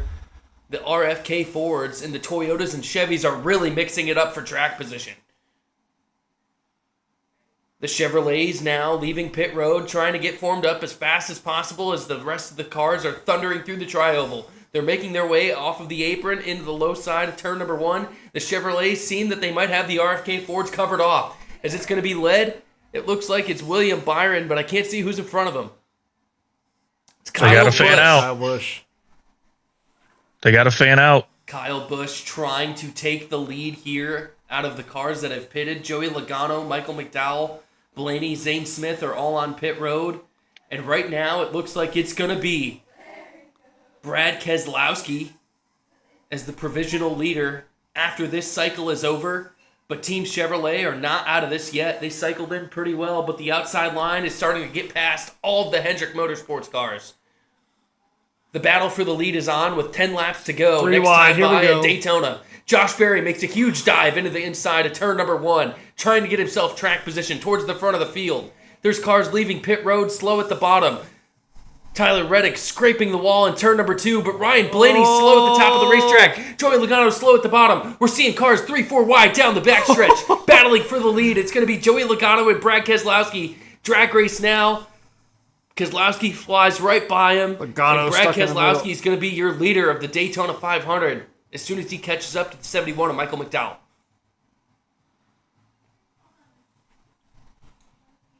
Time to go. This lead pack now is condensed down to about 20 cars. 2 RFK cars lead this group, but it's mostly Fords at the front, and the Toyotas are trying to surge forward. The man that's going for 3 in a row, William Byron, finding himself inside the top 5 in the closing laps at Daytona, and he's got a big run on the outside line. 3rd in line on the high side, the 24 Raptor Hendrick Motorsports Chevrolet. William Byron trying to go for history.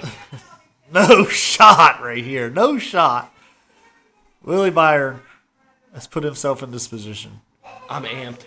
I'm so amped. Husvar too. Carson, there. Hocevar.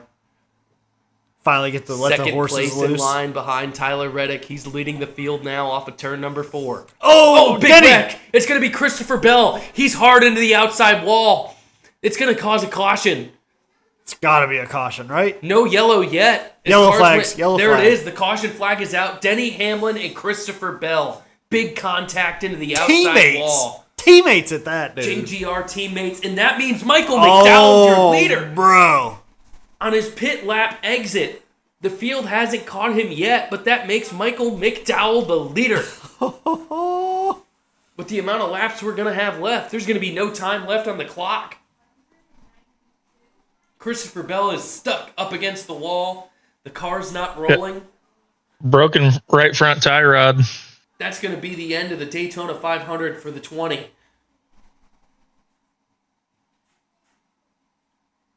Michael McDowell, Tyler Reddick, Carson Hocevar, William Byron, Bubba Wallace, Brad Keselowski, Noah Gragson, Chris Buescher, Josh Berry, and John Hunter Nemechek, your top 10. What a call. What a call by the 71 team.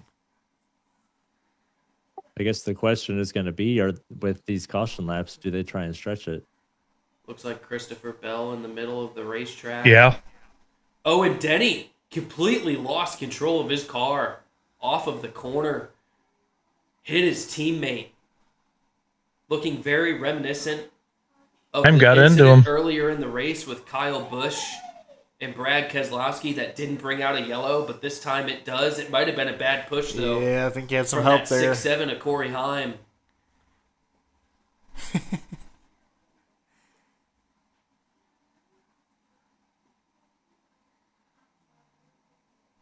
Yeah, he's going to hear it in the driver's meeting Monday.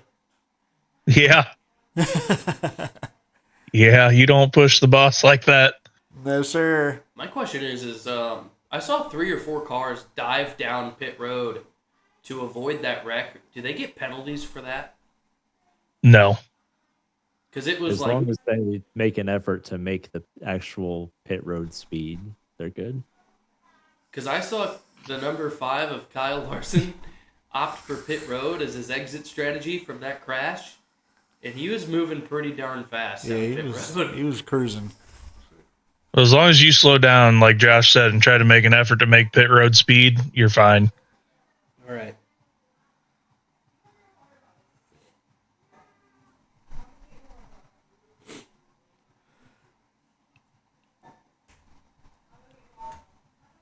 It's about damn time to figure out who's going to be the winner of the first race of the season.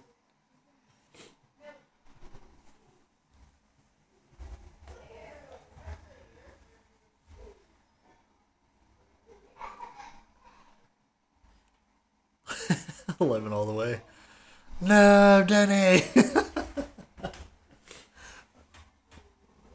Heartbreaker for 11 all the way. Yeah. I think the most consistent person we've had in the chat today, rooting on. I think he's a Denny Hamlin fan. I don't really know. Yeah. Could Man, be. that's You tough. think? Yeah, could be. Sorry, not sorry. Damn, that's tough love, Bub. It is tough love. I'm sorry. But We gave him the benefit of the doubt with the Allgaier incident, but that one, when I still think it was on court time though. The way he got back. when Denny loses, America wins. All right, so. Jeez, Louise. Can you tell Bubba's a Chastain fan? Yes, sir.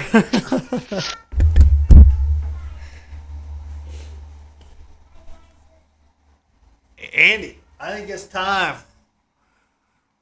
for the thing, dude. The thing? The thing. I thought we were doing that after. We're doing the thing right now. Right now. And that is putting a new Velo Plus in Oh. the lip. Oh. Getting ready for these last 10. You're doing velo too?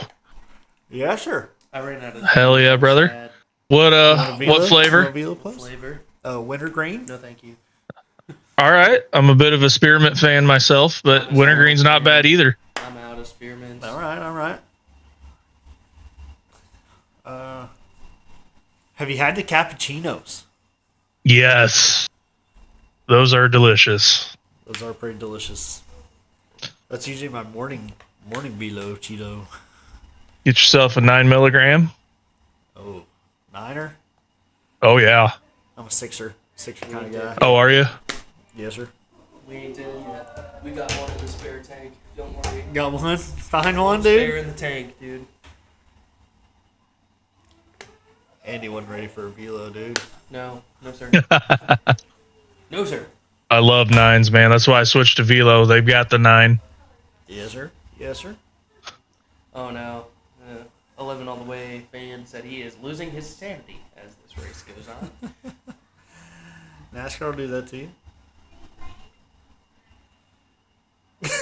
No, we're not bullying. No. No, it's all This is love. just love. It's love. It's love. Love for you, not Danny. The good thing about this sport is he'll get a chance to bully us all at some point during the season. Yep. Yeah. I'll say it's gonna come right back when Larson wrecks in a really cool paint scheme on lap 2 at Darlington. So 11 all the way. If it makes you feel any better, I'm a Larson fan, and I was really pulling for Denny on that championship race. You know, we still got Donald's guy, Brad K, back still in it. yeah, Brad's up at the front, dude. Yeah. Ross is in it. Kyle, I don't know what the heck's gonna happen to Larson, and Josh mentioned some Toyotas earlier, but 6 laps to go. We're pacing. Looks like it's going to be 3 laps to go when these guys go green based on how far or fast these guys can clean up after a caution. It might be even longer after that. It might just be straight to green, white, checkered overtime. The way NASCAR likes to have it, for TV. Yeah, But the He's got some- 71. he's got some damage on that front right, though. That's a really interesting car to see in the lead, Brett. You know why? Bald Eagles, baby. No, sir. Oh. No, sir. You know why? He's in my fantasy lineup. Let's Oh, go, dude. my goodness. What a turn of events. Andy's J just got better. It may not be Larson out there. It could but- be it, dude. It could be Michael McDowell. I could have picked the Click the driver. You know, you never know. Like, sometimes you get lucky. And then look at that. I picked Larson to finish over Denny. Got that one. I picked Byron over Blaney. He started 5th. Blaney's in 20th. I picked Chase Elliott over Kyle Busch. That's still a pretty close matchup. And then I picked Bubba Wallace over Ryan Preece. So a lot of my matchups are actually, like, still ongoing. Oh. Well, I'm that gonna last choose. Solid. McDowell said that they told him that he had 3 laps. Attaboy, dude. Run or dry. So as long as they run these last ones under caution, he might be good. Shoot. Gonna be cutting it close. He can make it. Oh, it's a dangerous spot there for Rossi. No risk, no reward, baby. Luck over speed. Luck over speed. Can he get 2? Luck over speed for Mick Driver. With the bald Or do eagle, we see another caution? the year of America 250, the bald eagle, red, white, and blue car winning the Daytona 500. Now that is a diecast I might have to buy. That is a strong diecast to add to the collection. I think you got to buy it regardless. I mean, that's a pretty American paint job he's got going on there. That's true. awesome. Is that the next one that Jared Skinner's gonna run? Question mark? I think so. I think so. Dude, the 7 matches. Maybe you ought to hit up Bubba Designs, dude. I think I'm going to. I think I need it. I think I need it on a truck though, with the flag on the bed. Oh, yeah, okay. I see it. I'll talk to the owner. All right, see if you can put in a good word for me. Yeah, I'll put in a good word for you. I appreciate you. All right, lights are out of the pace car. Going to be 5 to go, and these guys take the green. I want my 7 chrome like that one too. We're seeing old McDriver, Tyler Reddick in the front gotta row, be. but look at that, the young man, Carson Hocevar in the 77, one of the most controversial drivers of Where the heck did this 2025. 24 come Up from? there to mix it up with the field. Bubba Wallace up there to try and mix it up with the field. Some RFK cars. You know who's not out of it? Kyle Busch. Potential 3-time. 3 in a row. William Byron, dude. If he lucks into this one P4. again, dude. Oh my gosh. This might be just history. If we see Sitting William Byron. P4. Pace cars off, No green shot, flag is right? out. Let's grip it, rip it, and sip it. We are green at Daytona. World Center of Racing. Let's go. This is it. This is the closing laps of the Daytona 500. We see a big jump on the outside from Michael McDowell, but Carson Hocevar doesn't hang with him. He's got no help. That's William his Byron, teammate. he's going to be rolling to the inside line, tucked up behind the number 45 of Tyler Reddick. He's going to give him a big push down the backstretch. He's got Brad Keselowski, Bad Brad, in his rearview mirror. We'll see what William Byron decides to do, if he stays in line or if he's going to go high. Oh, Michael gonna be McDowell another starting to get the push there down the backstretch from the 77 to Carson Hocevar. Third lane started. Here it comes, baby. Chase Elliott. Reddick's going to block the middle. That's going to give Byron the opportunity to no go for the lead shot. in turn number 3. What are we doing? 3 wide for the lead in turn number 3. Oh my goodness, what are Bubba we Wallace is doing? looking loose. He's looking loose. I don't know if he can hang on, but William Byron's going to battle for the lead off of turn number 4. It's going to be 3 to go at the line. We got teammates Look of at McDowell getting a huge push from Carson Hocevar. We got teammates. We got Hocevar and McDowell on the outside. Reddick and Wallace on the middle lane. Who's that coming around the outside there? That's going to be the double deuce of Joey Logano, Oh, followed by the not 43 Joey. of Oh, Eric here he Jones. goes. You got Watch Ricky out. Stenhouse making moves. Joey Logano to the middle. He's going to try and surge towards the front. Michael McDowell's got a big lead over the field, couple car lengths. Has to decide where he's going to block the momentum. He's going to choose Carson Hocevar. Hocevar, big push into the back of the 71. They're rolling now down the backstretch. All bets are off. It's the Daytona 500, and it's going to be 2 to go at the line. And Eric here Jones comes going for it. Eric Jones. Hocevar. Oh my goodness, I thought he was going to get the back of his teammate right there as Jones tucks back into the top lane. Here we go. Through the leaders go out tri-oval. Single file, the first 4 cars, everybody else behind. Oh, Jones is getting loose. 2 to go now. Tyler Reddick, he got the win at Talladega a couple times. Oh, here comes the inside And now lane. Here comes, William get Byron's down. getting a huge Get push down. from Keselowski. Let's go. Get down, Hocevar. McDowell and Hocevar, 2 cars out front. Don't know what they're going to do. They're 3 by 3 They've got to behind. stay down. William Byron's got Bad Brad in the rear view. We'll Oh, see what the Keselowski bottom. can do. It's going to be the white flag next time, Buyer. They Oh, they're Hocevar going to went. see the white. Carson Hocevar to the point, getting the push from the 45 of Tyler Reddick. Bubba Wallace, he's in the middle, trying to surge his way forward. But right now it's the 77, the young man that is Carson Hocevar, and he's going to see the white flag as the leader at Daytona. Will he see the checker? Here comes McDowell. 3 wide for the lead. Ooh. Carson Hocevar. Oh, he gets turned! They're wrecking in the front. Eric Jones, he's going to drop. He's going to take out McDowell. They're wrecking in the caution back. light's not out yet. Reddick It's out Tyler front. Reddick side by side with the 47 of 3 Stenhouse. wide. With the dual Going to the number 2 back winner, Chase Elliott. He's on the high side, getting a push from the stage 1 winner. That's Zane Smith. He's in the back of the number 9. This would be huge for Chase Elliott fans. Hirsch pushing Tyler Reddick right here. Chase they are Elliott's gonna got get a huge cleared. run. Turn number 3. What's Zane Smith got for What him? is happening right now? Tyler Reddick is getting another big draft as big he run. goes to the outside of the 38. He's going to You have gotta help block from if Riley you're Elliott. Herbst. Can he block Tyler Reddick? No. Oh, Tyler Reddick get to the north. inside. They're going to be 3 wide. They're they're running. wrecking. Chase Elliott's around, and Tyler Reddick wins the Daytona 500. What did we just watch? What just happened? Tyler freaking Reddick out of nowhere, dude. What the heck just happened? Oh, woo! My goodness, NASCAR is back, baby. 2026 Daytona. Top 20 for Larson. There we go, baby.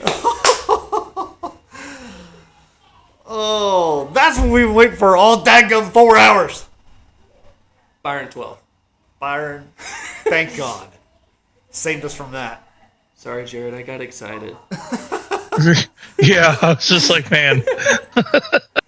When Andy goes, you just let him go. You let Andy go. I did. You gotta breathe. He'll eventually stop to breathe. Sometimes you gotta remind him, but he'll get going. He's getting hot. Got the fans going here at Andy's crib. Woo! We've got cars everywhere. Oh, Brad, no. Is he okay? I hope he's okay. Man, he's got walking. eye He's black all right. on, dude. He's walking. Oh my gosh. Ryan Priest. We got is Ryan Priest going backwards, dude. Tyler Reddick burns it down, baby. The Chumba Casino's machine, dude. What is up with that livery? It wins crown jewels. Bubba Wallace did it at the Brickyard on the Chumba Casino machine. And now Tyler Reddick does it at the Daytona 500 and the Chumba Casino's machine. Are you kidding me, dude? He's going backwards, too. He's burning down backwards. What Dude, that's the what Harvard heck did did win we in just 2025. watch? Can we We've get got some some stuff replays, nice. Fox? Whoo! Whoo! Wow. Woo!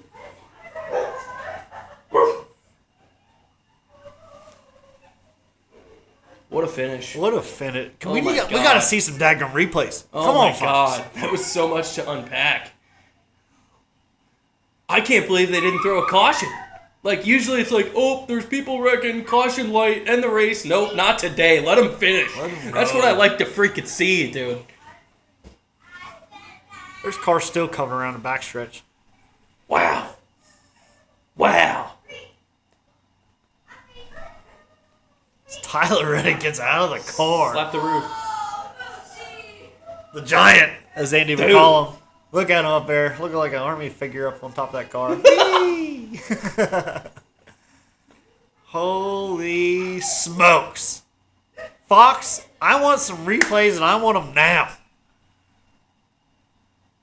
Dude, send him our reaction to that finish. Holy smokes.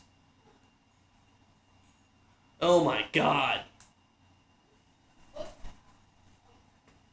Well, I'll have to hear it on replay. I had to mute the last lap because you guys were slightly ahead of me.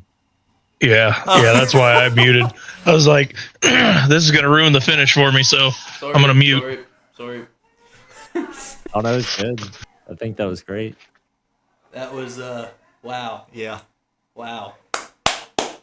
When Andy gets excited, Bubba gets excited. You just gotta roll with it. You gotta hang on. Living all the way, Holy man. Smokes. Thanks for chatting with us the whole race, dude. I know we kind of joked with you a little bit, but just know it's all joke. It's all fun, dude. But I feel bad that Denny didn't get a good finish for you. I know it's tough when you see your favorite driver not start the season well, but I mean, Denny's one of the best in the field, so he's gonna have a good year no matter what. Yeah, it's all part of it. Denny will have his day. Yeah, he will. a few of them are going to have their day. I really thought Chase Elliott was going to do it to get his first one. And then Tyler Reddick. What a move. What a move. Yeah, when you guys said you couldn't believe they didn't throw a yellow, I was kind of surprised they didn't throw one as soon as Elliott edged ahead after Hocevar got turned. Yeah.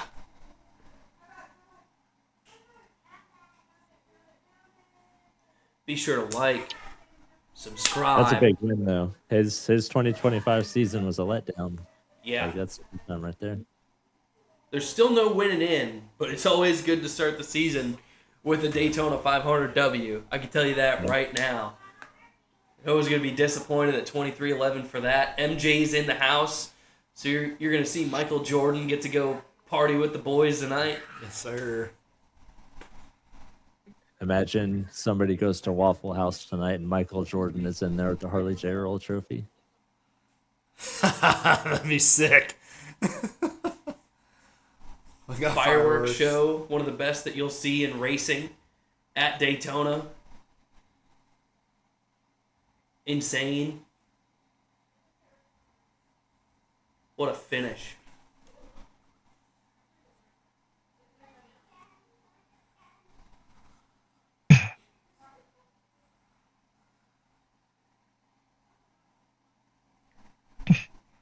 Daggum. I want to see some daggum replays. I wonder if they're waiting to make sure everybody's okay. Maybe. Yeah, we haven't seen anything yet. You know, for like the true finishing order or what's going on here. We know that man came across clean. Tyler Reddick. He had to, I think he got rid of the hair towards the end of last season, but he had to get rid of it to get more aerodynamic, and it paid off today. Yeah, it did. All right, here we go. All right. The pod's big move. So we saw here Carson Hocevar get that big push from Reddick at the start-finish line. He goes up ahead of Eric Jones, and it's very similar to what we saw with Allgaier and Denny. And then in the back part of the field, they just disappeared, and Byron, I think, clipped the apron and lost all of his speed, and that closed off Bubba Wallace completely for his chance at the win. I thought And Chase then had that it right here. huge push from Zane Smith. I thought that was the I thought that dagger. was it, dude. And then Tyler Reddick made the smartest move, which is just get in line, catch that draft from those two cars, and Zane started to lag off the back of the 9. Reddick flies to the top of the outside of the 38. Looks like 38's got a problem there for Zane. And then Tyler Reddick with the slice and dice inside. Joey Logano goes around Keselowski. Big wrecks there at the line. And that was some power on the 45, though. He pulled away from Riley Herbst on the back straightaway. Yes, sir.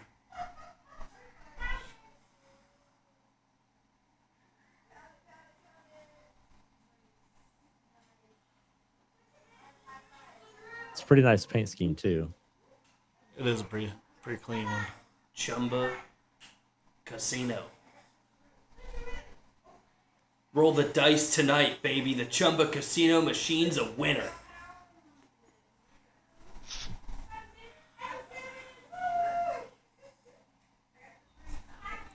We'll see some wrecks. See how this went down.